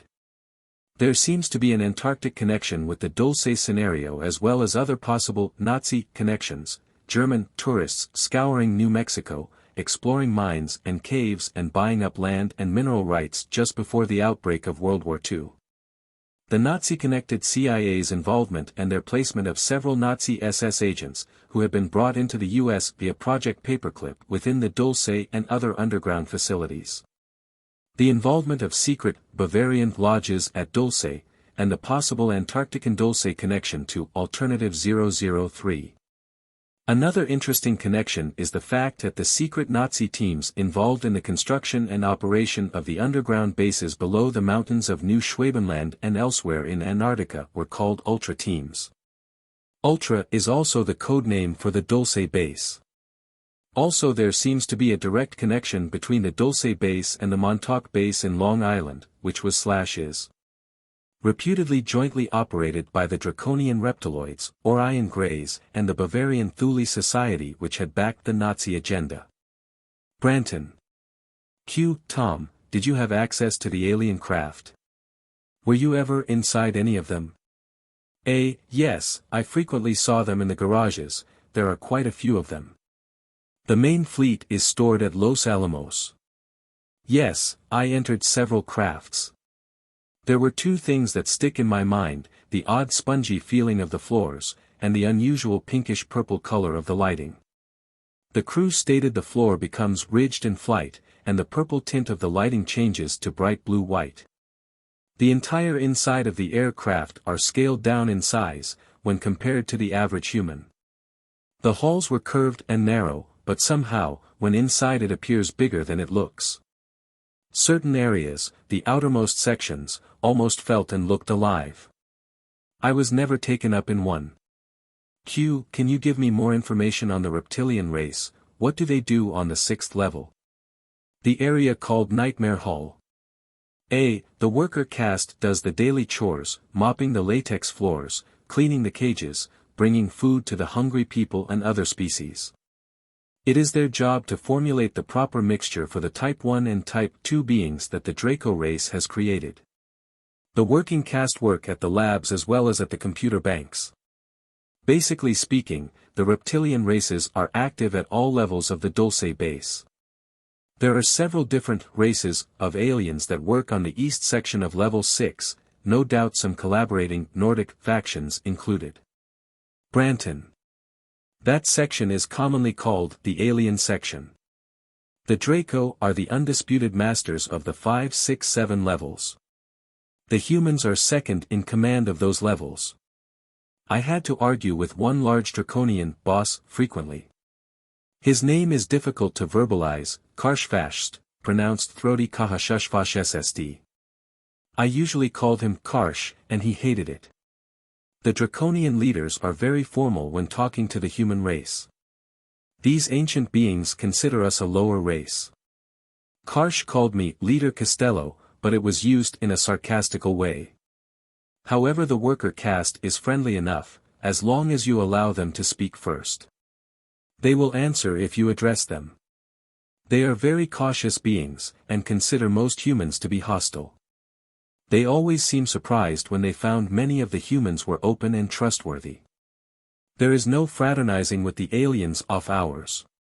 It is forbidden to speak to any alien race, in the halls or an elevator, without a clear business-oriented reason. Humans can talk to humans, and aliens can speak to aliens, but that is as far as it goes. At the work site, however, it's different. There is free speech in the labs. The camaraderie found in the labs also reaches the computer bank section. In those areas, everybody talks to anybody. However, everything changes the minute you cross the threshold of the hall. Instantly, All conversations become strictly formal. Hard as it was, several times I had to arrest someone, simply because they spoke to an alien. It's a strange place. Q. Exactly what first made you aware that something was wrong at Dulce? Seems to me that a place as obviously horrible as this one wouldn't need an Einstein to know that this is a crime site. What took you so long? Are you the guy who blew the whistle? A. There are several things you should know about. I took an oath, under the penalty of death, that no matter what I saw or heard I would never divulge the information. Also, I signed a waiver that states I would willingly give up my life if I was found guilty of treason. At the Dulce base, treason is anything that mentions the details of daily operations at this facility, when outside the confinement of this base. When I first arrived, a need-to-know policy was in effect. The story the honchos told us was that this is a tri-biotransfer facility with advanced technology, doing advanced adventurous methodology for medical and mental gains. Which is a fancy way of saying they do really risky things with human life just to see what would happen. If a medical cure happens, it will be heralded on the surface of the earth as a marvelous new cure, saying it was found after years of research at some well-known medical lab. The real story of the cure is never explained. After all, the Dulce base is a secret facility. These people are very good at what they do. They do not tell the truth about the unfortunate people that end up in Nightmare Hall. I worked with aliens. With that in mind, you should get the idea of the secrecy and the security at that place. Yes, I know this was not the usual hospital-type job site, but in the beginning I bought the whole package. I was reminded daily by intercom, in the elevators, that this site does high-risk advanced medical and drug testing to cure insanity. Please, never speak to the inmates, it can destroy years of work. I'm sensible, when doctors say don't speak to them, who was I to destroy the delicate situation? But one man somehow caught my eye. He repeatedly stated that he was George S. and that he had been kidnapped and he was sure someone was searching for him. I don't know why he sticks in my mind. I found I was remembering his face, thinking he sure didn't look or sound insane, but many inmates said that. The next weekend I convinced a friend of mine, a cop, to run a check on the guy, saying I had a run-in with him and was curious. I didn't mention the base at all. It was a sickening feeling when the computer confirmed that George S. was missing. What's worse, the cops thought he was just another guy that got tired of the daily grind and split. That was the beginning. Am I the one that blew the whistle? No. The next Monday, I searched for George, but he was gone. There were no records that explained what happened to him. It was another security officer that came to me saying he and some lab workers wanted an off-duty meeting at one of the tunnels, off the record. Curiosity took over and I said okay. That night, about 9 men showed up. They said they knew they were risking me turning them in, but they wanted to show me some things they thought I should see. One by one they showed records that proved many inmates were missing people. There were newspaper clippings, and even photos that they had somehow smuggled into the base. They hoped to smuggle them back out, without me turning them in to the honchos. I could see the fear in their faces as they spoke. One man stated he would rather lose his life by trying, than to lose his soul by not doing anything at all. It was that remark that turned the tide. I told them about George and the things I found out about him. After a few hours we pledged to attempt to expose the Dulce base. Q. The name Nightmare Hall is descriptive, but surely there was a regular name. What was it called in the manuals? A. In the manuals it was called the Vivarium. It describes Dulce base as a secured facility for tending bioforms of all types. In their report it is retold as a private subterranean bioterminal park, with accommodations for animals, fish, fowl, reptile, and mankind. After seeing this park, the name Nightmare Hall is far more accurate than the manual. The accommodations for the inmates at Nightmare Hall fall short of the pretty picture the manual describes. Q. You mentioned one reptilian leader, Karshfast. Do you know anything about him, like where is he from? Is he from Earth or some other planet? His name means, keeper of the laws. They receive their name after they reach the age of awareness. They do not recognize time as an important factor in being aware, the way humans do. Upon their age of awareness, they are cognitive of the station or position they are destined to fulfill. At that time they chose or allow someone to choose their name. Their name will include the position they hold and several personally chosen letters. Each letter has a personal meaning, known only to the alien and the one that chose their name. Since Karsha's name means keeper of the laws, his name includes Kash, memory or keep, base word for Akashic record, and Fasht, law, base word fast or bind. Reptilians choose to be not only private but secretive of the location of their natal place. To them birth, or emergence of life, is considered as one of the sacred rights of life. They consider Earth or Terra their home planet, but several reptoids discuss several star maps. Most of those stars were within the Milky Way. Within those star maps lies the stars and planets of the allegiance. Earth being one of the planets in their trade routes. If any human asked clear questions about the allegiance, the aliens referred the questions to the Draco. The Draco in turn, referred the questions to their supervisor, me. I did not have that information about the stars, because information was supplied on a need-to-know basis. I didn't need that information. Q. Did any of the working caste join in the revolt? Could you give me some names? A few of the reptilian janitorial crew let us know that they knew we were attempting to sabotage the work going on in the 6th and 7th levels. One of them, with the name Shal, secretly formed a small group of reptoids with the same mindset as my group. Take note of the similarity between this scenario and the NBC miniseries, V, which is now available on video cassette after years of non-availability. I have it on good authority that the original author of the V idea was an investigator who knew Thomas Costello on a personal basis. He had connections in Hollywood and had written a motion picture script, which was in turn seen and borrowed, without permission by an NBC employee and rewritten as a miniseries. The show was based on reptilian humanoids from Sirius B who had come to Earth under the guise of benevolent human-like space brothers to bring a new order of universal peace. In reality they had a secret agenda to rape planet Earth of her resources and steal her people for biological sustenance. This agenda was being contested by a human resistance who refused to fall for the reptilians' facade, and these resistors were in turn working with a secret fifth column of reptilians who did not agree with their leader's agenda for planet Earth.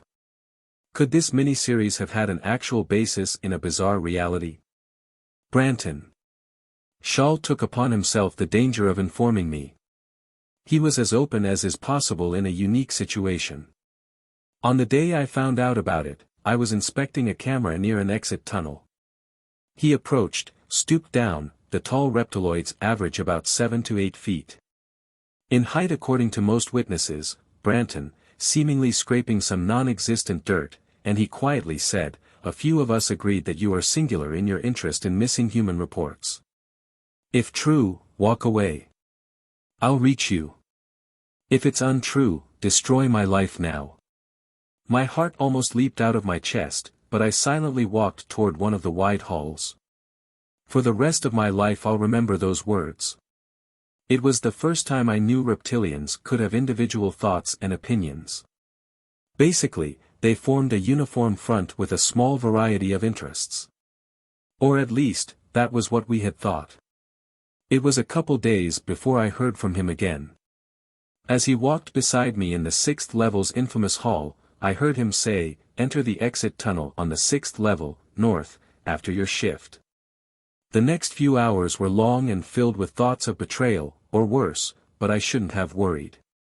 I contacted one of the original 9, resistance, men, and let him know, just in case. Gordon wanted to go with me, but I convinced him to wait a few feet from the exit and pretend he was having trouble with his cart, electric, like a golf cart. When I got there were 3 of them. SSHAL formerly introduced Fashaha and HUAM SSHAA. Name base word is SSHAA or assist. With that, I quickly grabbed Gordon from the hall and the 5 of us talked and walked in the dark tunnels about 3 hours. After that day, the joined resistance group got bigger and bolder. Ultimately, it ended when a military assault was initiated via the exit tunnels and they executed anybody on their list, human or reptilian. We fought back, but none of the working caste had weapons, nor did the human lab workers. Only the security force and a few computer workers had flash guns. It was a massacre. Everyone was screaming and running for cover. The halls and tunnels were filled as full as possible. We believe it was the Delta Force, because of the uniforms and the method they used, that chose to hit at shift change, an effort that killed as many as named on their list. Note, if Thomas Costello is correct in his assertion. Then based on his overall revelations, as well as the revelations of others such as Robert Lazar, Phil Schneider, etc. The Dulce Wars were the result of at least 5 overlapping factors or scenarios which converged at more or less the same time or played into each other. This may have also involved a conflict of interest within MJ-12 itself, and apparently involved different security forces including the Delta Force, Black Berets, Air Force Blue Berets, Secret Service, FBI Division 5, CIA stormtroopers and Dulce base security. The various factors which seem to have played into the Dulce Wars would include animosity towards the Greys for their slaughter of several scientists and security personnel in the Groom Wars below Area 51 3 years earlier as described by former MJ-12 Special Studies Group Agent Michael Wolff. Accidental, encounters between aliens and human construction workers and security forces near Dulce as described by Phil Schneider. An attack on the Dulce base resistance that was apparently ordered by die-hard collaborators in deep-level intelligence as described by Thomas Costello. An attempt to rescue several of our best scientists who had been captured by the aliens after they had discovered the Grand Deception involving a violation of the established treaties. That is the permanent abduction of thousands of humans to the Dulce and other bases for God only knows what purposes, as described by John Lear. Could it be that MJ-12/PI-40 was unaware of these abductees? Yet their superior agency the Black Monk/Magic Agency was aware and had agreed to an actual exchange of human life for technology. And another factor would involve a dispute over whether human security personnel could carry flash guns as opposed to machine guns. All of these were apparently contributing factors to the altercations, which raged throughout the Dulce base beginning in 1979. Branton. We, to this day, do not know who betrayed us. Gordon Inari ran beside me as we ran into the third-level exit tunnels, and he died when several bullets slammed into his back. I vaporized that assassin and kept running. And I'm still running. Gordon will be remembered.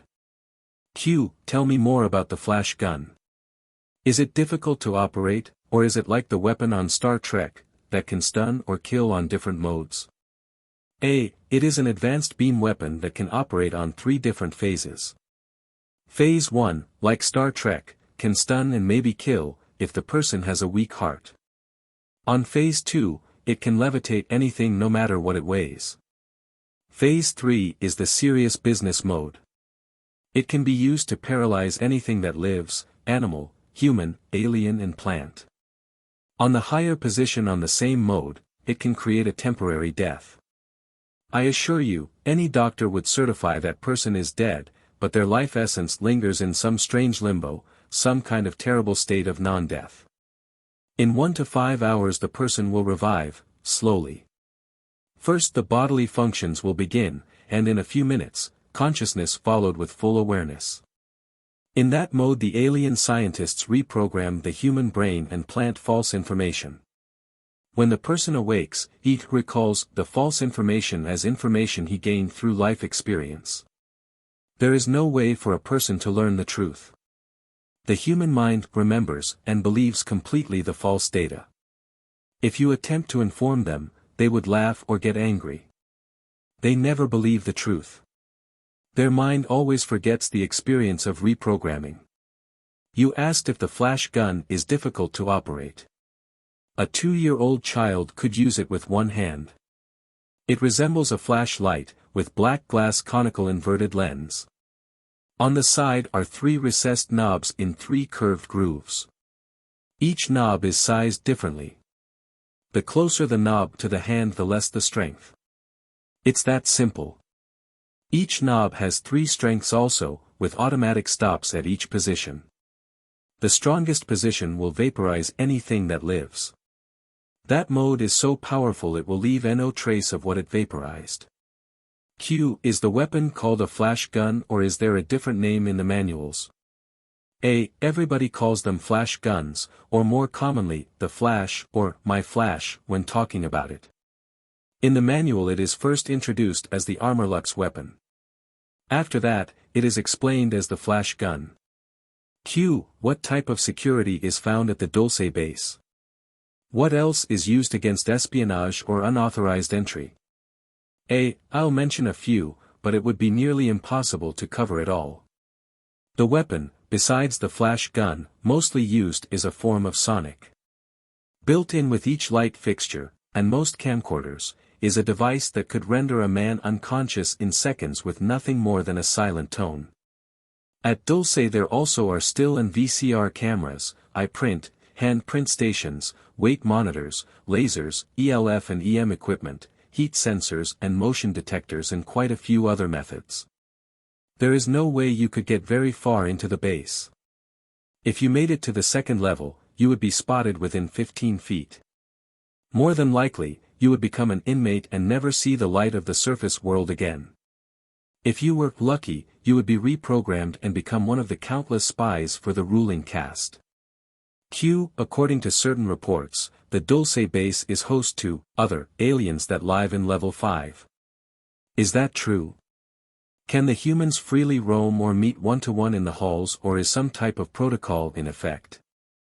A. There is protocol from the first time you enter the base, and it must be followed every time you see an alien there. From the working caste, to the visiting aliens, to the ruling caste, there is a never-ending checklist of rules, law, and strict protocol. There is never a chance to roam on the 5th level. The alien housing area is off-limits to any human. The hub is surrounded by security, arsenal, military and CIA/FBI sections. The area past the security is one of the most secured areas because it houses so many classified files. The entire east side of the 5th level is off-limits except for security personnel holding Ultra 7 security clearance, or higher. The garage on the west side of the 5th level requires Ultra for clearance. Q. Is there proof available that could confirm the allegations of the underground base, or are we just supposed to believe you? A. Many people have asked that one. No, I don't expect people to believe with blind faith. There is tangible proof that has been seen, felt, or inspected by quite a few folks. I'm in no position to go on a lecture circuit to explain to every person on a one-to-one basis. I am trying to stay alive. All I can do is state again, that Dulce is a secret facility. They work hard to make sure nobody can find the place.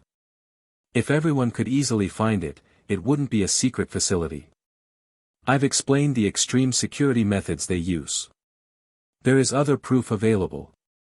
There are 5 sets of copies in 5 different boxes in 5 different locations that hold complete proof of everything I have tried to explain.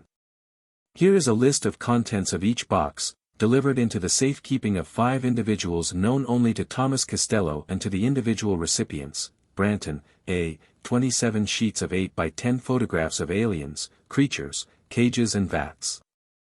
B. 1 silent candid videotape, begins on the computer banks, shows the vats, multi-shots of Nightmare Hall, 2 shots of Grays, 1 shot of the terminal showing signs saying, to Los Alamos, and about 30 seconds of the shuttle train arriving. C. 25 pages of diagrams, chemical formulas and schematics of alien equipment. D. A copy of the new treaty complete with signatures. E. 2 pages of original alien documents signed by Ronald Reagan, as Governor of California. Each page includes Reagan's signature. The original set mentioned above is sealed in one-piece oxygen-free heavy plastic box.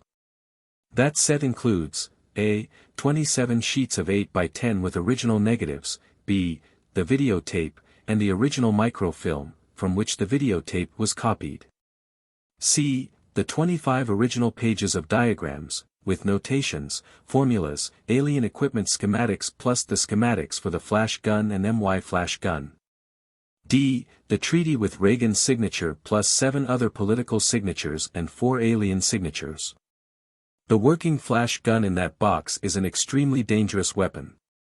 In the wrong hands, there is no limit on the danger it could inflict. That proof must be protected. But when placed in the hands of certain government agencies, it would not be treated as proof for an alien visitation. That government branch knows the truth and they publicly lie. Think about it like this: do you know, for certain proof, that George Washington lived? Or do you believe what other people said about him? There is no one alive that saw with their own eyes what is claimed about him. You judge all you know about him by what other people said. Columbus said there is a new land, and it was found. I am saying there are aliens in several underground bases in this country and terrible things happen in those places. If I die, before it is proven, search for proof. After all, the Dulce base and the other bases aren't going anywhere. Unlike UFOs themselves, they are not here today and gone tomorrow. If they are there, then there are bound to be some indications of the fact. Branton. Demand that the government admit it. If enough people demand it, they will find a way to explain the base, or at least explain why they must keep it secret.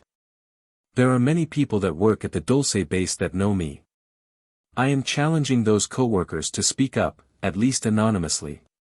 Send a letter, or a telegram, or fax, to confirm what I have explained. In the name of the brave men, women, children and aliens that died trying to let the public know what is going on at the Dulce facility, expose that horrid place before thousands more innocent people are tortured and die unspeakable deaths. Q. What about the elevators? Do they drop from the surface to the 7th level in a couple of seconds? Do you know anything about them? Are they electrically lifted? Everywhere on the surface world there are elevators made by Otis Elevator Company. Does that company make the elevators at Dulce? A. I failed to notice what brand was available in the elevators at the base. I could tell you that there is no elevator anywhere at Dulce that drops from the surface to the 7th level. The security blueprints show the levels are stepped down. Each level drops 1 floor only. Not even the hub has an express elevator. After the 3rd level, not only would you change elevators, you are weighed and color-coded, before you re-enter the car. All the elevators are magnetically controlled, even lights in elevators, as well as all lights on all levels are magnetically induced. The light bulbs are not the type bought on the surface, but a totally different type of light system. The illumination found there is a closer match to natural sunlight than any artificial light on the surface world. The shape of the elevators is unique. If you have ever seen a Tupperware sugar bowl, you could see the shape copied in the elevator. Sort of like an open-ended oval with another half oval on each side. The elevator shaft matches the shape perfectly. The magnetic controls are in the half-oval shape. If you could stand in or close to the half-ovals, you would feel the slight pull of the power of those magnets.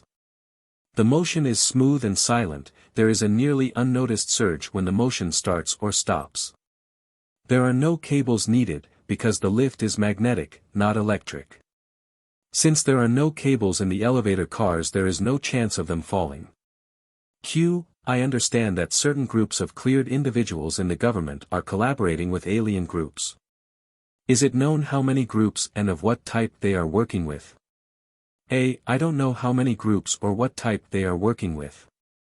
Q. A mysterious security man calling himself Agent Yellow Fruit says he worked at Groom Lake, Area 51. The security officer states that he's been in contact with benevolent aliens at the Groom Lake facility. Are you aware of such a group? A. Yellow Fruit is one of the slang names for Yellow Jack, or Yellow Flag, that shows quarantine and caution in the labs. There are so many different slang names at Dulce Labs that meant quarantine that the workers published a booklet to show the meanings. At Dulce, Yellow Fruit are the lab workers, so called from the yellow light outside the decontamination chambers. Banana is the older workers, lemon is the new guys, and so on. Q, is there an alien installation under Groom Lake or Papoose Lake at the Nevada test site, and are they conducting biological research at these sites? A, most of the stuff at the Groom facility deals with defense, but there is a large storage area in the tunnels that holds thousands of alien craft parts. From what I have heard, the medical tests at the Nevada test site are conducted by and for the Navy. Q, according to my sources, the aerospace companies have a secret underground installation in the Tehachapi Mountains, not far from Rosamond near Edwards AFB. Insiders refer to the Tehachapi installment as the Ant Hill.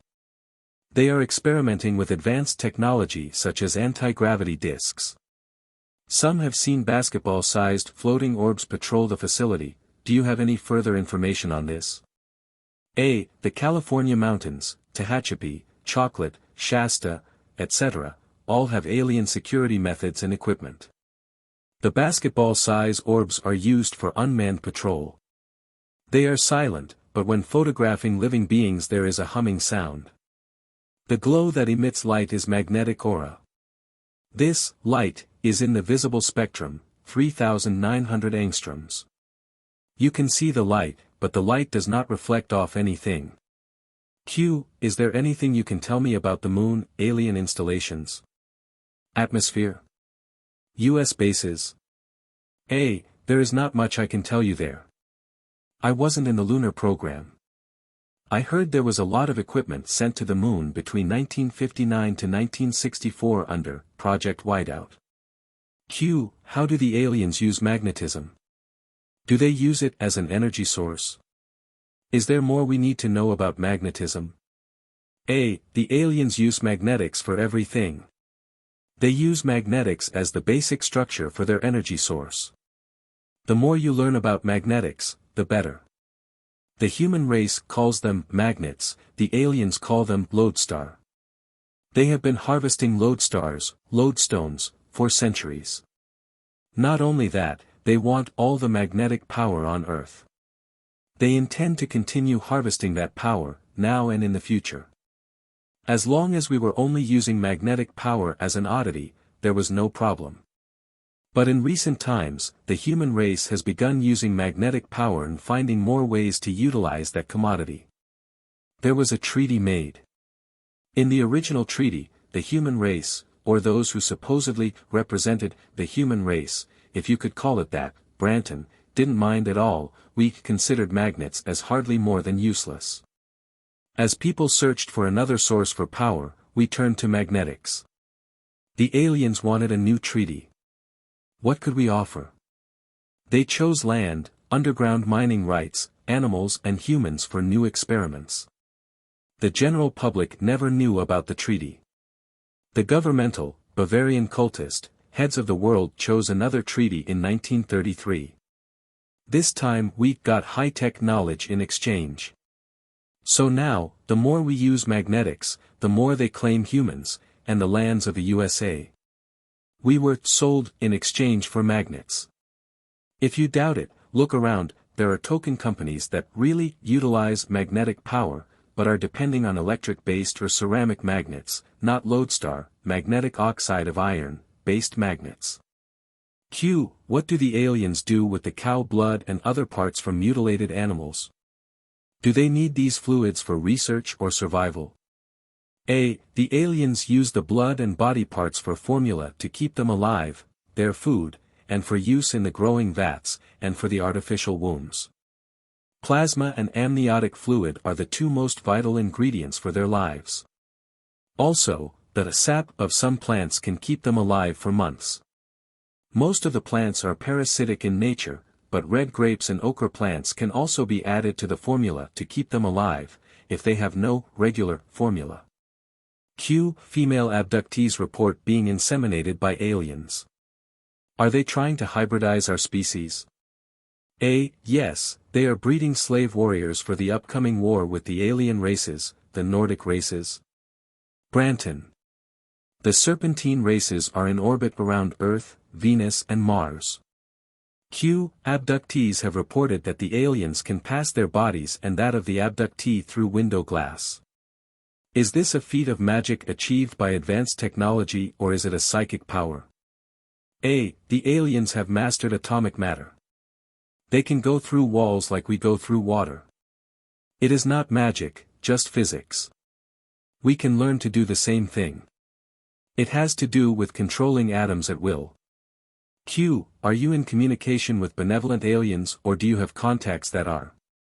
If you are, can you tell us how we can communicate with their teams? A. I am not at liberty to discuss communications with any friendly alien life forms. I can tell you there is a friendly factor active in Costa Rica. I am in direct communication with that factor. I am an active member of the Subgalactic League of Costa Rica. This organization, using a small satellite dish, a television set and ham radio equipment reached this factor. I might suggest that by using similar equipment and a low band frequency, you may reach the same factor. Q. Do you stay in the USA, or do you live abroad? Do you work now? I know you have been on the run for several years. A. Yeah, quite a few years. I visit the US, but it's really dangerous when I do. I've lived in several countries. I spent a few years in Mexico, working as a mercenary soldier. It's rough work, frequently living in the bush, eating whatever I can find. I spent time in South America, fighting the drug cartel. It's not the citizens, it's the secret government, top officials and American alphabet boys, CIA, FBI, etc. I settled in Costa Rica. Bought a small house in Limon. Actually it is a shanty that someone abandoned. I paid the equivalency of $11 to one of the local constables for the right to call it mine. My name changes when I think someone is asking questions. I've worked in one of the underground bases near the Panama border. It's in the mountains. Not very far from a passive but active volcano. It is not as fancy as Dulce, but the people are wonderful. Q. What is the best city in Costa Rica for an American to visit and maybe move to live? A. None of them are worth anything, by comparison, but I like Limon. There is a real culture shock when you get past the tourist sections. Inside the urban areas, it's not so bad, but away from the beaten path the picture changes. There are no improvements in the shanties, no sewers, plumbing, or paved roads. But if you stay in the cities, and you don't mind the big difference in the cultures, the countries have a lot to offer. Nice weather, great beaches and beautiful trees with fruit growing everywhere. Q. Are there any other security level names, other than secret, top secret, ultra? A. There are many other security clearances. Here are a few: UMBR, Stellar, G2-7Z, Triad, UMT, Universal Military Training, and UMS, Universal Military Service, Astral and SUB Astral. Umbra is higher than Ultra. Note, it may be conceivable that some of the higher security clearances are used for the joint human-alien interstellar projects. For instance, Whitley Strieber described an abduction to another planetary sphere where he encountered ancient ruins, aliens and human personnel dressed in military khakis and carrying camcorders, automatic weapons, etc. Obviously such personnel would have to possess an extremely high security classification, such as Universal Military Service, for instance. The Joint Alien Illuminati Alternative 3 projects have reportedly taken part in joint offensive operations against the peaceful residents of other worlds. This according to a couple who defected from the Alternative 3 movement after an agent from the Federation warned them about such atrocities. Branton. Q. Ever see a badge with Maji? A. No. Q. Since you have lived in Spanish-speaking countries, it's obvious that you are bilingual. What other languages do you speak? A. Other than English, the only other languages I speak are Spanish and Yushu, the common language, alien, spoken at Dulce. I speak Spanish fluently, and enough Yushu to keep myself out of trouble. Shortly after I first transferred to Dulce, I took a crash course in Yushu. Anyone that plans to spend more than 1 week working at that base, they are wise to learn the basics. Otherwise, you are required to wait for an escort to get around. All the signs at that base are written in the universally recognized symbolic language. Yushu is logical and easy to learn. Q. What are the eating habits of the aliens? Are they carnivores? A. That depends whether they are one of the gray worker caste, one of the reptilian worker caste, or one of the higher developed draconian leaders. Also, the created beings, replicants, type 2 being, or one of the really strange, genetic, mixtures. I'll try to cover a little of each. The formula includes amniotic water, plasma and several other body parts, raw, usually bovine. This nearly clear mixture with a texture of pureed peaches, and almost in that color. The Greys make the attempt not to eat around the humans, because the odor of it is very unpleasant to any human. They can spend days or even weeks between feedings. The working caste of the reptilians eat meat, insects and a large variety of plants including vegetables and fruit. They prefer their meat raw and very fresh, but have learned to enjoy some cooked meat like rare beef steak. Note, according to many abductees, the reptiloids are not above eating human flesh. It has been said that they prefer flesh that is young enough to be free of toxins, yet old enough to be imbued with a lifetime of accumulated, emotional energy residue, which is resident within the human body. Some abductees claim that certain reptilian factions have such complex biotechnologies that they are able to remove a human soul energy matrix and place it in a containment box, and use the controlled body for whatever purpose they choose.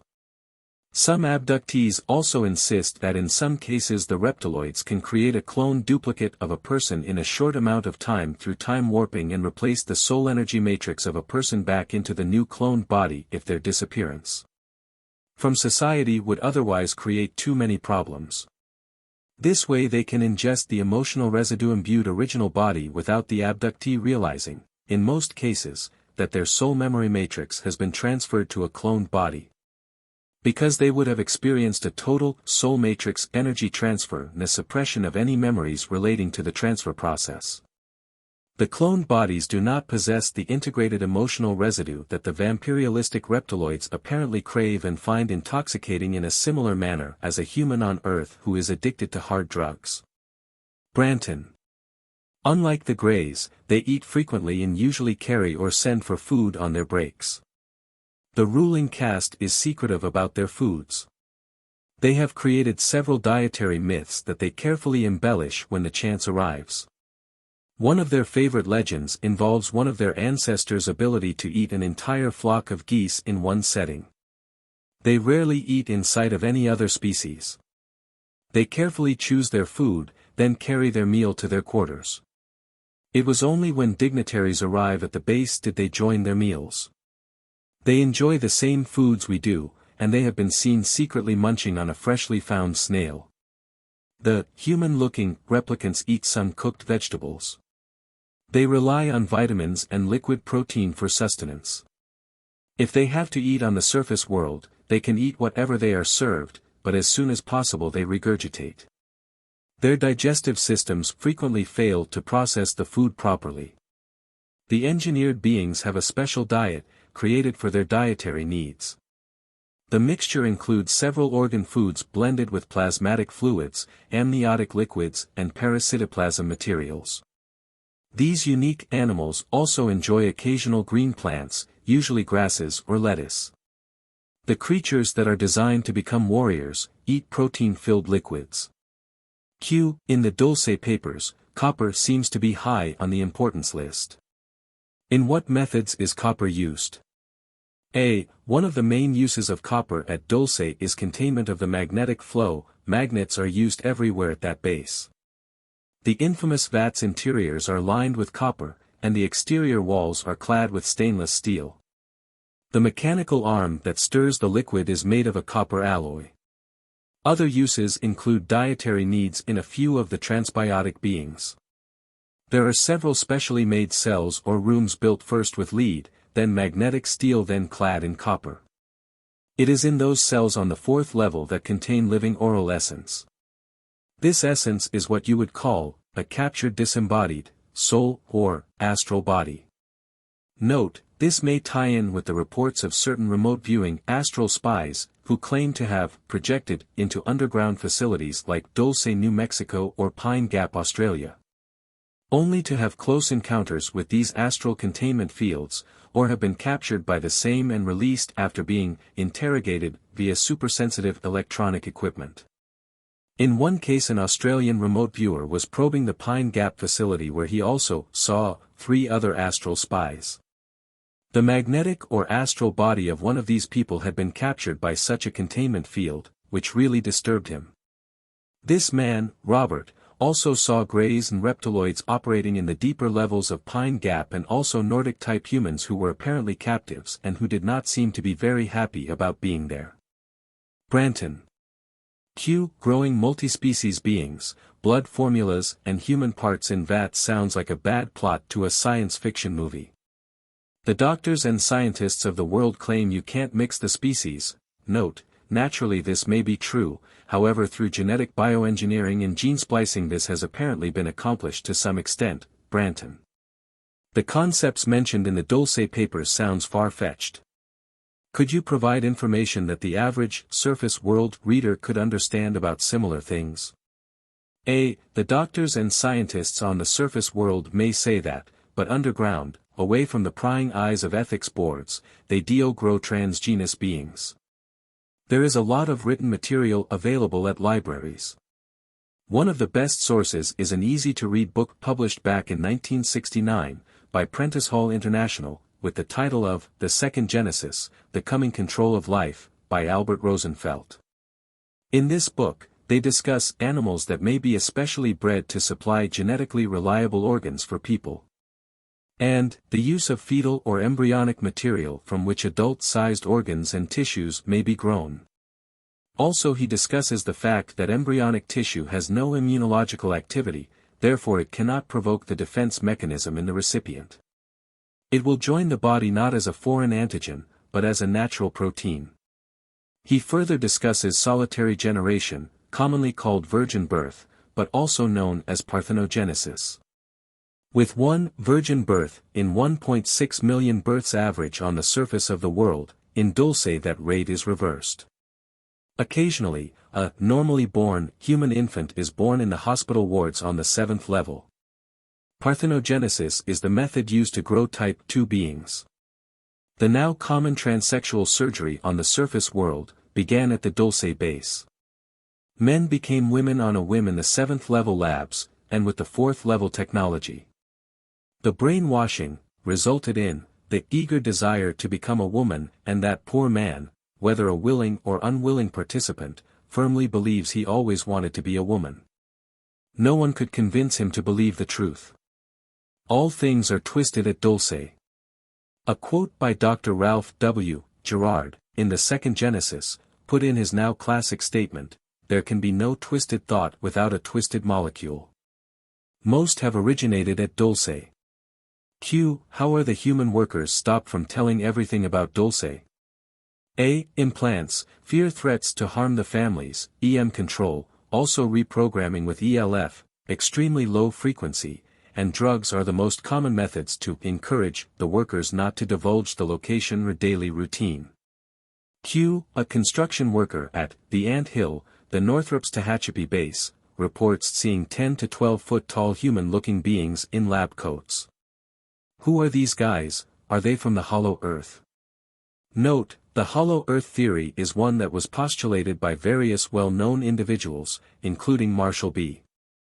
Gardner, Raymond Bernard, William Halley, discoverer of Halley's Comet, Edgar Allan Poe, Edgar Rice Burroughs, John Clevey Sims, John Uri Lloyd and others. Basically the thesis involves what one might refer to as the geoconcavitic sphere theory.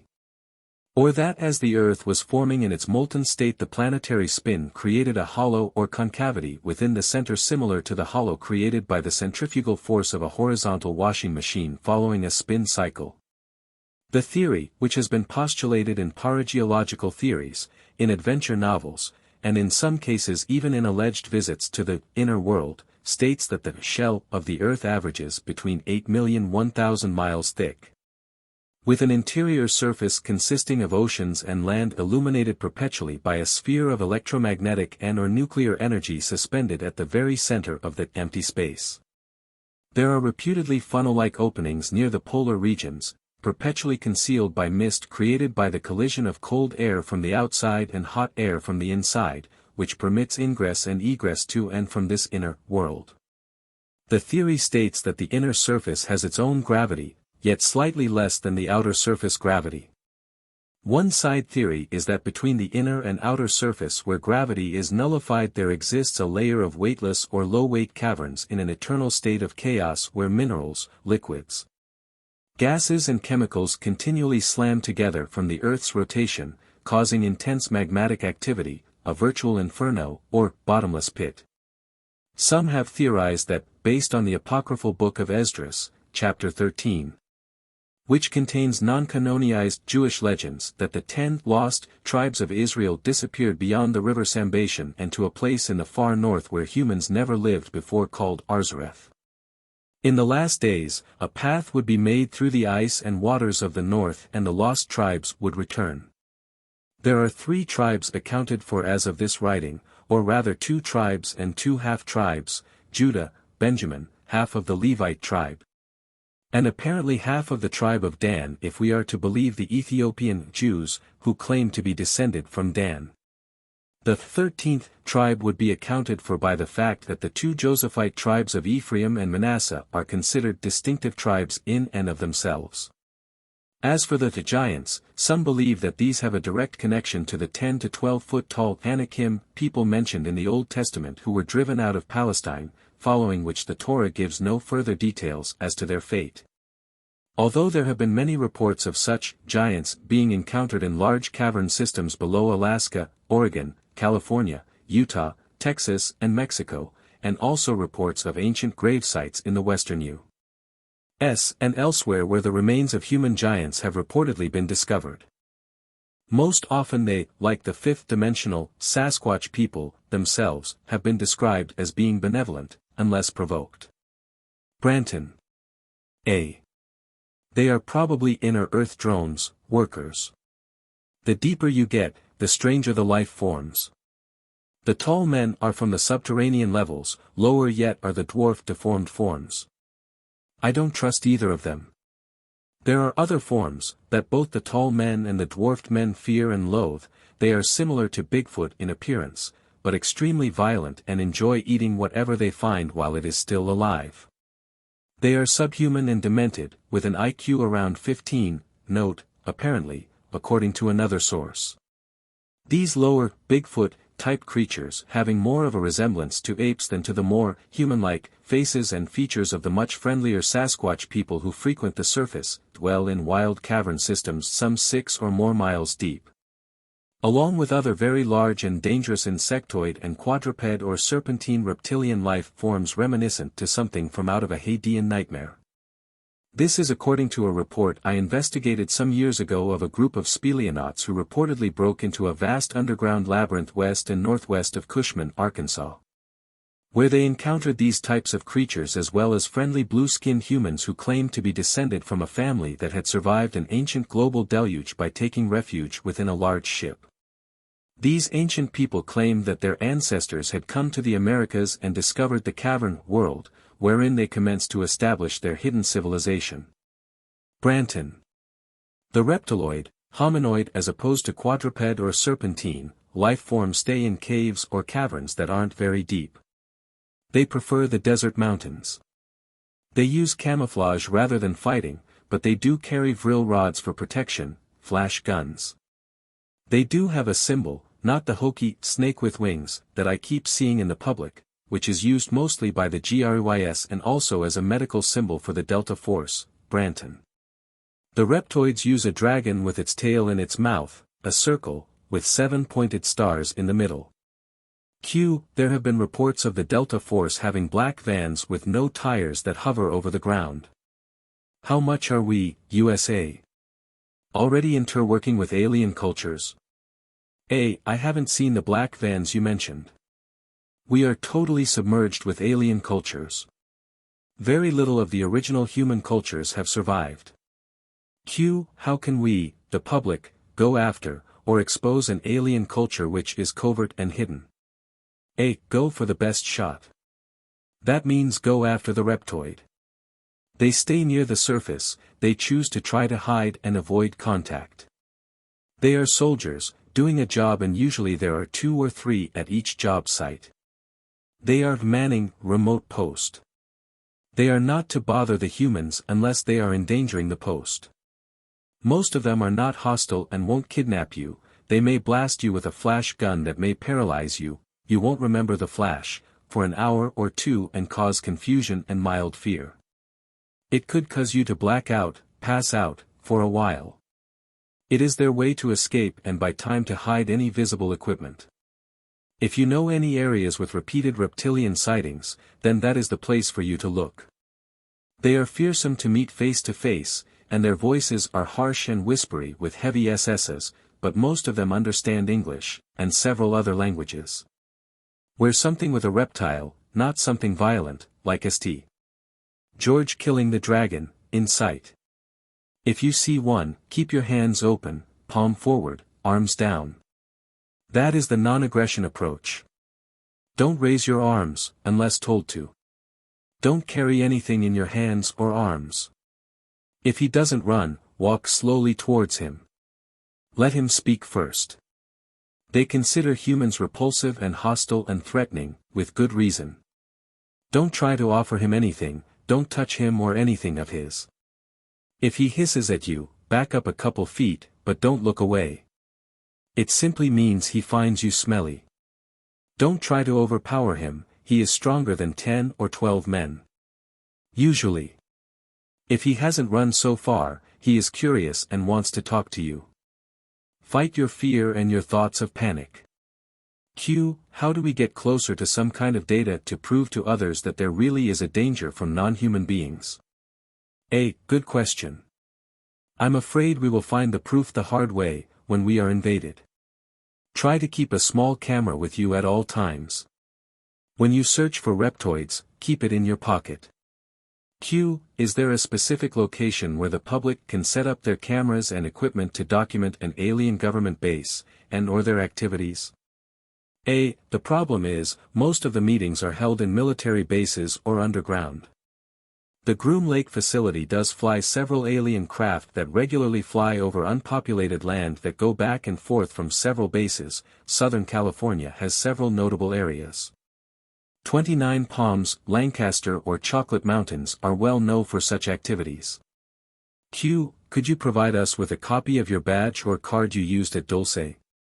A. Badges or cards never leave the bases. All exits have bars or walls of metal. To open, to go out requires using the card. When you use it for an exit slot, the card won't come out. Each time you leave the base, you are issued a new card, with all the usual data about you, plus your weight added, corrected daily. There are several mines in the Chocolate MTS that open into a base highway, but be aware that they are patrolled regularly and there are cameras there. Q. There are so many types of really far-out aliens seen in TV, movies, magazines and popular fiction. Is there one type of a fictional unknown race, in your opinion, that fits the term alien? A. Yes. There are 2, an alien that is totally indescribable, and another would be a pseudo-alien. Q. What are the dimensions of the Dulce facility? A. There are 1,700 paved miles of roads under Dulce and northern New Mexico. Towards Los Alamos is another 800 miles of tunnel. The base is still growing, due west. Q. What is the top depth? A. The first level starts 200 feet from the surface. Each level has a ceiling of 7 feet, except levels 6 and 7, the ceiling there is 45 and 60 feet. There are approximately 45 feet or more between each level. The average highway ceiling is 25 feet. The HUB at the base is 3,000 feet wide. Use a 7.5-minute scale map to try to comprehend the size of the place. Q. Are there regular vehicle exits that can be observed from the ground? A. Yes, but they are inside Los Alamos. Q. Are there aerial exits that can be observed? A. 20 miles due north of Dulce, across the border into southern Colorado. Branton is a large hangar. It is hidden by a facade of cliffs. Look for an isolated short road on the top of a mesa, with no road to or from the top. Q. Are the ventilation shafts visible? A. The ventilation shafts are hidden by bushes or vents inside caves. There are 5 on the top of the mesa. Be aware there are cameras inside most of the vents. Q. Is there external security, and could we recognize them in or around the town itself? A. There is minimal security on the surface. Most of the men, and women, are Air Force or highway crew men. There used to be a Best Western motel that hosts or hires a lot of base workers from Level 1. I don't know if that motel is still operational. Most of the security force live in Santa Fe. Others live at White Pine, Los Alamos. Q. Are there security sensors? What type? If so, what is their power source? A. Yes, there are many types of sensors: radar, infrared, heat sensors, microwave, EMGW, and satellite. Most of the sensors are powered by magnetic power. The only thing you may notice on the surface would be an occasional satellite dish. Q. If you can, give us some information on the upcoming war with the aliens. When does it start? Do you recommend going underground? A. The war has already begun. To start, they use weather control devices that can cripple a city in hours. Storms, flood and drought, with those few things they can bring any country to their knees in a hurry. Yes, I do recommend going underground. Choose a location that has a higher elevation than the surrounding terrain. Pick out a cave or even an abandoned mining shaft or two. Bury a cache of supplies, including food and water, near these locations. Place the supplies in heavy plastic boxes that have tight lids, to prevent the destruction by earth-burrowing rodents and insects. Then plan to live like a squatter when it becomes necessary. If you own land, create a system of tunnels and tell no one. Use your tunnels to secrete your supplies, and plan to live in those corridors when you must. Q. What about the reptilian ships that are in orbit around the equator, presumably including the original 2 planetoids that arrived in geosynchronous orbits around Earth at 400 and 600 miles up in 1953? This reportedly led to an NSA project which successfully communicated with the gray aliens and resulted in a contact landing treaty scenario involving President Eisenhower and other executive military-industrial officials at Muroc/Edwards/Holloman Air Force bases in 1954, Branton. Are they cloaked? A. They are not cloaked the way you may think. It's more like nobody is learning to see, even though it is in plain sight. Like the mailman becomes invisible because you are so used to seeing him you never noticed he is alive. One of the favorite methods of covert activities is to hide their operation in such an obvious way, or place, that no one would suspect it is covert. For instance, hiding entrances to underground bases beneath religious shrines, federal buildings. Mining works, malls, libraries, lodges, hotels are basically areas that one would consider the least likely places to hide or accommodate an entrance to an underground facility. The Underground New World Order (FEMA) facilities throughout the United States apparently utilized this type of concealment with many of their bases. Branton. Q. What are the Greys susceptible to? A. The Greys are photosensitive. Any bright light hurts their eyes. They avoid sunlight and travel at night. Camera flashes causes them to back up. It could be used as a weapon against them, but they recover quickly. It could buy enough time to escape. Use commands, or nonsensical words in the form of commands, and they will back up. Their brain is more logical than ours and they do not create fun. They do not understand poetry either. What really confuses them is saying things in Pig Latin. We learned that in a hurry, and used it against them, the Greys, in the Dulce Wars. Q. Can Greys read your intentions if you came up behind one? A. Yes. They read your intent, because they use your body's frequency. The human race broadcasts a frequency, that they recognize as an electromagnetic impulse. Each person has a slightly different frequency, that difference is what we call personality. When a human thinks, they broadcast strong impulses. In the case of fear, the frequency is loud and easy to recognize. By the same right, a calm and composed mindset should be far more difficult to recognize. Branton. Q. Can we shield ourselves against their mental control? A. We can shield ourselves against them. However, 95% of the human race never try to control their thoughts, and controlling our own thoughts is the best weapon. The average person rarely thinks in a clear pattern. That allows the brain to think in a chaotic way. Control your thoughts, and you can stop the aliens attempting to abduct and control you. Controlling my own thoughts have kept me alive for years. Q. Could you shed some light on the type of human the aliens are looking for when they abduct? A. I can tell you that the most common are petite women in their early 20s or early 30s, dark-haired boys between 5 to 9, small to medium-sized men in their mid-20s to mid-40s. But, let me stress that there are all types of people being held against their will in the Dulce base. There are tall heavy men and women, teenagers, elderly folks and very young girls in the cages and the vats. I only mention the most common age size are the small young men and petite women. The boys are favored because at that age their bodies are rapidly growing, and their atomic material is adaptable in the transfer chamber. The young small women are frequently very fertile. The men are used for sperm. I have no idea why they prefer small to average size men. Q. Did you ever see twins or triplets, etc.? A. Since you mentioned it, no. It never crossed my mind to search for them. But then that doesn't mean they aren't there. There is no way I could have seen everybody at that huge complex. Q. What is the prevalent human race at the Dulce base? I am curious about both the human workers and the inmates.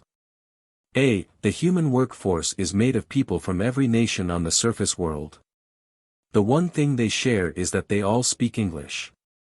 If you are asking if there are white, black, red, yellow and brown skin color, again I'll have to say that there is no prevalent race there. As for inmates, I could see all races there. From what I could see, it looked like there were more white people, but again, I saw a constant flow of different people. Many I think, were only there for a few hours. Q. Please explain the method they use to identify each inmate. A. No one has a name. When first brought to this facility, they were issued one large number. Usually that code has a mixture of numbers and letters. They show the place, how, and by who, followed by the time, age, sex and finally the personal number, their SS number. For example, it might look like this: NVLV 00A00700 P00:00:00-00 M 000-00-000.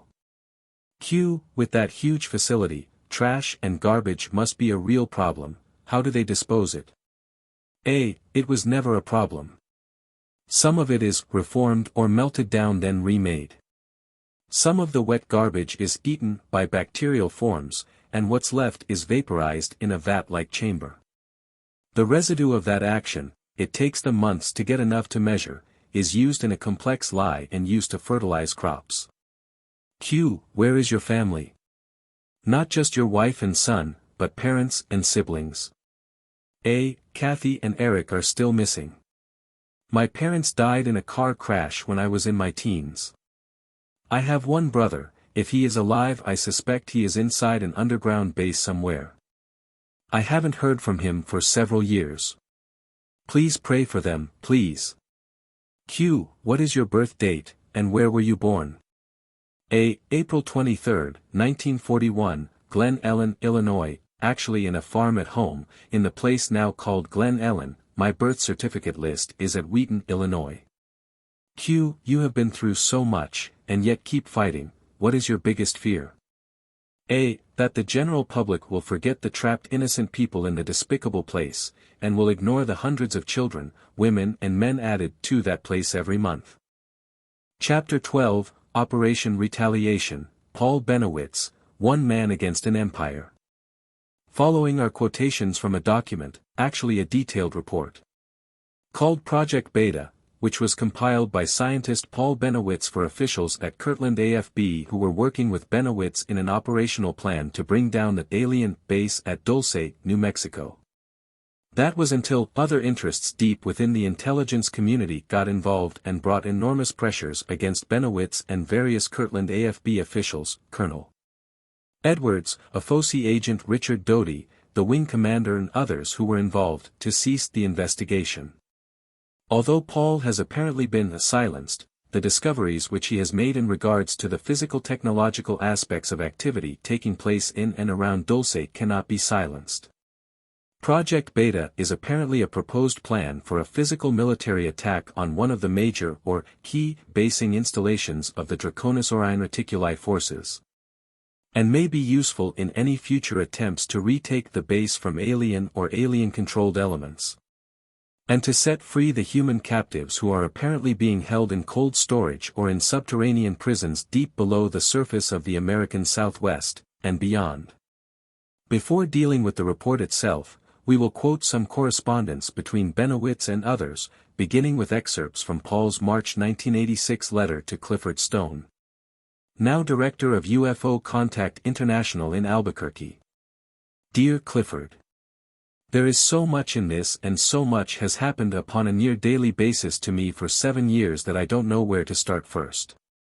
I think probably the best approach is to start out with some explanation in the way of statements relative to alien cultures here on Earth, their social structures, physical makeup, etc. All of which has been gleaned from the direct communications by computer, visual observation, psychological evaluation, and personal interaction. First, there are the low, high, and very high cultural levels. In the low levels of the culture there are sharply defined levels, which extend from slave level on up. There is no freedom there, no one crosses these lines within, cross it and you are dead. Everything is watched with optical equipment and monitored by computers and individuals called keepers. Spheres of many sizes float throughout their environment, monitoring audio, visual and thought frequencies. These have also been observed by workers in underground facilities reaching miles below Edwards Air Force Base and the Tehachapi Mountains of California. Branton. These units, which have a highly mirrored finish, can be talked to. They can cloak themselves so that they are totally invisible. Their control signal can be broken down into varying AM and FM components. There is no trust in this type of society. Everything is watched and monitored. The command structure is near totally unbelievable. The ruling levels wear robes of appropriate colors. The alien government involved with this group is totalitarian. They appear not to observe social and moral principles. Their credo appears to be total control or kill. In the north at the river the orange insignia or at the diamond as the alien calls the base. The method of rule is a monarchy. The king wears purple. The high colors of social level wear green, yellow, and white. The lower levels wore brown. Their body metabolism is very high, estimated at 110 to 115 degrees. Elimination is through osmosis. Skin color of the ruling echelon varies from a jaundiced yellow to white. No hair of any kind.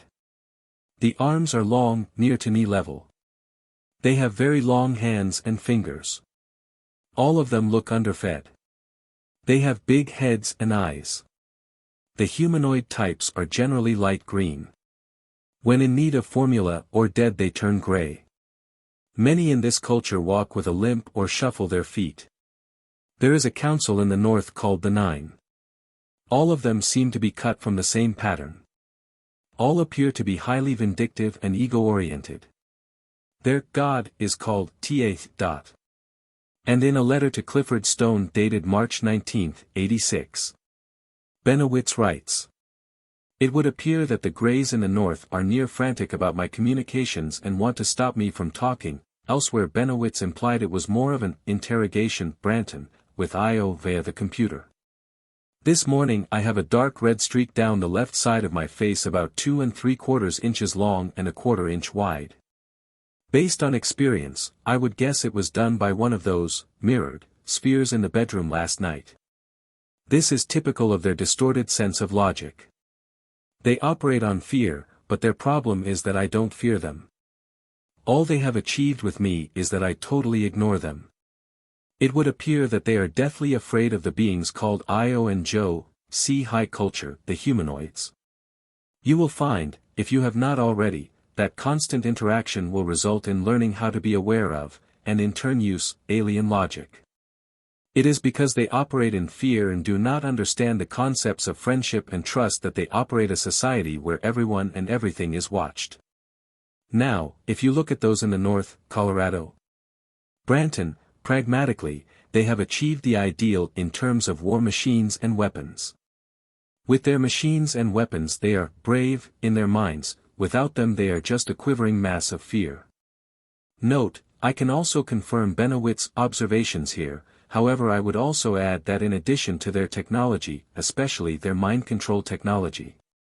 And this relates to the following: once one breaks through the complex matrix of lies that the reptilian Grey Collective projects, then they are found out to be nothing more than quivering worms beneath the shell, as Bennewitz implies. In fact, the only power that these soulless vermin, the hybrids and non-collectivist reptiloids not included in this flaming, have over us is their complex deceptions and our reciprocating and capitulating fears. Why am I so confident to judge the Greys and their collective in this manner?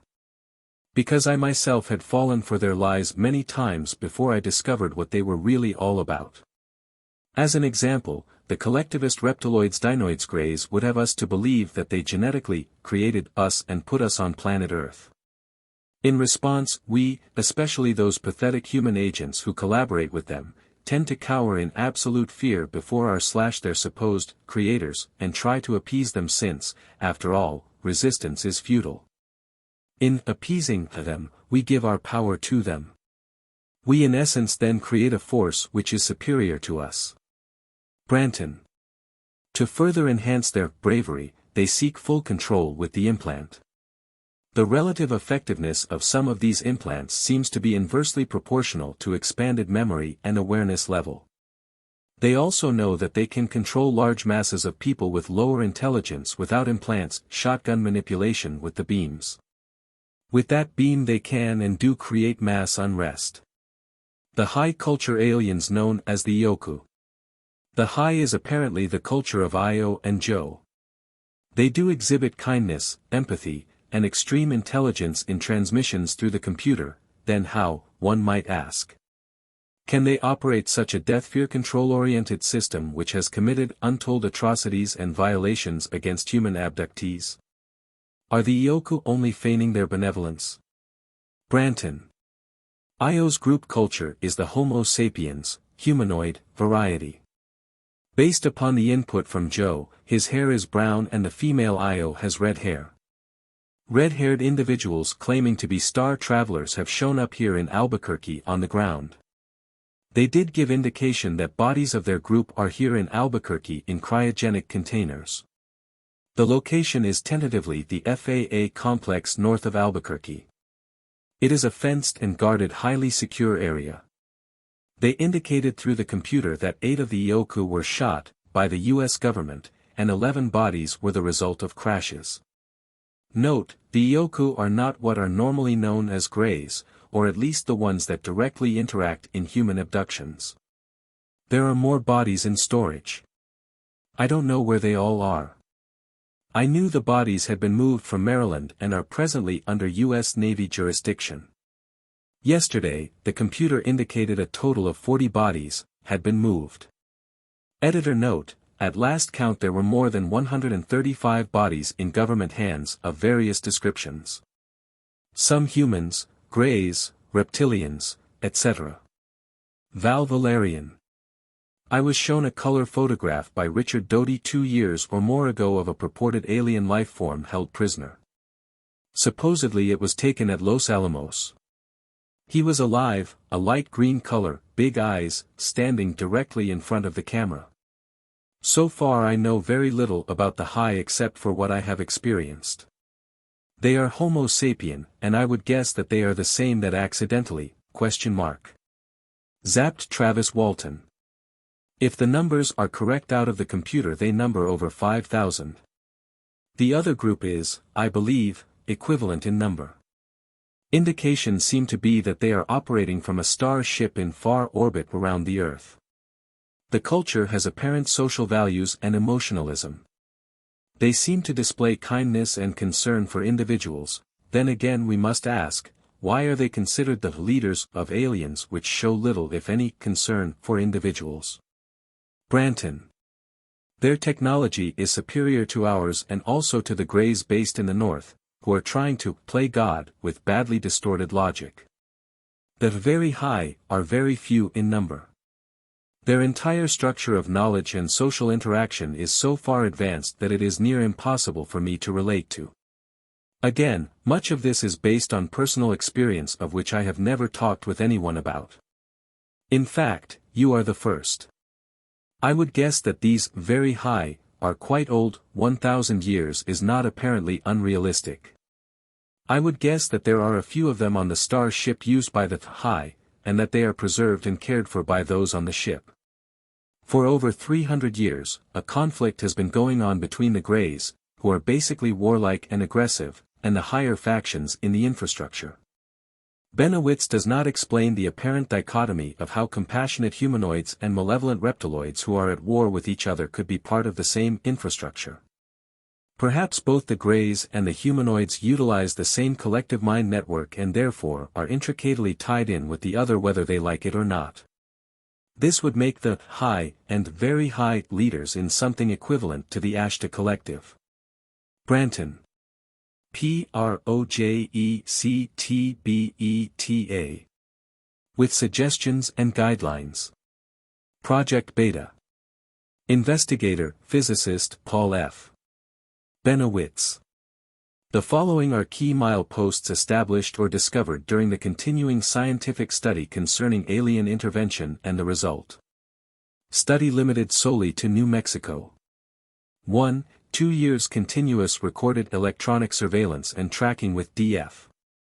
24 hours per day data of alien ships within 60 miles radius of Albuquerque plus 6,000 feet motion picture of same, daylight and night.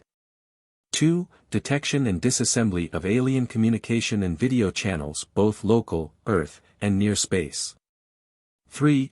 Constant reception of video from alien ship and underground base view screen, typical alien, humanoid and at times apparent Homo sapiens.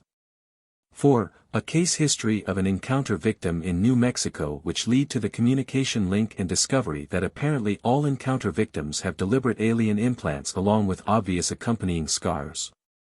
The victims' implants were verified by X-ray and CAT scan. 5 other scar cases were also verified. 5. Established constant direct communications with the alien using a computer and a form of hexadecimal code with graphics and printout. This communication was instigated apparently after the U.S. base was vacated, following U.S. intelligence's apparent loss of the Dulce Wars. Branton. 6. Through the alien communication loop, the true underground base location was divulged by the alien and precisely pinpointed. 7. Subsequent aerial and ground photographs revealed landing pylons, ships on the ground, entrances, beam weapons and apparent launch ports, along with aliens on the ground in electrostatically supported vehicles. Charging beam weapons also apparently electrostatic. 8. Cross-correlation and matching by triangulation, etc. To official NASA Sir, color infrared, high-resolution films confirmed base locations and resulted in revealing U.S. military involvement yielding precise coordinates and the U.S. base layout. 9. Prior alien communication had indicated military involvement and the fact that the USAF had a ship but due to studied alien psychology this was ignored at the time. 10. Subsequently, the alien communicated following verification with the CIR, that there was indeed a ship, actually more than one, that 2 were wrecked and left behind and another built. This ship is atomic-powered and flying. The alien indicated its basing location. 11. It was learned as stated that 2 women and a boy near Austin, Texas were exposed to severe radiation at close range and the ship was last seen going west with helicopters. In addition, the U.S. government was quietly picking up the medical expenses. 12. Subsequent inspection of motion picture photographs taken during the study revealed the U.S. ship or one like it flying with the aliens. These matched the CIR where 2 can be seen on the ground and in the later photographs taken on the ground after the base was abandoned. So in very brief form the prologue to learning within reasonable accuracy what transpired prior to the end of 1979 or shortly thereafter. The computer communications and constant interaction with the alien in this manner without direct encounter has given a reasonably clear picture of the alien psychology, their logic and logic methods and their prime intent. It is important to note at the outset, the alien is devious, employs deception, has no intent of any apparent peace-making process and obviously does not adhere to any prior arranged agreement. In truth they tend to lie, however their memory for lying is not long and direct comparative computer printout analysis reveals this fact. Therefore much drops through the crack, so to speak, and from this comes the apparent truth. It is not the intent of this report to criticize or point fingers. Obviously whoever made the initial agreement was operating upon our basis of logic and not that of the alien and in so doing apparently walked innocently, in time, into a trap.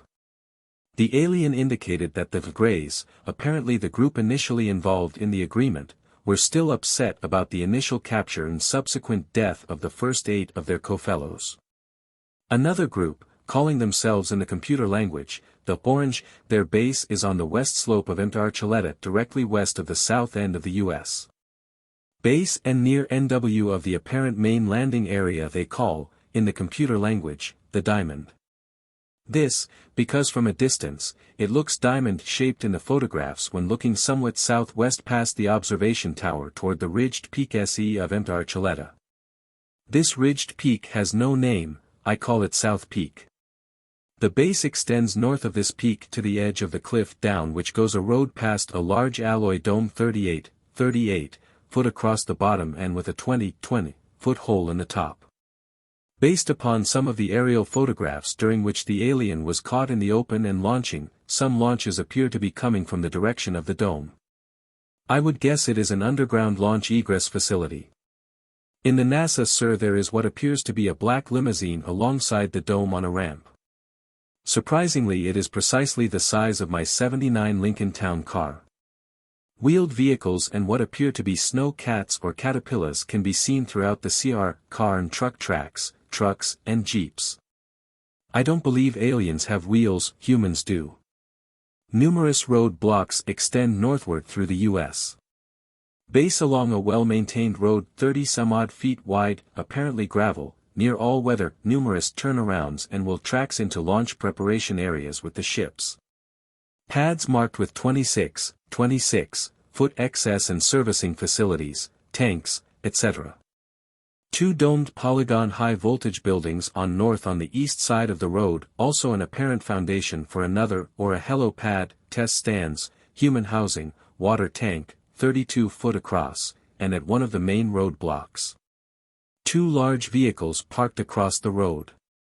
Also at that point another apparent black limousine with tracks leading to it, and, to the west of the road. All tracks and vehicles have been dimensioned and match military vehicles. If I were to make a guess, I would estimate the likelihood that the apparent black limousines are CIA. This is but a limited inventory of what was there on September 8, 1978, included only as evidential matter for your perusal and confirmation. The road, which incidentally the natives, the tribal chief, reservation police and highway patrolmen know nothing about, comes in off of a trail from the north. Starting at the trail, line of sight to the large plateau area and the alloy dome, the road, in the middle of nowhere on the Jicarilla Reservation, is precisely 12,888 feet long airline distance. The total alien basing area, which apparently contains several cultures, now all under the designation Unity, in the computer language, is approximately 3 km wide by 8 km long, multi-leveled. A conservative guess based upon the number of ships presently over this area and the number on the ground in the CIR photographs, the total alien population at this point is at least 2,000 and most likely more. The alien indicates more are coming or on the way. I won't attempt to speculate in this report as to how the initial U.S. contact was made, what transpired, nor how many were able to escape. The alien has communicated his account, and if totally true, it certainly is not palatable. Much detail has been omitted for future discussion if desired, however the import is this. Constant computer communication full online in February of this year, manual prior to that, conditions of morale and a total insight into what makes the alien run. This is very valuable data. 1. Most importantly, the alien will allow no one to go without an implant and after knowledge of it is wiped out. They simply will not allow it. All indications are that communication or language cannot result without the implant, with the exception of the binary and the computer. This would indicate a possible immediate threat or danger for anyone, military, Air Force, or otherwise that has been at the base. They will not remember the implant in any case, the contactee here included. The reason for the implant is multiple for both language or communication by thought, there is no apparent language barrier with thought, and also complete absolute control by the alien through program by their beam or direct contact. I have tested this and found that during this programming the person then has no memory of the act/conversation afterward. If this has happened to the military, I need not elaborate as the possible consequences. The victim's switch can be pulled at any time and at the same time they are walking cameras and microphones, if the alien chooses to listen in with the use of their beams. No classified area of any endeavor in the U.S. is inviolate under these conditions. However, realize, the scars, barely visible, can be seen, all are exactly located and all are accessible by X-ray. 2. Also note that all of the aliens, humanoid alike, all must have implants, without them, no direct communication is apparently possible. So one can most generally arbitrarily say that if a person states she communicated by thought with an alien, she most likely has been implanted. They may also claim to be overly psychic and be able to prove this, again through the link transplant, she is given the information by the alien and does not realize. 3. Most importantly, the alien, either through evolvement or because the humanoid is made, will exhibit tendencies for bad logic, bad by Earth logic comparison, so they are not infallible, in point of fact they appear to have many more frailties and weaknesses than the normal Homo sapiens, which they attempt to compensate for through their technology, Branton.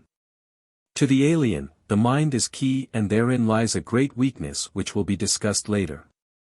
4. They are not to be trusted.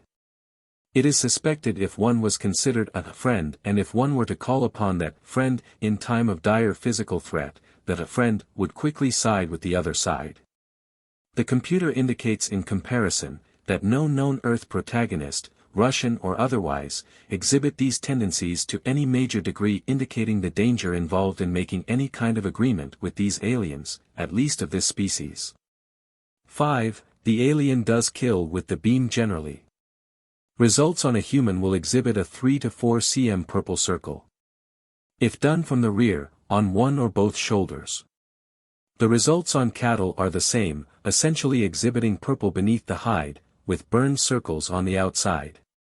6. Cattle mutilations are the other side of the coin and will not be delved into here, although they are a part of the overall. It appears the humanoids are fed by a formula made from human or cattle material or both, and they are made from the same material by gene splicing and the use of female encounter victims' ovum. The resultant embryos are referred to by the alien as an organ. Time of gestation to full use as a utility, ready to work, appears to be about 1 year. A year in alien time, I do not know. Solution: I doubt there is an immediate total cure per se, however, they must be stopped and we have to get off dead center before we find time has run out. They are picking up and cutting, as the alien calls it, many people every night. Each implanted individual is apparently ready for the pull of their switch. Whether all implants are totally effective I cannot predict, but conservatively I would estimate at least 300,000 or more in the US. And at least 2 million if not more worldwide. Weaponry and inherent weaknesses. Weaponry is one of the keys, and in the alien's present state we can prepare an effective offense. One tends at the outset, to look at their machines and say, there is no defense or offense. One is overwhelmed by their speed, apparent capability of invisibility and cloaking, and other covert capabilities not discussed at this time. In particular, the beam weapons are themselves a direct threat and obviously one that must be seriously considered but not overly so. Let us first look at just what this weapon is. It is an electrostatic weapon with plasma-generating voltages and an internal storage device. It is pulse-powered. The beam, totally effective in atmosphere, can be loaded with hydrogen or oxygen. Range. Average, ground weapons, maximum 2 km if it is dry, capable of sustaining just so many full power discharges. Slow leakage occurs continuously, therefore, they must be recharged periodically. If it is raining, the weapon becomes ineffective and is swamped, thus discharged. This should be considered in any future potential offensive strike against the base, Branton. The range is near totally lost at that point. On the discs and saucers, the weapon is generally on the left side or top center and has a maximum range of 200 meters, at which point it will plow a trench in desert soil. When fired, it fires both to the front and to the back equally. Reason? Because of their mode and methods of flight. If equilibrium is not maintained, the saucer will spin out. Hand weapons. Estimate based upon visible damage observed, not too much velocity nor staying power, but at short range, deadly, less than a .45 cal automatic. Note, this may explain the late Phil Schneider's claim that at close range the radiation beam weapons of the aliens he encountered beneath Dulce were deadly, however at long range less so. Although at long range the beam weapons are capable of inducing severe radiation damage, Branton. At 1 meter range, estimate of beam temperature 1600 degrees Fahrenheit or higher, it can vaporize metal. Apparently the discs and weapons operate from a storage source. In time, without periodic recharge, this source is depleted. The design they traded to us was at least 30 years old, employing an atomic source. Possibly they may still have some, it would appear so, their staying power is obviously much longer. Aircraft helicopter vulnerability. Any of our aircraft, helicopters, missiles or any air flight vehicle can be taken down instantly with no use of weaponry. The aliens simply need do no more than make one invisible pass and their bow wave or screen or both will take the airlift vehicle down. The pilot obviously will not even know what hit him. Perhaps stealth-type fighters equipped with electromagnetic force shields may be more effective in this regard. Also, advanced infrared scanners may be used to detect cloaked alien ships before they have a chance to attack. Branton.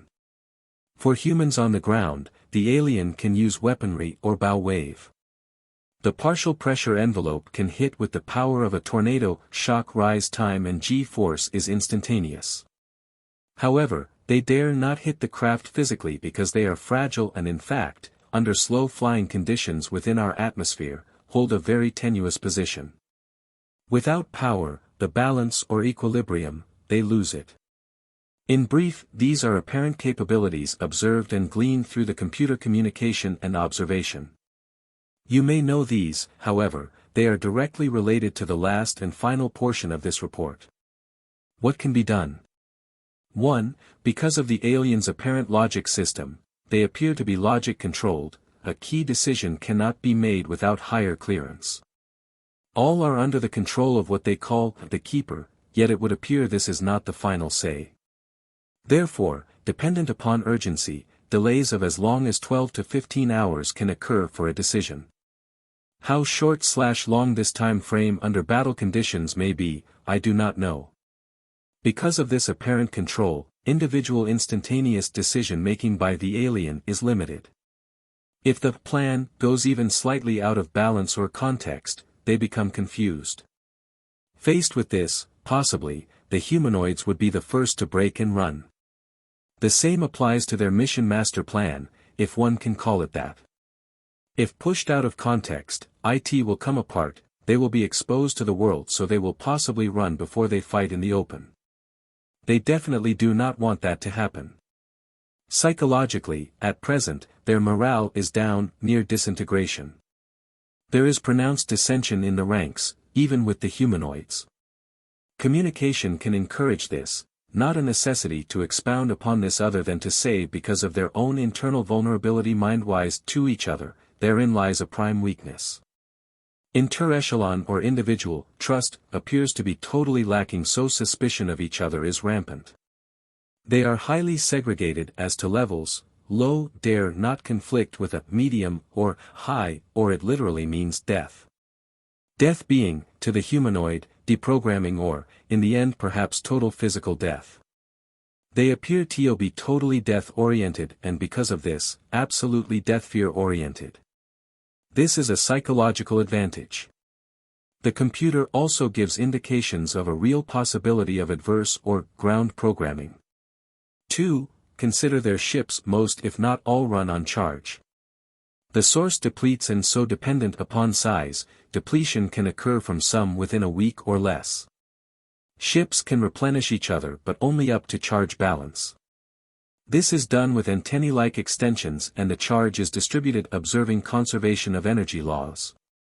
They can replenish from power lines but again only to a point, so time of flight is limited. Deprived of their base recharge capability, it is indicated that all ships will come down within 6 months to a year unless they can get transported out, that is back to the prime launch ship.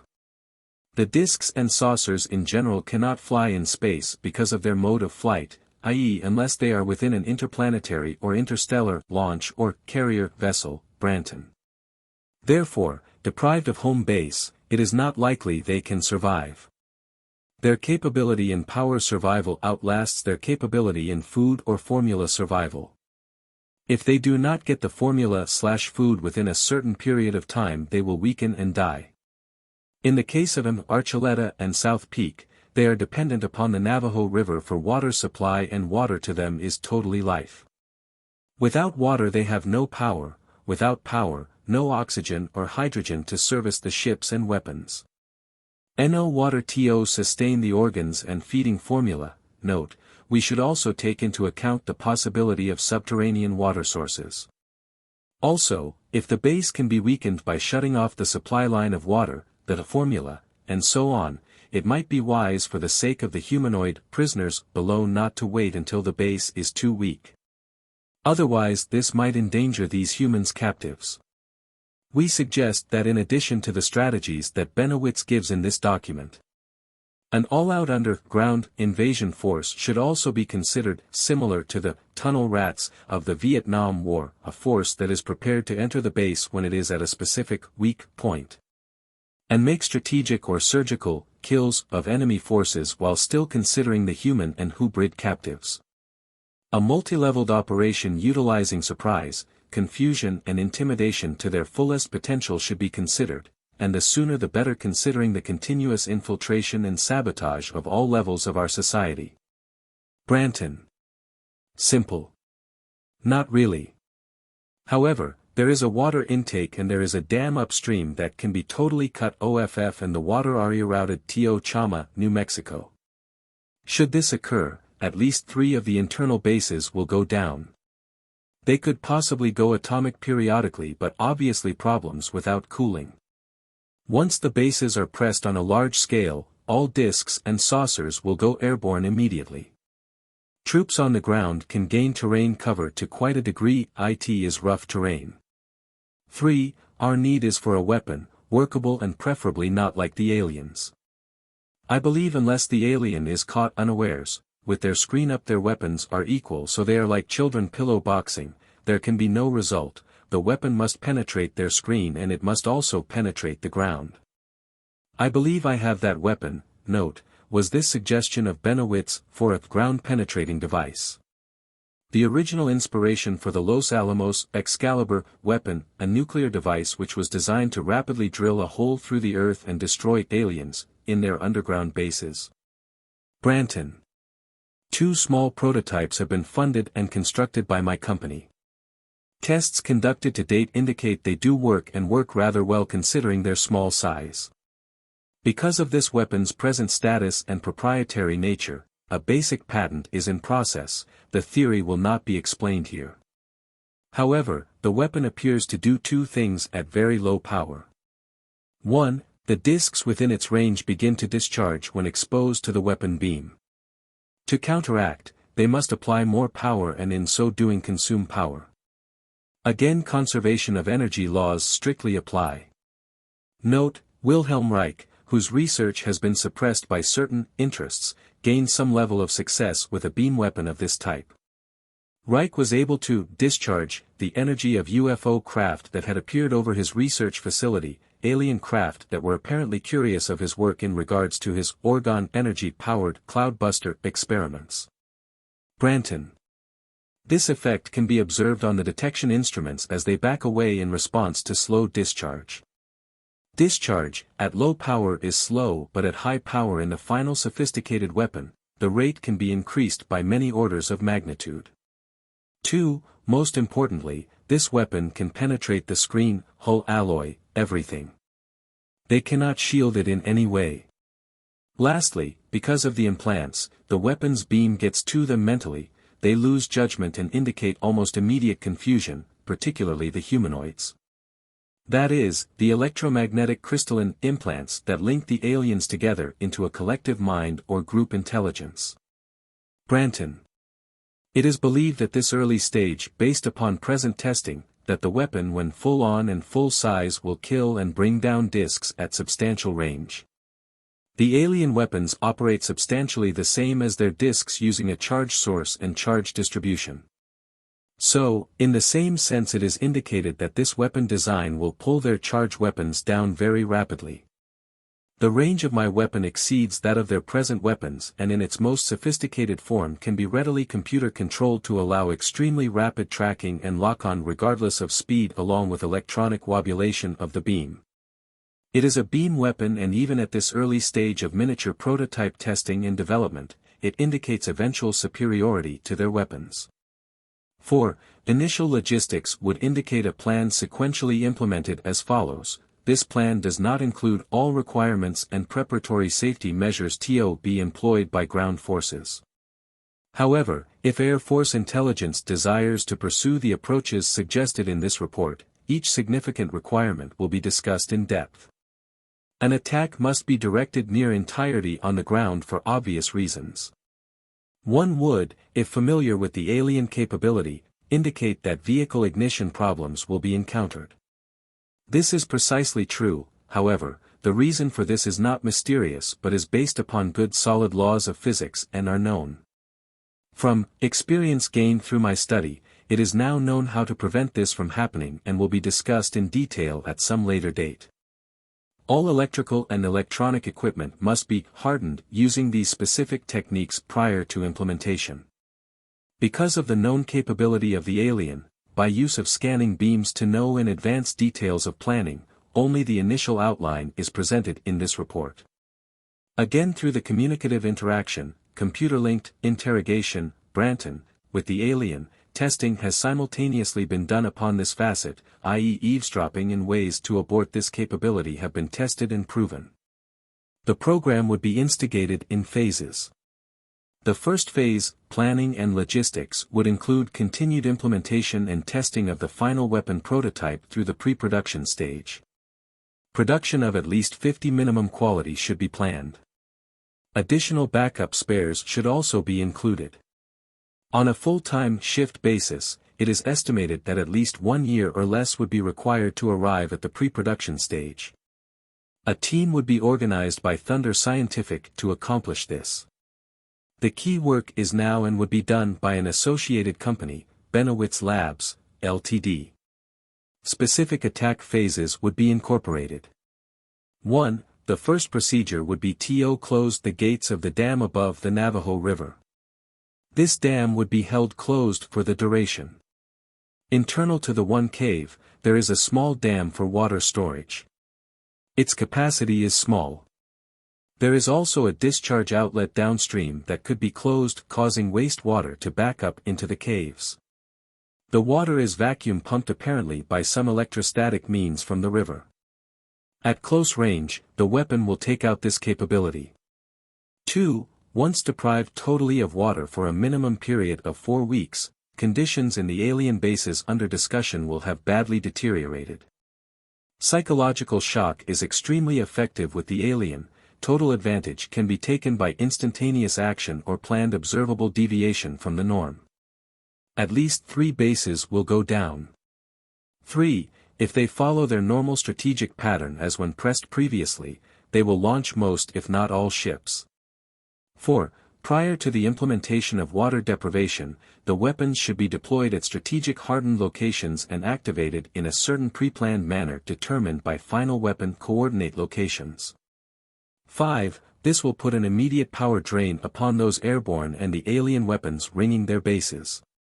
6. Because of the inherent psychological aspect of the alien, Bennewitz probably refers to the alien in a singular sense because of the collective hive mind nature of the reptilian greys, Branton.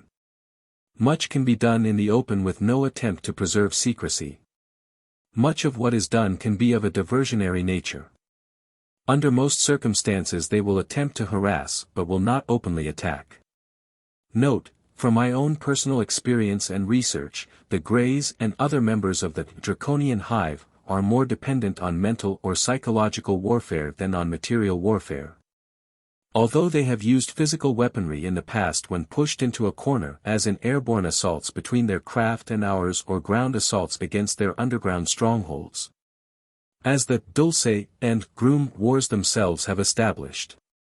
Being logic-based, they would prefer to take control of a target planet by way of psychological infiltration without risking the loss of machinery and personnel that would result from an attempted overt or physical invasion. An alien race would have to be extraordinarily overconfident of their own superiority to undertake an all-out attack like that depicted in the motion picture Independence Day. As has reportedly been the case with other targeted planets.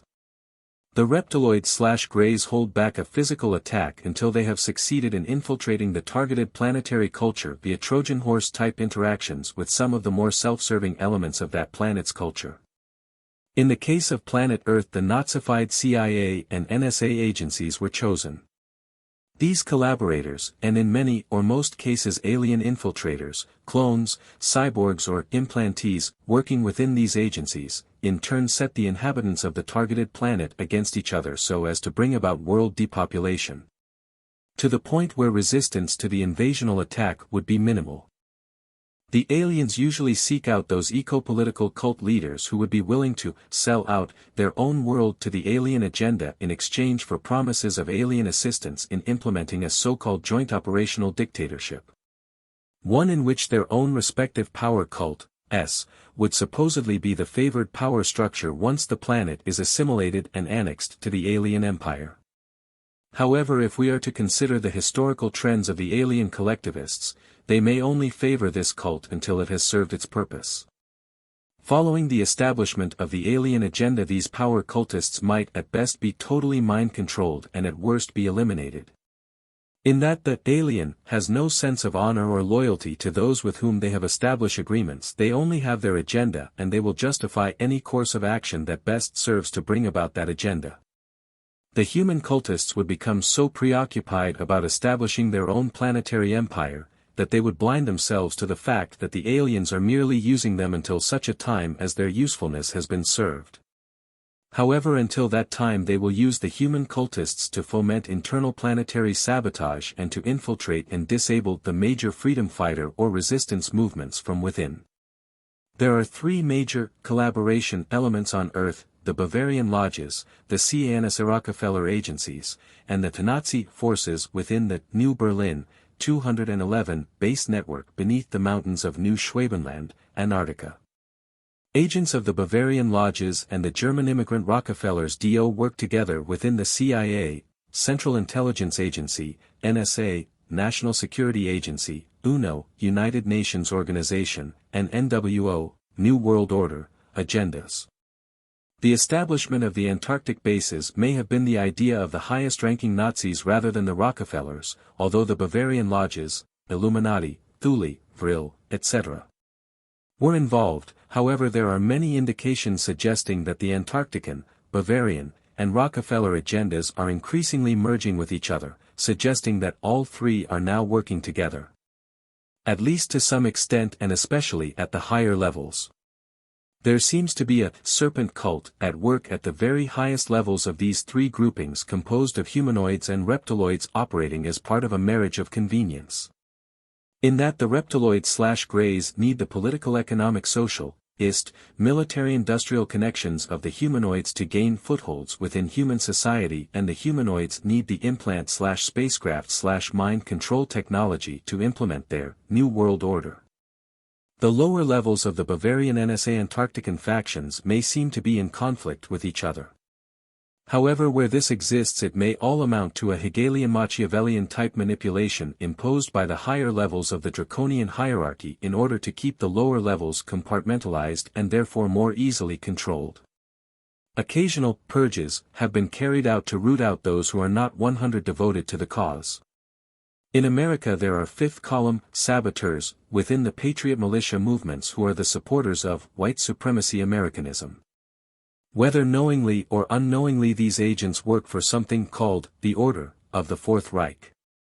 Part of their mission is to divert attention from the Draconian Orion Ashtarian and Bavarian NSA Antarctican New World Order agenda and to an overemphasized Zionist threat based on the forged revelations within the Protocols of Zion document, which was in fact created by the Russian secret police for this very diversionary purpose.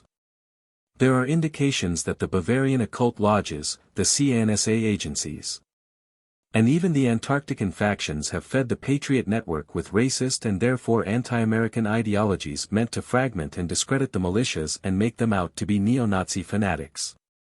In this manner, several of the patriotism-based militia groups have been corrupted, and have defeated their very purpose, that is to defend a constitutional republic wherein all men are created equal. Branton. 7. Throughout and prior to this, the Open Computer Communications link will be operational for continued psychological interrogation.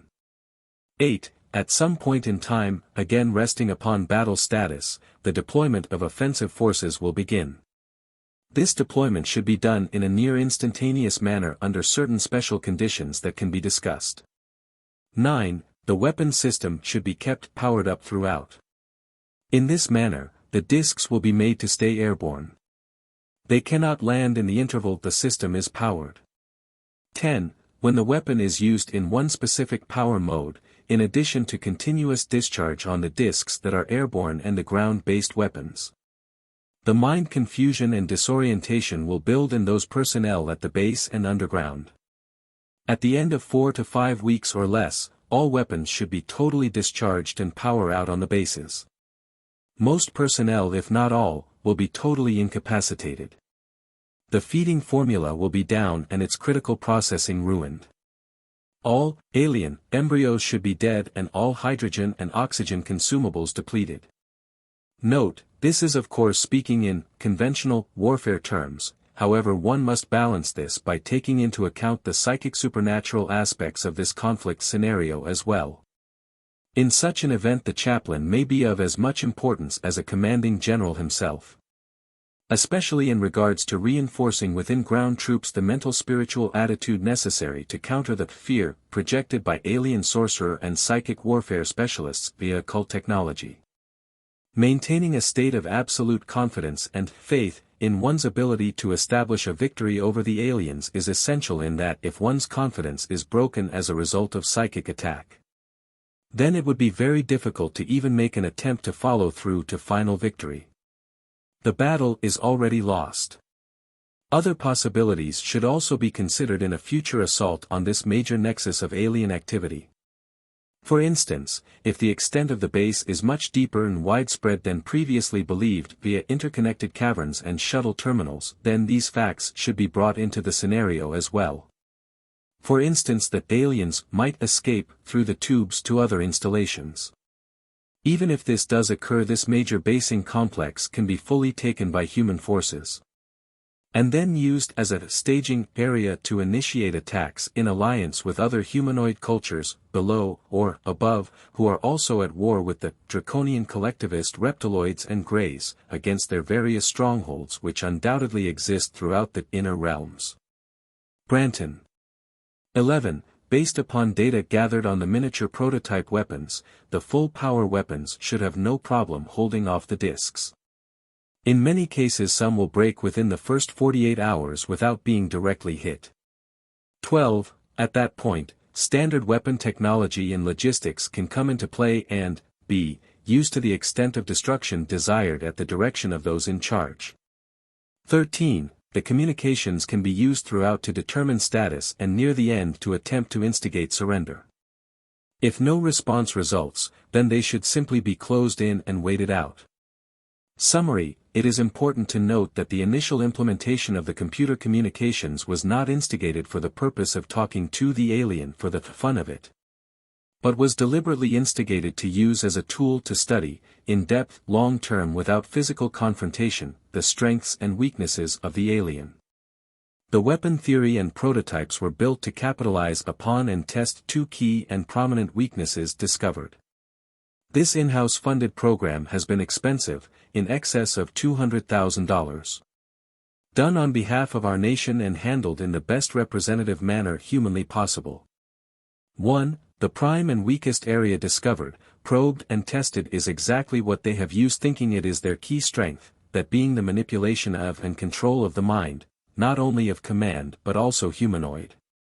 Manipulated in reverse psychologically and by the language, computer, and due to the extreme of mental distortion and incapacity caused by the weapon. It has been found that this facet is for them a disaster and a directly vulnerable integrated weakness. 2. Though their ships are magnificent, they are also weak solely because of their method and unique mode of flight.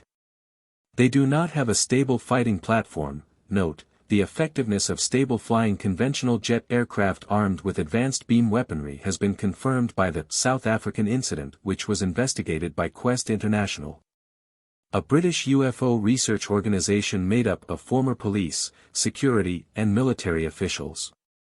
The incident involved a UFO that was reportedly intercepted using an experimental aircraft-mounted Thor II laser cannon. The weapon was fired and several blinding flashes were seen by the attacking Mirage jet pilot, and the disc crashed at high speed into the desert sands of the Kalahari. The craft was brought to a South African base, and using hydraulic equipment the door was opened and two blue-gray aliens with reptilian features staggered out and were apprehended. When one doctor attempted to take a blood sample from one of the creatures, the being attacked him and its claw-like hands left deep scratches on his face and chest.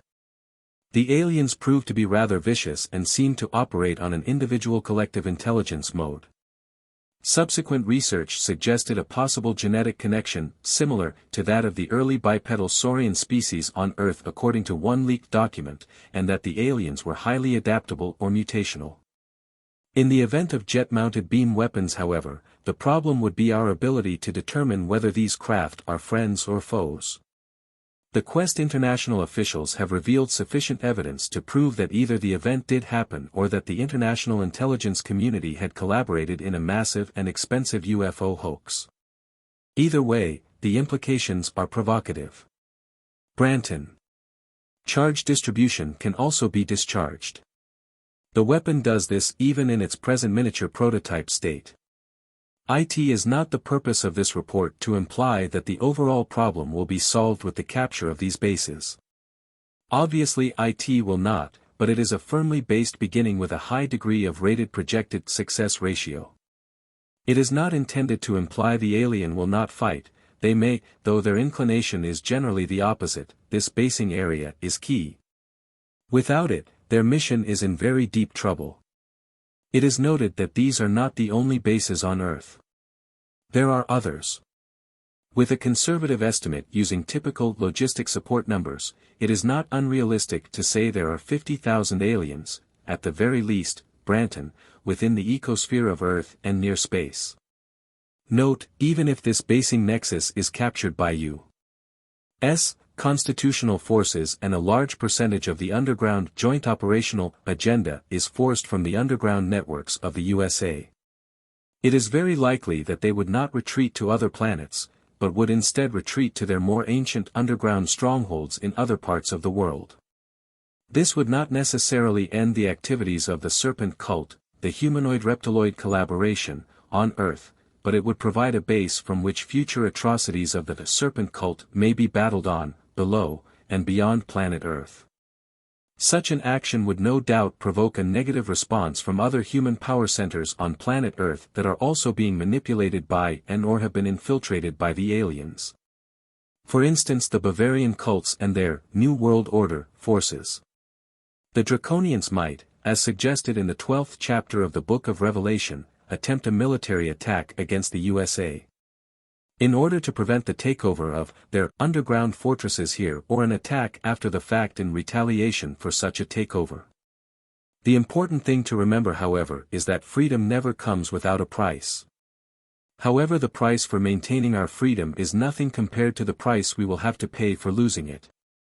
Remember, no matter what trials America must pass through in the future in her efforts to maintain freedom, liberty, and individuality from the forces of collectivist tyranny, we must never forget that the outcome of this war will have a tremendous impact not only on the future of this planet but also on the future of all of the colonial worlds within this galaxy who are intently looking towards planet Earth and especially America, which is the epicenter or staging ground for the latest battle between the Human Federation and the Reptiloid Empire, to see just which way the battle will turn. According to several contactees, many Federation forces and personnel from the Andromeda and Pleiades constellations, and also from Tau Ceti, Procyon and other star systems, are so absolutely devoted to their belief in non-interventionism that they have blockaded our Sol system from Draconian Orionite interventionists who would take advantage of this critical and unstable time in Earth's history, the close of the 20th century, to claim yet another treasure planet, perhaps the most strategic planet of all, for their empire. This would have a devastating impact on all of the Federation worlds, since this planet and all its chemical, mineral, plant, animal, liquid, genetic, etc. resources could be used as a staging world for Draconian attack against other Federation worlds. As this is being written, Federation personnel are fighting and dying near the outskirts of our Sol system, according to contactee Alex Collier and others. In order to prevent this from happening and to prevent continued intervention in the affairs of planet Earth by the various galactic vermin, scum, parasites, and filth that have poisoned and destroyed countless human colonial worlds throughout this galaxy and possibly others. No matter what trials we as Americans must pass through in the future in order to defend our nation and our planet from the Draconians and their ungodly human, New World Order, collaborators. Never forget that we are not only fighting for our families, our communities, our states, and our nation. We are also fighting for our planet, our star system, and for our galaxy. Branton. Some of us will be lost in the endeavor that is obvious, however, done now the advantage is gained along with new additional technology to prepare for the next stage. The key to overall success is, they totally respect force. And with them, the most effective method is to stubbornly continue to pick and pull at their defense with no letup. Faced with the total loss of a base that has taken years to construct, it is believed that their mission will be grossly weakened and badly slowed. As Americans, in this particular instance, we must realize that we in this case cannot rely upon our inherent moral principles to provide the answer. Negotiation is out. This particular group can only be dealt with no differently than one must deal with a mad dog. That method they understand. This has led some to suggest that the only way to deal with the Greys is through direct force and threat of death. That is, to demand unconditional surrender of their forces to ours and threaten their destruction if they do not comply. It is possible, according to some contactees, that certain of the reptilian life forms can be tamed, that is if they are somehow disconnected from the alien collective hive mind. This would be especially true with the genetic hybrids and especially those hybrids who possess a human soul matrix. Even if they surrender, those aliens that are truly non-human, that is, no soul, can never be allowed to work and operate on an equal basis with other humans. but must ever remain subservient, and I would personally suggest prevented from reproducing after their kind, since they do not possess the integral conscience necessary, of their own initiative, to overcome their base animal or predatory instincts or drives. For those who may disagree, just look at the known history of the reptiloids/greys in their dealings with human beings. One should not be misled by the apparent superiority of intelligence of the greys, since their intelligence is a direct result of the collective mind. Without the collective hive and operating on their own, they are mentally inferior to human beings, at least on an individual basis. The Greys have told some individuals that they are legally here on Earth and in America because of the treaties. Did they legally implant numerous influential men and women with mind control devices against their conscious will? Did they legally and permanently abduct untold thousands of men, women and children to their underground bases? Are they legally mutilating and stealing our livestock? Did an elected Congress legally agree to these treaties, or was it an executive branch of government which has appointed numerous unelected personnel and agencies, in many cases hurlings of unelected corporate military agendas, who in turn have established treaties with an alien force or forces?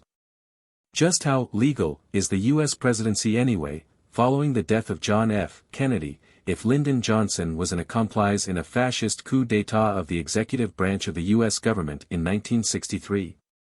Were any of the corporate CFRTLC presidential hirelings who came into office following this executive coup d'état legal? Were there executive orders, for instance those connected with FEMA, which authorize the destruction of the U.S. Constitution in the event of a national emergency, legal? Or could it be that such executive orders are not worth the toilet paper they are written on? The fact is that the Greys, with the help of their mind-controlled human zombie collaborators, have invaded our country, our airspace, and have undermined our lands. And they are freely violating the personal and mental integrity of our people against their conscious consent. Branton. Therefore, in eliminating this threat, we most certainly cannot be called the aggressor, because we have literally been invaded. In final conclusion, A. They cannot under any circumstances be trusted. B. They are totally deceptive and death-oriented and have no moral respect for human or human life. C. No negotiation, agreement nor peaceful compromise can be settled upon in any way. D. No agreement signed by both parties will ever be adhered to nor recognized and respected by the alien, though they might attempt to make us believe otherwise. E. Absolutely no quarter can be allowed under any circumstances. Once the offense is instigated, it cannot be abandoned. If it is, reciprocal reprisal will immediately result. They must be made to come down, destruct themselves, which is a standing order if the ship is failing, or leave Earth immediately, and no leeway of any kind can be allowed or tolerated. For those of you who would question the need to take the offensive against the reptiloid/grey strongholds at Dulce and elsewhere, let me just remind you of the kind of alien mentality we are dealing with here by relating the following 3 incidents. According to well-known ufologist Brad Steiger, in the book The Rainbow Conspiracy, co-authored with his wife Sherry Steiger, a terrifying incident occurred in 1955. This was one of several reports of UFO attacks against civilians, civilian airlines and military planes and jets that were documented in the book. In many cases, many notorious airline crashes were accompanied by UFO activity reported by witnesses just prior to the disasters or disappearances. Usually there are few actual witnesses to aircraft-related disasters or disappearances, however in this particular case there was. A civilian pilot and his friend were engaged in some prospecting projects near the headwaters of the Agua River near the city of Prescott, Arizona. The 2 men swore that they had observed 2 brightly lit UFOs attack a military plane as it directed some kind of strange beams at the aircraft, causing it to explode. Worse yet, according to the civilian pilot and his friend, when both of the airmen ejected from the doomed and burning aircraft and began floating down to the ground in their parachutes, the UFOs swung back around and seared the survivors with the same deadly rays, apparently killing them both. In an article titled, "Incredible UFO Incinerations," Close Encounters of the Combustible Kind, researcher Larry E. Arnold describes the following terrifying encounters. Of the many episodes involving UFOs and the spontaneous combustion of humans, quite probably the most disastrous event, if true, in modern times occurred to the African village of Kiramukuya on Kenya. For several nights in June 1954, young Lili Thindu and his shepherd companions listened to the pounding of their neighbors' drums announcing a wedding about to take place on the mountainside. They also watched strange lights soar around this sacred peak in central Kenya. They naturally were startled when bright beams flashed from these soaring lights, then concerned that the drums were now silent. The next morning Lili learned that all the dancers, all the children, all the livestock, the entire population of the village, had been seared to death by terrible streams of light from glowing objects. Report Brad Steiger and Joan Ridenour in their book, Flying Saucers Are Hostile. It was not until Lili Thindu ventured into Nairobi that he was able to tell his story to someone who recognized the tale for what it really was, the annihilation of an African village by a UFO. In the spring 1991 issue of UFO Journal of Facts, Forrest Crawford, a researcher for the well-known MUFON Aerial Phenomena Research Organization, related his personal encounters and conversations with a man he identified only as Oscar, who was involved in UFO crash/retrieval projects in earlier years.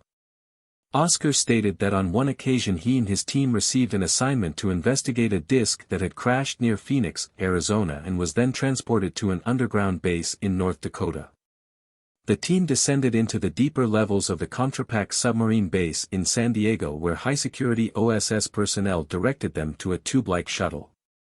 Entering the shuttle they prepared to shoot the tubes, and eventually emerged into the lower levels of the North Dakota base.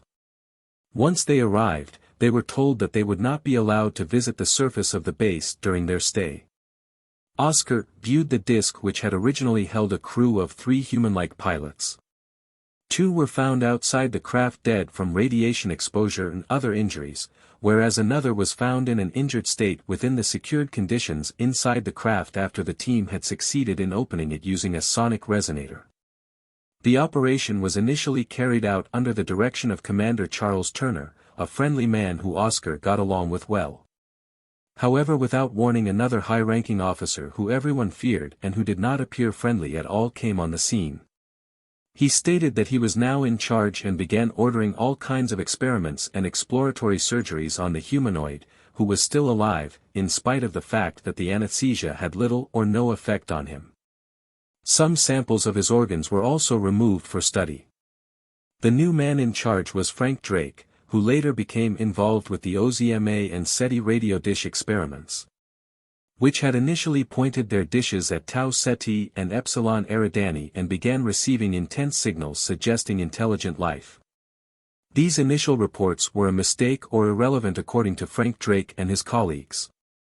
And nothing remarkable resulted publicly from the SETI project, officially, that is, however this and similar projects continue to receive a great deal of funding supplied by the loyal American taxpayer. Drake named the Disk Recovery Research Project OSMA, with an S, and continued to torment the humanoid with various surgical procedures until he finally died. Oscar had given the humanoid the nickname Hank, which was an Amerindian word meaning troubled spirit. According to Forrest Crawford, before the humanoid died, Oscar had learned several interesting things from other researchers on his team as well as from the humanoid himself, who had projected images and messages to Oscar via some form of telepathic empathic visual encephalographic wave transfer. The man was approximately 5 feet 8 inches tall, of human-like Mesoamerican or Mediterranean appearance yet with a face and nose that was slightly broader than the average Earth person. Muscular yet not fat, however he was somewhat heavier for his size than Earth people, suggesting that his planet of origin possessed gravity somewhat greater than Earth's. Crawford stated. The pattern from the panel inside the ship was confirmed by RAP to match stars of the constellation Eridanus as seen from Earth. It was later confirmed by Hank that the stars of origin of his people were Tau Ceti and Epsilon Eridani. In later sessions Oscar discussed some reasons for the presence of the aliens. He said they do not like the situation with some of the small gray aliens. Hank also stated that the particular group of aliens that his people most often encountered were the Grey Whites, which are apparently a genetically engineered reptiloid-insectoid hybrid race. Branton. The Taotians feel that the abductions being carried out by some of the Greys are a great injustice to humanity. They are a parasitic race that has and is preying on human civilizations throughout the universe, Oscar relayed. He added that our government's involvement with the Greys is very dangerous and out of control. Oscar is adamant that, they, are using human fluids for sustenance. They feed by immersing their arms in vats and or rubbing the fluids on their bodies. He claims that they are also kidnapping children. The Taotians have been preyed upon by these aliens before and they are working with other races and communities that were also victims. One such race that Oscar claims was run off their home planet by the bug people. Hank's definition of these aliens, because of their partly insectoid nature and parasitical character, was what we now call the Nordics or Pleiadians. He claims, because of his ongoing contacts, he was made aware of the Billy Meyer case in Switzerland and swears that is a real contact. Note, others claim that the Meyer contacts and photos are faked. However, they may not have been aware of the fact that some of the very first skeptical investigators who came to Meyer attempted to see if they could reproduce the photos by making their own models and taking pictures of them. Several of these models and the photos were given to Meyer, the exact motive for doing so is not known. However, later investigators saw these models in Meyer's home and took some of the faked photos that the initial investigators had left with Meyer, found the hidden strings through photo analysis, and came to the logical conclusion. Was Meyer set up or was it just one big misunderstanding? Other evidence tends to confirm Meyer's claims, including other eyewitnesses to unusual UFO activity, photos of UFOs passing behind trees, motion picture footage, and so on. Branton. I find all these comments interesting, especially when you consider one investigative detail of this case. I have seen Oscar's house, his mother's house, his workshop and truck, and at no time were any books, magazines, transcripts or movies about any subject, let alone recent UFO material, found. Could he be an avid reader of the latest and most controversial UFO documents and just be hiding them when we come over? This is highly unlikely since, without a phone, our visits were always unannounced. Oscar, who has since had subsequent contacts with Taotians, wants people to know that if they are contacted by the Taotians, humans such as he described, to not be afraid because they are here to help. Chapter 13, Dulce, New Mexico and the Draconian Connection. The following is taken from an article by T.L. Levesque, titled The Covert Return of an Alien Species of Reptilian Heritage, the Dulce Base, which appeared in a mailer newsletter distributed by researcher Patrick O'Connell.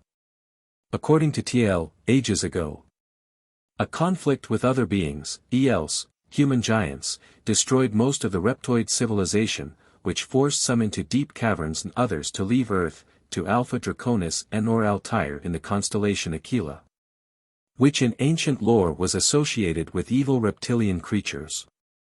The conflict is a species war, between the Evidamic seed and the serpent, Draconian, seed.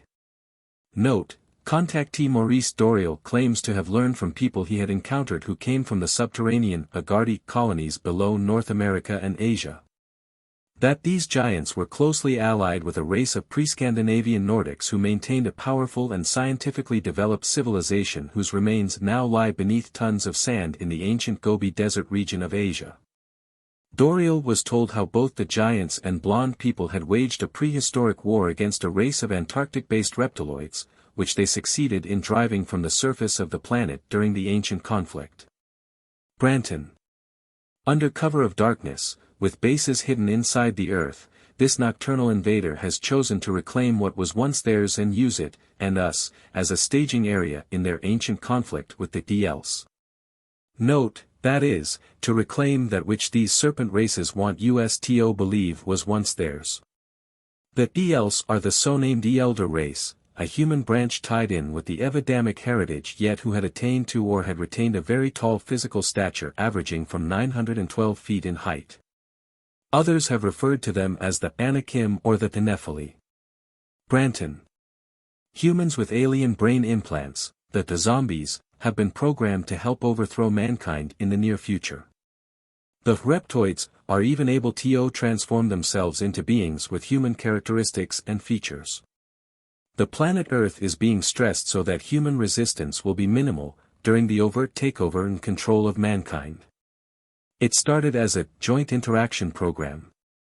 An alien species wanted to share parts of its advanced technology with certain humans in key positions of power within government, military, corporations, secret societies, etc. The population as a whole began to be manipulated into the alien agenda. They wanted total control of us. Former Dulce base security officer Thomas Costello had seen tall reptilian humanoids at the base. This is interesting to me, TL, because in 1979 I came face to face with the over 6 foot tall other species, reptoids, which materialized in our home.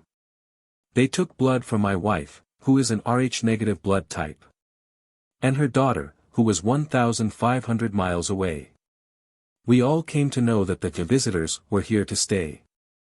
We also learned how the reptilian race was returning to Earth and the Greys, who are mercenaries, were being used to interface with and manipulate humans. Their demonic agenda was to keep Earth's surface, man, confused and unaware of their true nature and potential. Also the knowledge of vast and varied civilizations living within the Earth. The fantastic truth was made to seem a fantasy, a legend, a myth, an illusion. The reptoids are returning to Earth to use it as a staging area, in their ancient conflict with the Elohim, the angelus forces of the Almighty Creator. As well as the Nephili, who were not angels as some believe but actual humans of tall stature who in ancient times were undeservingly worshipped as gods. Branton, the Adamic race, has underground bases within Mars. They are a warrior cult culture. There is a vast network of tube shuttle connections, under the U.S., which extends into a global system of tunnels and SUB cities. Note, the reptilians do not consider themselves aliens. They claim Terra, third from the sun, was their home before we humans arrived. As a species, TL continues, the reptilian heritage beings, the Greys, reptoids, winged Draco with 2 horns, the classic stereotype of the devil, are highly analytical and technologically oriented. They are seriously into the sciences of automation, and computers, and bioengineering, and genetics. However, their exploits in these areas has led to reckless experimentation, with total disregard for ethics, moral standards, and empathy. This is also true of many of the human beings working with them. Note, in reference to the winged Draco, which are considered to be near the top of the alien hierarchy, above the tall lizard men and the short Greys, these have also gone by the following titles: the Mothmen, Gargoyles, Winged Serpents, Pterodactoids, Syacars or Birdmen.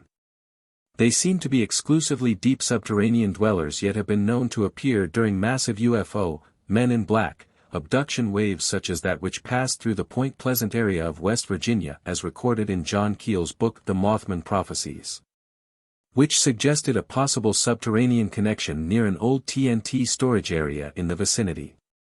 The 2 other areas where these winged reptilians have been most often reported are of course below Dulce, New Mexico, and also within the 8-leveled underground system beneath Camp Hero near Montauk Point, Long Island, where a joint Nazi, American corporate and European militant Nazis, Grey, and Reptiloid base exists. One that reportedly connects to the ITT Center in New Jersey.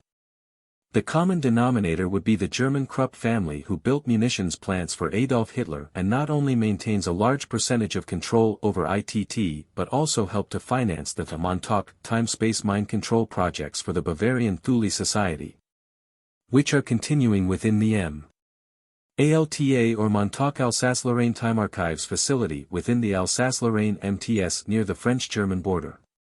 The Alsace-Lorraine regions were taken from France in the Franco-Prussian War of the previous century and later returned to France by the Allies following the end of W.W.2. The Malta base may lie under the German territory near the border. However, if it happens to lie under French soil, this may be because the base is located in one of the underground facilities constructed by the Nazis during Before or just following W. W.2, a facility that the French did not discover following the return of the region following the war.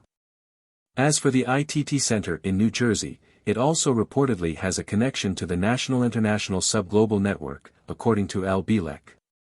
Very rarely are the winged Draco encountered on UFOs, and although at times they have been seen flying at night or in the day through the air as in the Point Pleasant manifestations, they seem to operate most often within the deepest underground levels where the Greys and reptiloids themselves have been known to converge. Branton. TL then describes something which might seem unbelievable if it were not for the fact that dozens of other sources tend to confirm the same thing.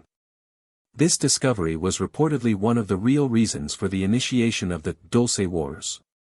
Level number 7 is the worst. Row after row of 1,000s of humans and human mixture remains in cold storage. Here too are embryos of humanoids in various stages of development. Also, many human children's remains in storage vats. Who were these people? Note, during a lecture given to the Prophecy Club, Japanese researcher of the Area 51 and Dulce Enigmas, Norio Hayakawa, quoted the following statement that appeared in a 1992 issue of the Albuquerque Journal. Why New Mexico has so many more missing children than comparable states remains a mystery. Branton. The sources for these incredibly disturbing allegations aside from Thomas Costello himself, according to TAL, included people who worked in the labs, abductees taken to the base, people who assisted in the construction, intelligence personnel, NSA, CIA, etc., and UFO inner-Earth researchers.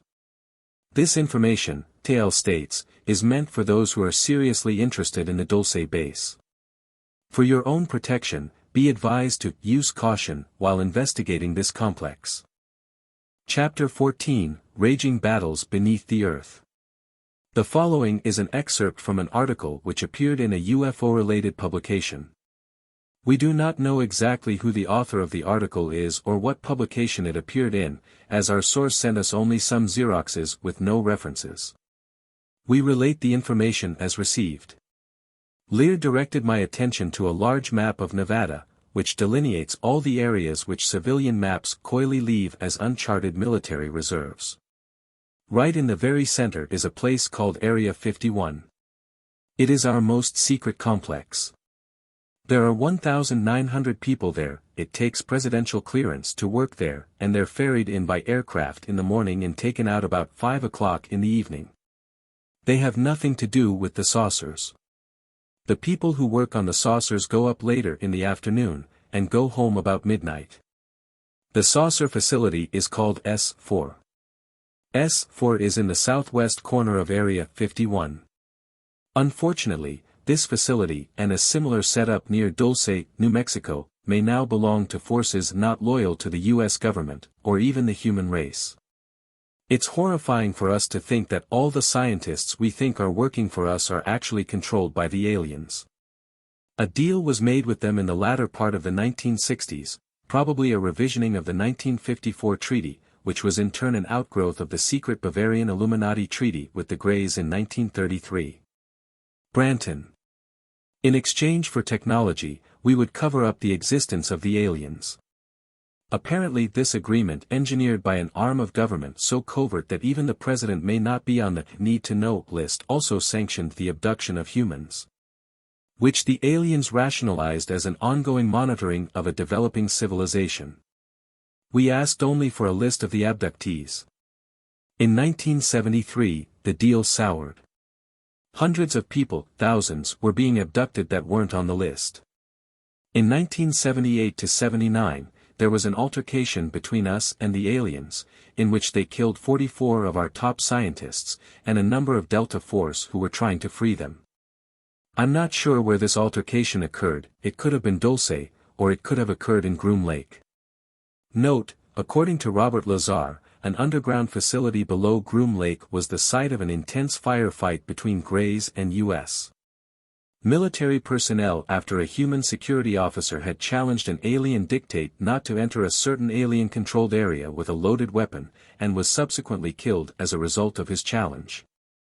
This war was actually a massacre according to MJ-12 Special Studies Group, MJ-12 SSG, Agent Michael Wolff, since the first outbreak of violence in 1975 resulted during a demonstration of an antimatter reactor within an underground chamber. The Greys operating the demonstration ordered the human security officers to remove the bullets from their weapons. One security officer questioned this order, and just for having the audacity to question, one of the Greys apparently let their true colors show.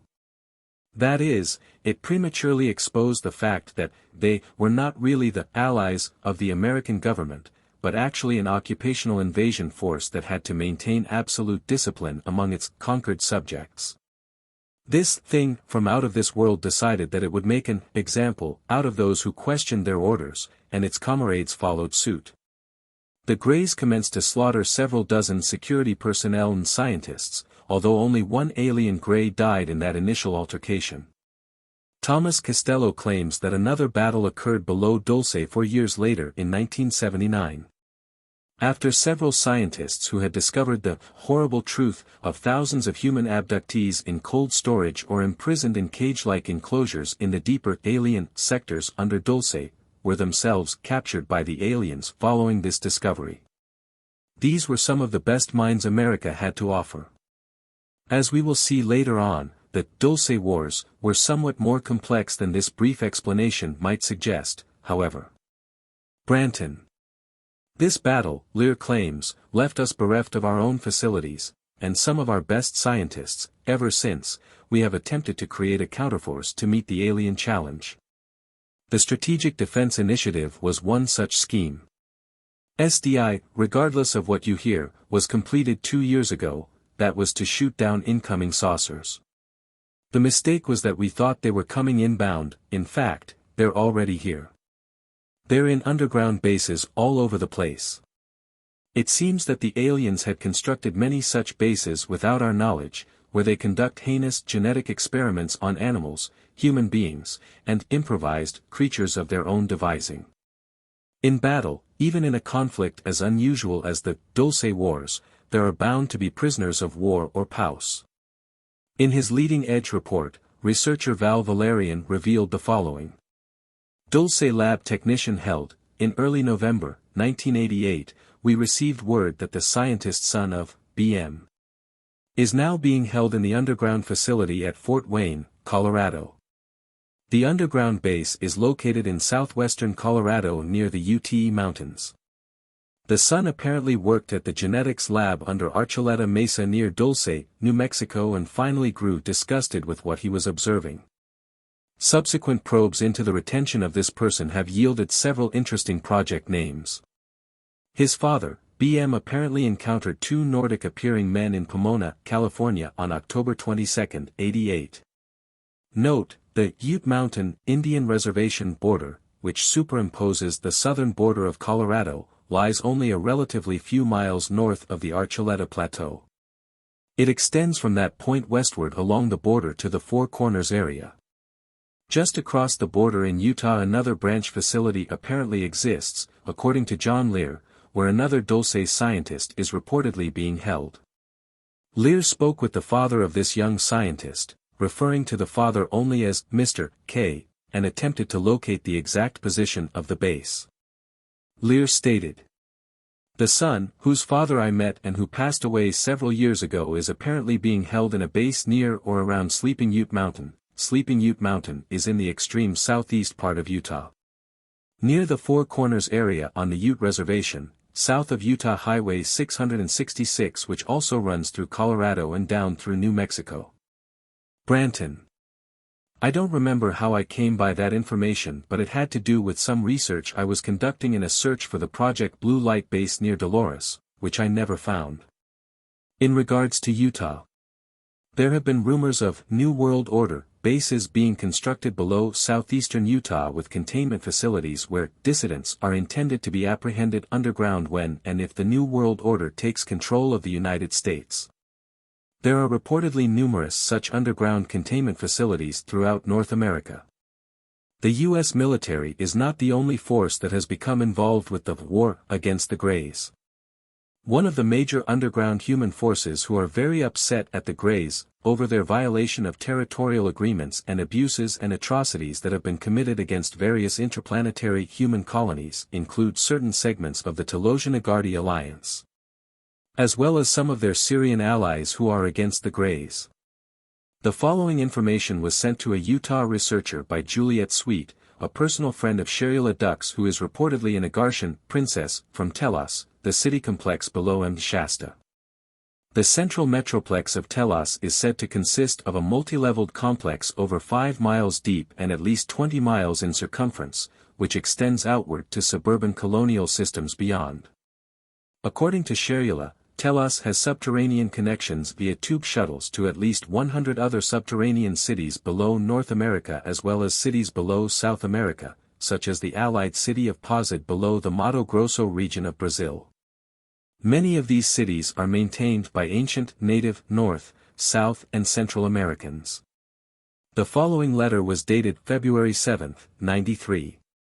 Last month I had your disc transcribed and read your materials in their entirety. Very interesting, and full of well-cited facts. I appreciate your sense of groundedness when presenting your ideas. I am not familiar with the Saurian race, nor have I heard mention of them from Sherula or Adama. The Greys do come up from time to time, and what has been communicated by the Telosian hierarchy is that they are indeed being asked, forcibly if necessary, to leave. The ousting process has been active for the last year or so, and Adama has indicated that Los Alamos will be one of the last areas to clear out. There has been some Star Wars type of conflicts of late, but the Telosian masters tell us not to worry about it, that they have things well in hand. Sherula's age is actually 267 years. Although for surface ID purposes, she says she was born in 1951. It helps where social security and passport purposes are concerned. You might want to update your materials to reflect her actual age. Note, during one lecture, Sherula was asked what the Telosians were doing about the problem with the Greys. Sherula stated that the Telosian-Agadi silver fleets had confronted the Greys and told them to cease their abusive activities on this planet, to which the Greys responded that they have the right to continue their activities since the U.S. government has authorized their activities on Earth and in America. Are the Greys referring to the Nazi-backed CNSA, secret government, which has infiltrated America through murder and manipulation, and established the alien interaction projects without congressional consent? It's as if these green-blooded, pencil-necked, melon-headed, blood-sucking parasites who break treaties, violate human will, permanently abduct and even kill humans for scientific or sustenance purposes, lie and deceive. Disregard non-intervention ethics, destroy animals and property, manipulate the thoughts of the masses and their leaders against their conscious knowledge, ruin human lives on mental, emotional, physical levels, and literally feed off of human life, including that of our children, have any place to give such excuses. Chapter 15, Dulce, an ancient terminal to inner and outer space. Researcher Paris Flamand gives a description of what appears to be the Dulce underground base network, as described by UFO researcher James Moseley. The intimations of strange pressure groups, purportedly intent upon obscuring the true meaning of flying saucers, began arising in the early 1950s, the most famous of these being the 3 Men in Black and the Silence Conspiracy, which Major Kehoe and others regard as an ominous element functioning within the Air Force. During the summer of 1956, Saucer News editor James Moseley postulated an addition to this enigmatic company in the June 1956 issue of his magazine, theorizing that flying saucers were originally being researched by the United States in 1946, were capable of speeds exceeding 4,000 miles an hour, and were operating from a super-secret subterranean base below a southwestern state. He continued, "The whole project is so highly classified that ordinary military pilots and even the Air Force's saucer investigators on Project Blue Book could not possibly know about it. In fact, this type of saucer is not built by the American government as we ordinarily understand the word government. As fantastic as this might sound, these saucers are actually built, operated, and maintained by an organization which is entirely separate from the military and political branches of the government that we know about. Although a handful of people at the very top of the government know about the existence of this project, they have no direct contact with it. I shall call this secret project, the organization. Mosley, according to Flamand, considerably elaborated on the activities of this shadowy cabal with some very extravagant revelations. This secret society, secret government, base in the southwest, is no doubt the very same Dulce facility which we have been exposing throughout this work. Secret societies, if not secret agencies, have their own symbols or emblems. The symbol for the Dulce base that is worn by many of the workers there consists of an upside-down or inverted triangle or pyramid with an upside-down T superimposed over it, as shown in the .pic graphic file at the beginning of this series of files. William Hamilton reveals the following in regards to the Dulce base. Schoenfeld Clinical Laboratories in Albuquerque analyzed the samples of the affected hides of mutilated cattle studied by Gomez and Burgess that were discovered near Dulce, and found significant deposits of potassium and magnesium. The potassium content was 70 times above normal. Level 1 of the Dulce base contains the garage for street maintenance. Level 2 contains the garage for trains, shuttles, tunnel boring machines, and disk maintenance. The Greys and Reptoid species have had ancient conflicts with the Nordic humans from outer space societies, and may be staging here for a future conflict. The late Thomas Edwin Costello, who worked within the underground Dulce facility, suggested that the early experiments by Rand and Los Alamos labs in nuclear-powered earth-boring technology has been taken to the extreme. In a letter dated September 1990, he made mention of the nuclear boring mechanisms which can allegedly bore a tunnel through the earth at a rate of 5 to 10 miles per hour by cracking the surrounding rock and heating the rock and earth into a state of liquid incandescence using superhot cones, pulsed lasers and other methods. See U.S. Patent numbers 3,881,777. 3,885,832 and 3,693,731 for instance. Via their patent search engine which can be easily accessed by doing a web search of the United States Patent Office, and pressing the liquid or molten rock into the peripheral cracks where the cold earth cools and solidifies it in a matter of minutes, leaving no leftover materials that would otherwise have to be removed from the tunnel, as in more traditional and expensive tunneling or mining operations. On level 1 is the garage for the street maintenance, level 2 is the garage for trains, shuttles and Terran drive, bore machine, and disk maintenance. Requires Ultra 4 to even see the disk garage. The chief of the genetic experiments is Larry Devon, Los Alamos and Dulce. Another confirmation that the Dulce base is a major terminal not only for other planetary craft but also a nexus connecting several other underground systems was sent to us by a woman who knew Thomas Costello on a personal basis, and whose father had worked with Costello in what was referred to as the organization, her exact words, which operated in the upper levels of the joint interaction facilities near Dulce. The following description of one of the more ancient tunnels was given by Thomas Costello himself. The halls around the Dulce base are slightly curved, and in most locations you can see what looks like an endless corridor. It is only when you glance up and see the high ceiling of the natural rock covering do you remember you are inside an immense cavern. The place has the feeling of infinity, or a sense of seeing something immemorial. I realize this place has been expanded repeatedly over many years. But somehow, a person tends to forget the written history the manual describes. The place feels ancient. The native races of this planet have used the tunnels and caverns for centuries. Human hands too, added their personal touch in a way that makes you feel the passing of age. Here and there the architectural designs resemble the fantasy of Art Deco. Doors display the designs and angles that recall the playful grace of that era. From tunnel entrances stare down carved gargoyles and winged beings that cling to your memory much longer than they should. Those grotesque gargoyles are dark and look like a preview of the Nightmare Hall. Some of the faces of the frightful creatures depicted have lost details in a way that softens the ugliness. History has a way of erasing details and the memory of the original form. Just as well, perhaps the gargoyles were carved from live models.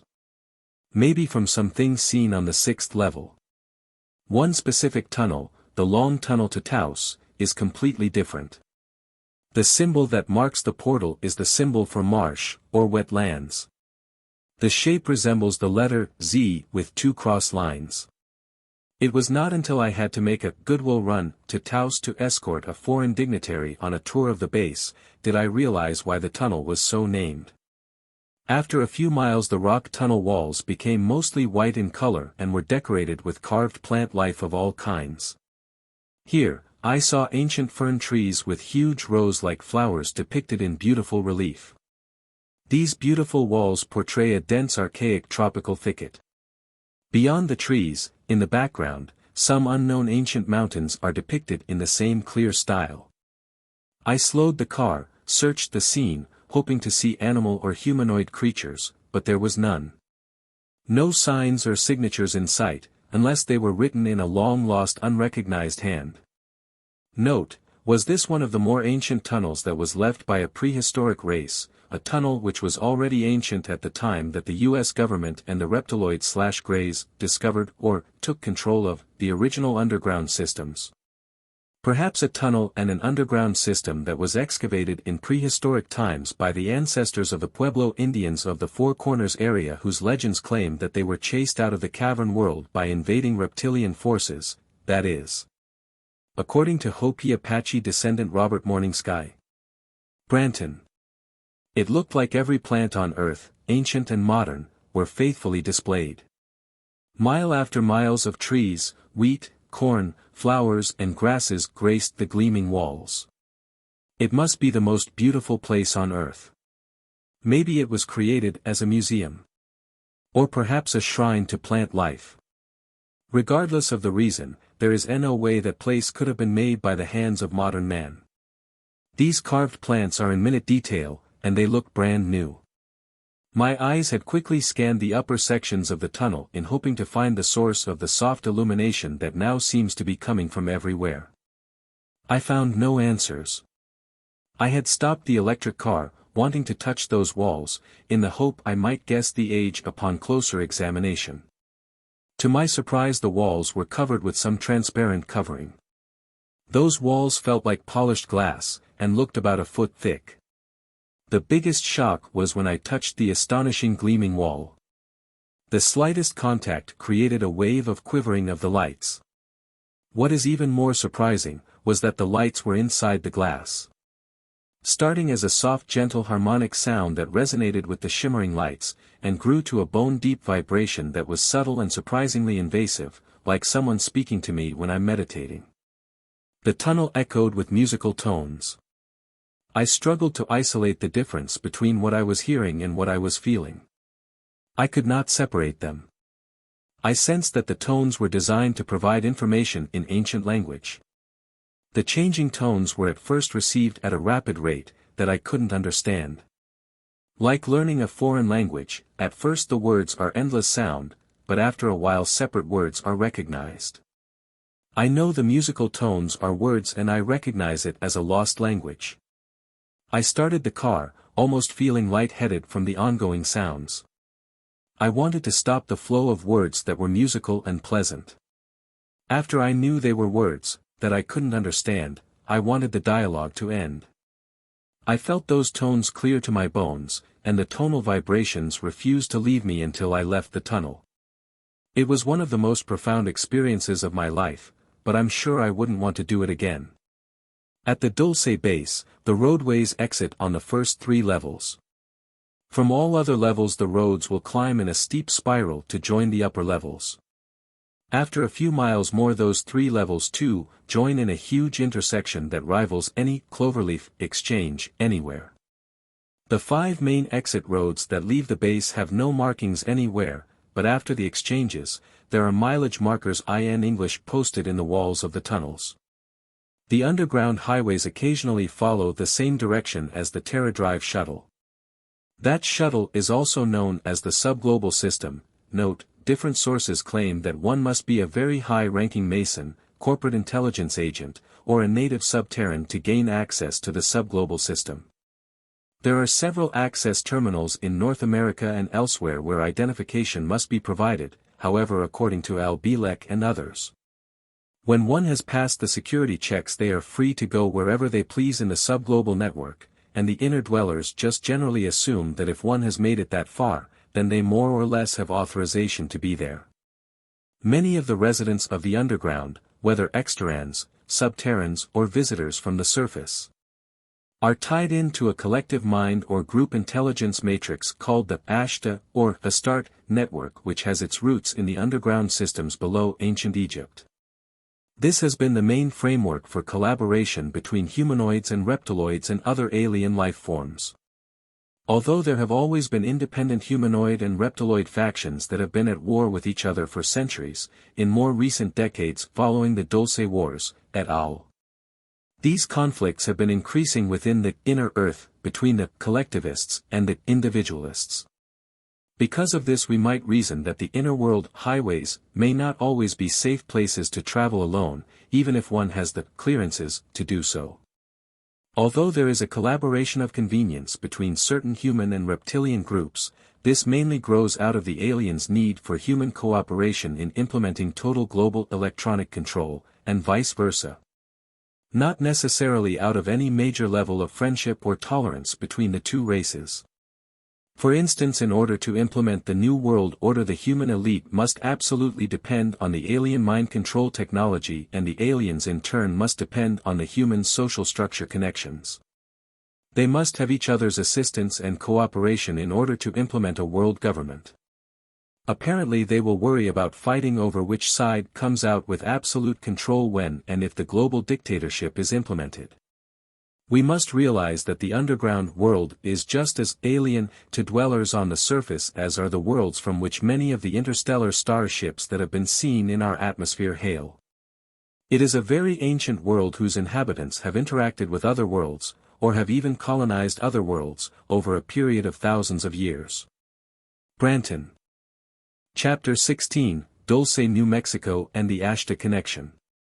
The following is an edited version of a very extensive file downloaded from the internet. Some of the highlights/emphasis are mine. Branton. From Michael Corbin at p0.f428.n104.z1.5net. org, Michael Corbin. Newsgroups, alt.alien.visitors. Subject, Dulce Report.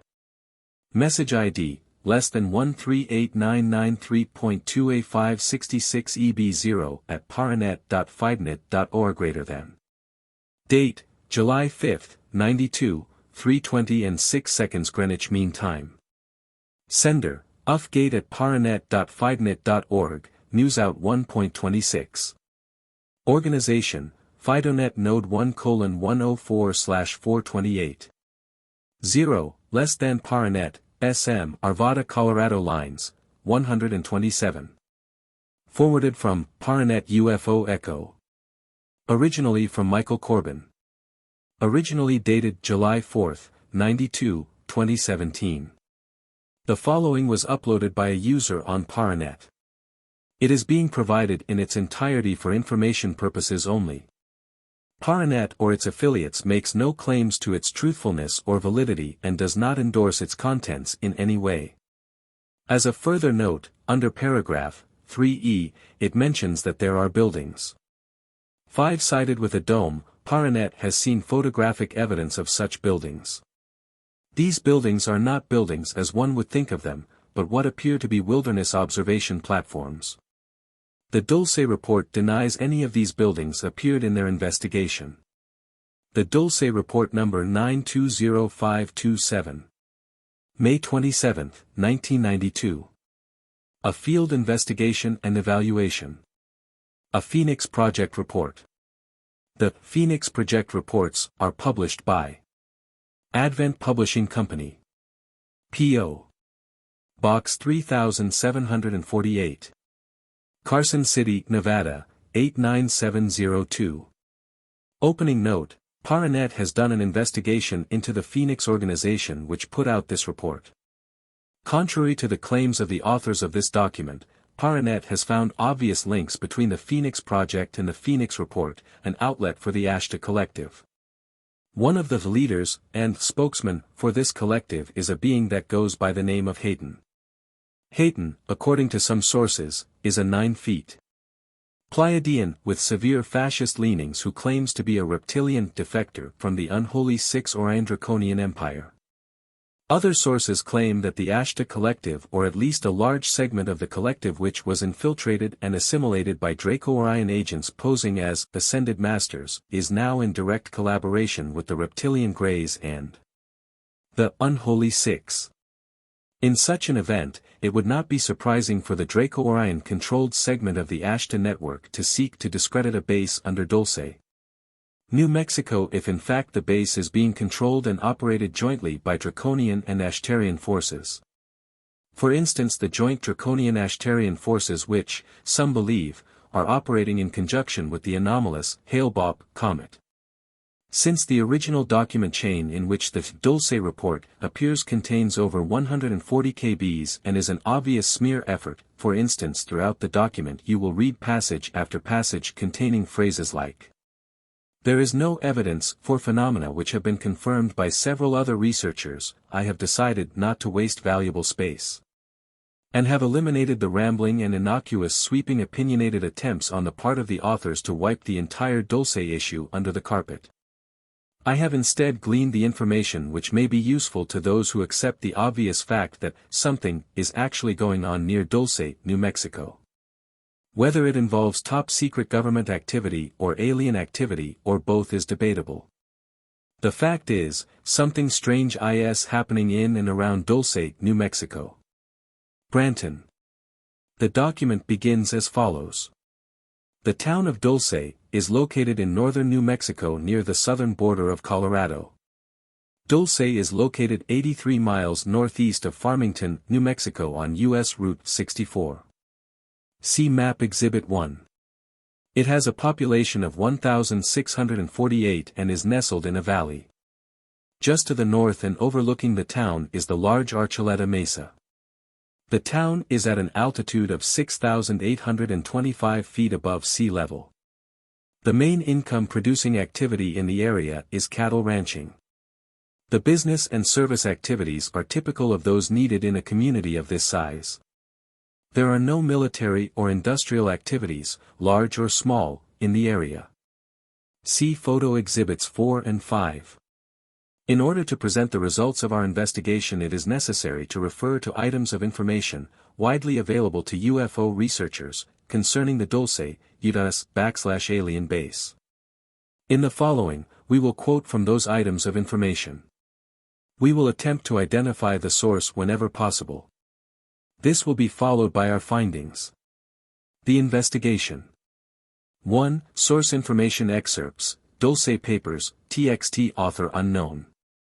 A joint US/EBE facility exists beneath the Archuleta Mesa near the town of Dulce, New Mexico. 1a. This facility has been in existence in one form or another since 1948. IB. The facility proper is located 1 kilometer underground. IC. The base is approximately 2.5 miles northwest of Dulce, and almost overlooks the town. ID. There is a paved government road 36 feet wide going into the area. Findings of Phoenix Project Investigation, PHX, regarding the foregoing. PHX, 1A, no substantiating county records confirm this. Local residents have no memory of any government installation, civilian or military ever having existed in this area. PHX, 1B, same as 1A. There is no record or memory of any underground heavy construction, excavation, or mining activity in the area. 2. Source information excerpts, 1988 Krill 2.txt. During the occupation of the Greys, they have bases all over the world, especially in the United. The same state is under Archuleta Mesa, which Mexico established quite a number of underground states. 2a. One such base, among others, is about 2 5 miles northwest of Dulce, New.